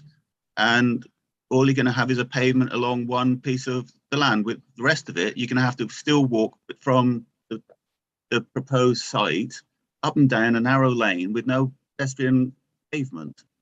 I really think on that side of infrastructure is totally inadequate. And on top of that, we've been having all these problems with sewage. And one thing, a slight aside sort of thing, I would like to suggest we have blue flags on beaches for when they're wonderful. We've got red flags on beaches for when they're dangerous because of currents. We've got red and yellow flags when it's safe-ish. Well, can we have a brown flag for telling people if you go in the sea, you'll be swimming in excrement? Because I really think people need to know that. And I'd also like to propose we send a chocolate cake in the shape of a turd to number 10 Downing Street to get across the message that we want our infrastructure. That's the faithful. You are. Can I just help you here by saying you've deviated from the agenda? But thank you very much for a remarkable 5 minutes. Councillor Bailey, please. Gosh, I don't think I can follow that. Yes, I just wanted to pick up on the green wedge, if I may. And thank you to Councillor Lawrence. Gosh, my mind's just kind of agog with pictures of chocolate cakes. No. Do you want a minute? Yes, I'll come back in a minute. Thank you. Councillor Skinner, you had your hand up. I don't think you'd like another minute there. Yeah, I couldn't follow as well. Anyway, I will do my best. I'm afraid I'm like Councillor Bailey. I'm thinking. I'm sorry. I'll pull myself together. Okay, I tell you what. I think Councillor Bailey and Councillor Skinner have probably made their full contribution for this afternoon. So I think if I may, Chair, I do know what I want to say. If I may, Oxley St Mary's is only 2 miles from me, so it's actually sorry, let me just, I can't see me writing there. Let me just clear myself.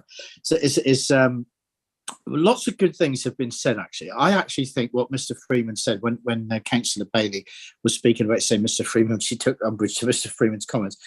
From a strategic planning perspective, Mr. Freeman is bang on the money. Out of all the towns that we've got, Ottery St Mary is not constrained on many fronts. The problem we have with Ottery St Mary, and I know it well, is we've got a good road in coming off the Daisy Mount roundabout, coming into Ottery St Mary from that side. The roads are reasonably good to Ottery St Mary. The issue we have with Ottery St Mary is its infrastructure. And Councillor Bailey was absolutely correct speaking about the Coleridge Medical Centre, which I am a member of myself, which I go to, and I know the constraints that they're under, and it is dreadful. So there are lots and lots of issues that are infrastructure issues. Don't start, please. So infrastructure issues that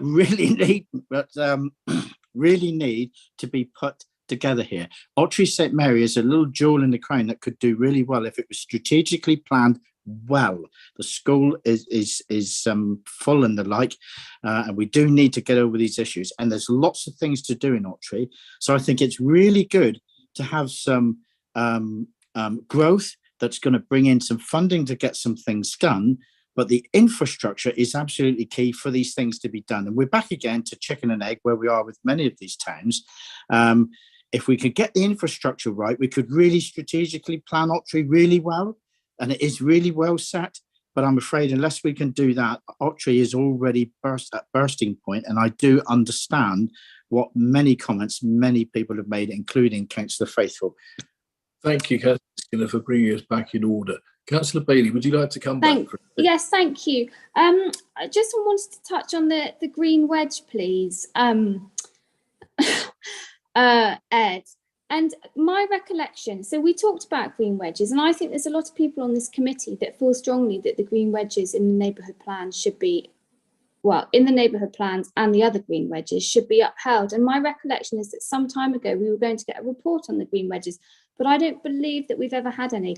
And I am concerned about the reference to, there were some comments in the Ottery site 01 about, it'll only encroach a little bit into the green wedge between West Hill and Ottery. And I think that, it's either a green wedge and protected, which is what it should be. So I don't really like a little bit of encroachment. So I'll just ask if Ed could come back, please, on where we are with that stuff on green wedges. But Councillor Faithful is right that our sewers are at capacity. So, that is a serious issue. And thank you very much, Chair. Thank you, Councillor Bailey. That's a good moment for us to just ask. That's the end of the speakers for Ottery St Mary. Ed, it would be very kind if you could just say something on the green wedge issue as asked by Councillor Bailey, please. Yes, certainly, Chair. I mean, yeah, we are working on reviewing the green wedge boundaries, and that's something we haven't brought to you to date, and we will need to bring to you in the near future for you to review that work. I would point out that the area between West Hill and Ottery St Mary is not technically a green wedge. It was called something else in the neighbourhood plan, if I recall, to avoid confusion with the green wedges that are allocated in the local plan. And obviously mindful of that, but as I said at the start of the meeting, our assessments have been based on sort of more absolute constraints rather than neighbourhood plan constraints, which we will need to pick up and consider through the consultation process. If I may, while I'm speaking, I just need to correct something that I think Councillor Lawrence said actually about best and most versatile agricultural land. It is actually categories 1, 2 and 3A that are best and most versatile agricultural land and protected under policy. So 3A is included, 3B isn't, just for clarity. Thank you, Chair. Thank you very much indeed for that, Ed, and thank you very much everybody for your contributions on Ottery St Mary, where I'm sure the consultation process expects some molten lava through the letterbox and bring it on. We have two more settlements towns that we're going to look at this afternoon. We've made good progress, so thank you for that. The next item is about Seaton, and I'd like to ask members who are either ward members for Seaton or have a close connection to it to put a yellow hand up in order to speak now about any of the issues regarding those sites in Seaton. And I've got Councillor Dan Ledger. Dan, please. You've got 5 minutes at most, please. Won't need anywhere near that, Chair. Just as an aside, Councillor Hartnell's just given his apologies to me. He would love to be here, but he's been dragged back to the shop, so he's unable to talk this afternoon. Just on the sites in general, I'm happy for it to go towards consultation and see what the general public believe. There's a lot of sites that are complete no-goes in Seaton. The ones that are allocated as preferred allocations at the moment, I just ask that they're correctly appraised, especially for surface level flooding. There's a lot of flood risk around the areas, and that's one of the key concerns of residents that they wish East Devon to look into. But other than that, I'll reserve my judgment for when we actually come to allocations. But thank you. Oh, sorry, Chair. One other thing I forgot to mention. In the Seaton, I believe, Seaton 05, there is a strong wish from the community to retain as much of from the previous local plan, the employment allocation from that. So it's working with the developers, and I know that this is already in as a planning application at the moment, but it's a strong wish of the community to see a larger allocation for employment in that area, reducing the amount of housing slightly, but there's an industrial estate around that area. We wish to see it expanded so that there isn't so much out commuting out Seaton. Thanks very much for that, Councillor Ledger. Would anybody like to speak on the subjects of Seaton? And thank you for offering Councillor Hartnell's apologies as well. In which case, again, a reminder to you, Councillor Ledger, please make a substantial contribution in the terms in which you've just spoken to the consultation. So all of this is recorded. I know the minutes will do their best today, but they can't capture everything. Inevitably, it can't be verbatim. So all members, please get your views in, and those of your town parish councils, residents and whatever. Okay, we now move on to Sidmouth. So if I can look, please, for contributions from anybody, ward members or otherwise, who would like to speak about Sidmouth. Good, thank you very much. Can I begin with Councillor Marianne Rickson, please? Up to 5 minutes, please, Marianne. Thank you. Thank you, Chair. Following on from Councillor Dent's contribution this morning, I'd just like to say that there are literally no high-ranking sites in the Sid Valley. All are either poor site, very poor site, or undeliverable. There are therefore no good options in the Sid Valley. When the planners looked at site 06, that's Two Bridges Road, they failed to mention in their findings policy 3 of the Sid Valley Neighbourhood Plan, which is to prevent coalescence. The policy in the plan states any development proposal within the Sidford-Sidbury non-coalescence area shown on map 9 will only be acceptable if it does not impact on the visual and physical separation of Sidford and Sidbury. Now, Mr. Freeman's response to the chair of Sidmouth Town Council Planning was that they have had regard to the separation, but have not felt that this issue in itself should rule the site out at this stage. As Councillor Dent has pointed out, the assessment work did take the neighbourhood plan into account with regard to Sidmouth site 14. Surely the same protection should be afforded to site 06 at Two Bridges Road, Sidford. Furthermore, both sites 14 and 06 are, quotes, located entirely within the AONB.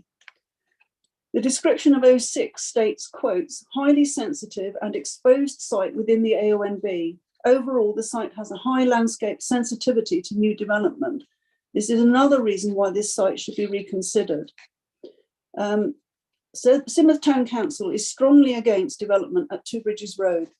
It's for 30 dwellings initially, but it would be 268 if the whole site was developed.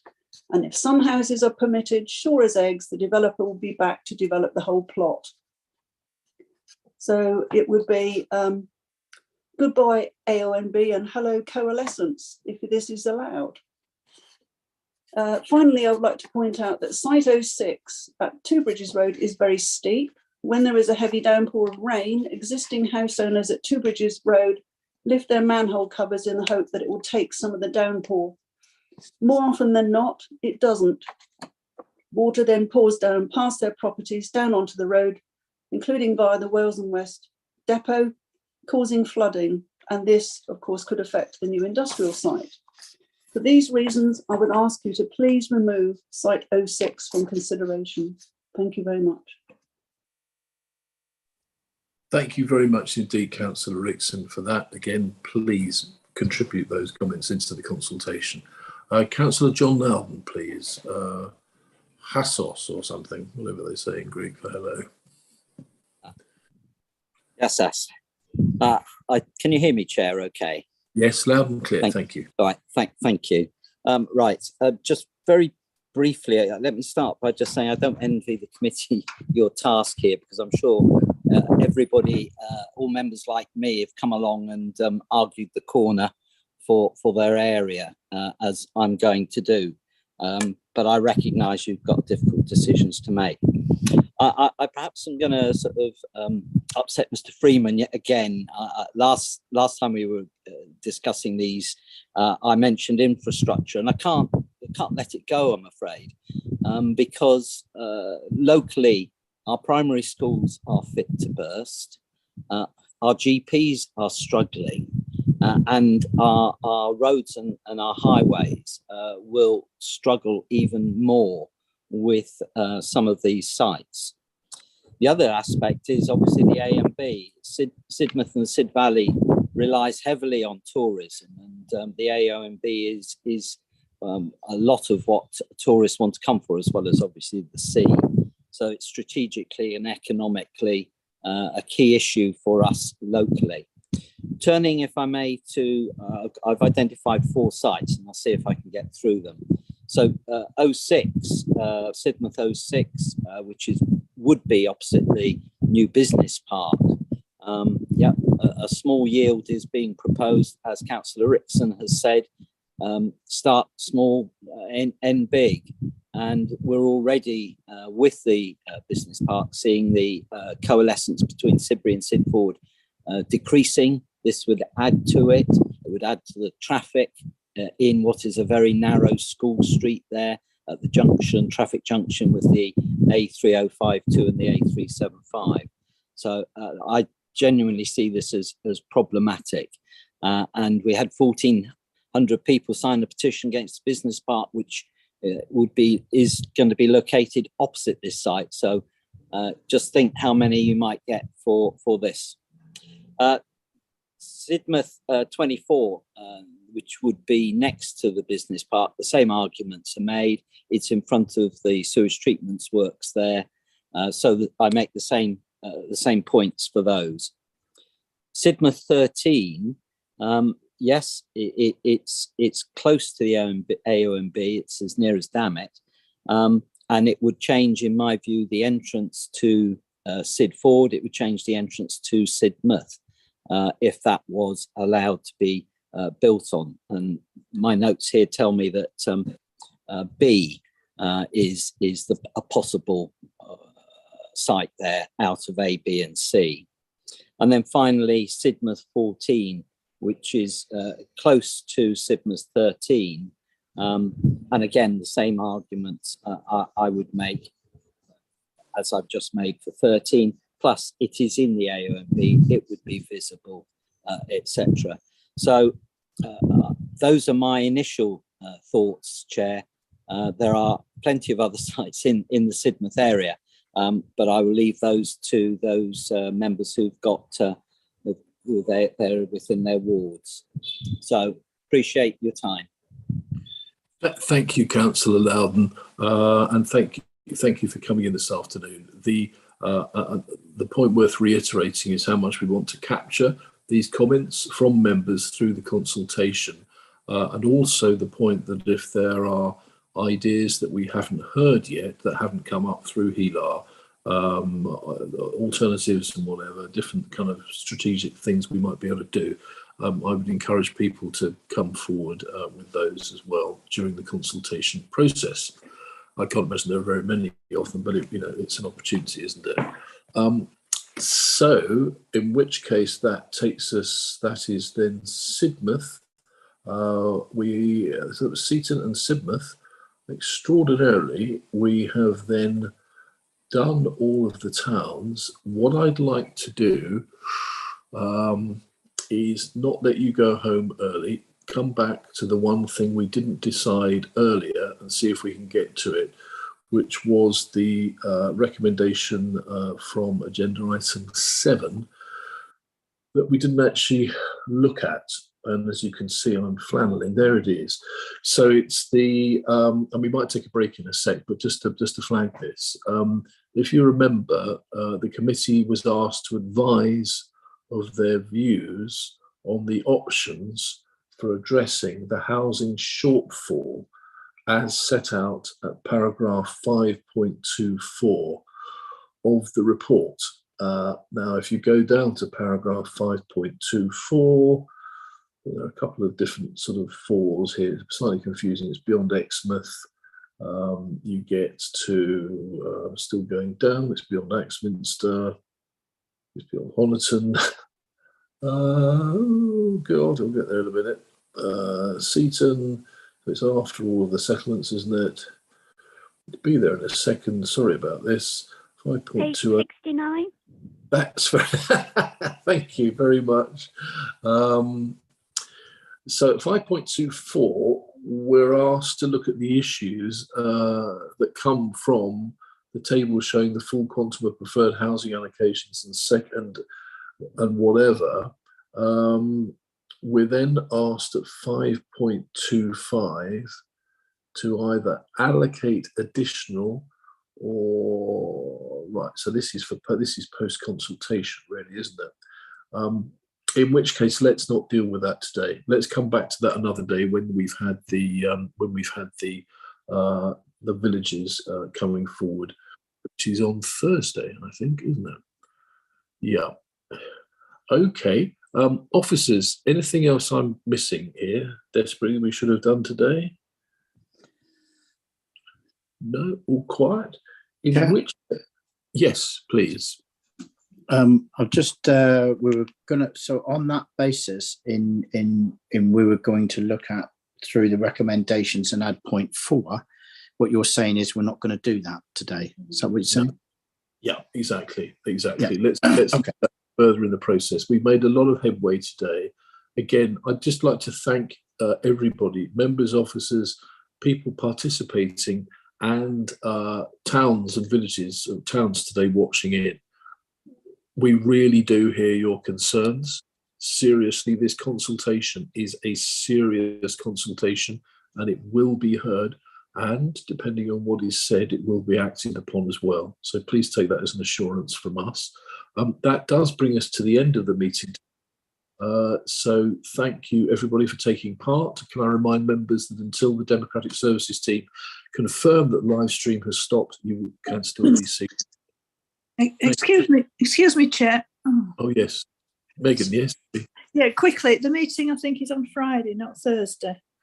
I'm glad you said that. I tried to turn up to next week's meeting earlier, actually, Megan. So okay, all over the shop. Thank you for that. Yeah, all right. Okay, yeah, good. All right, thank you, everybody. Goodbye.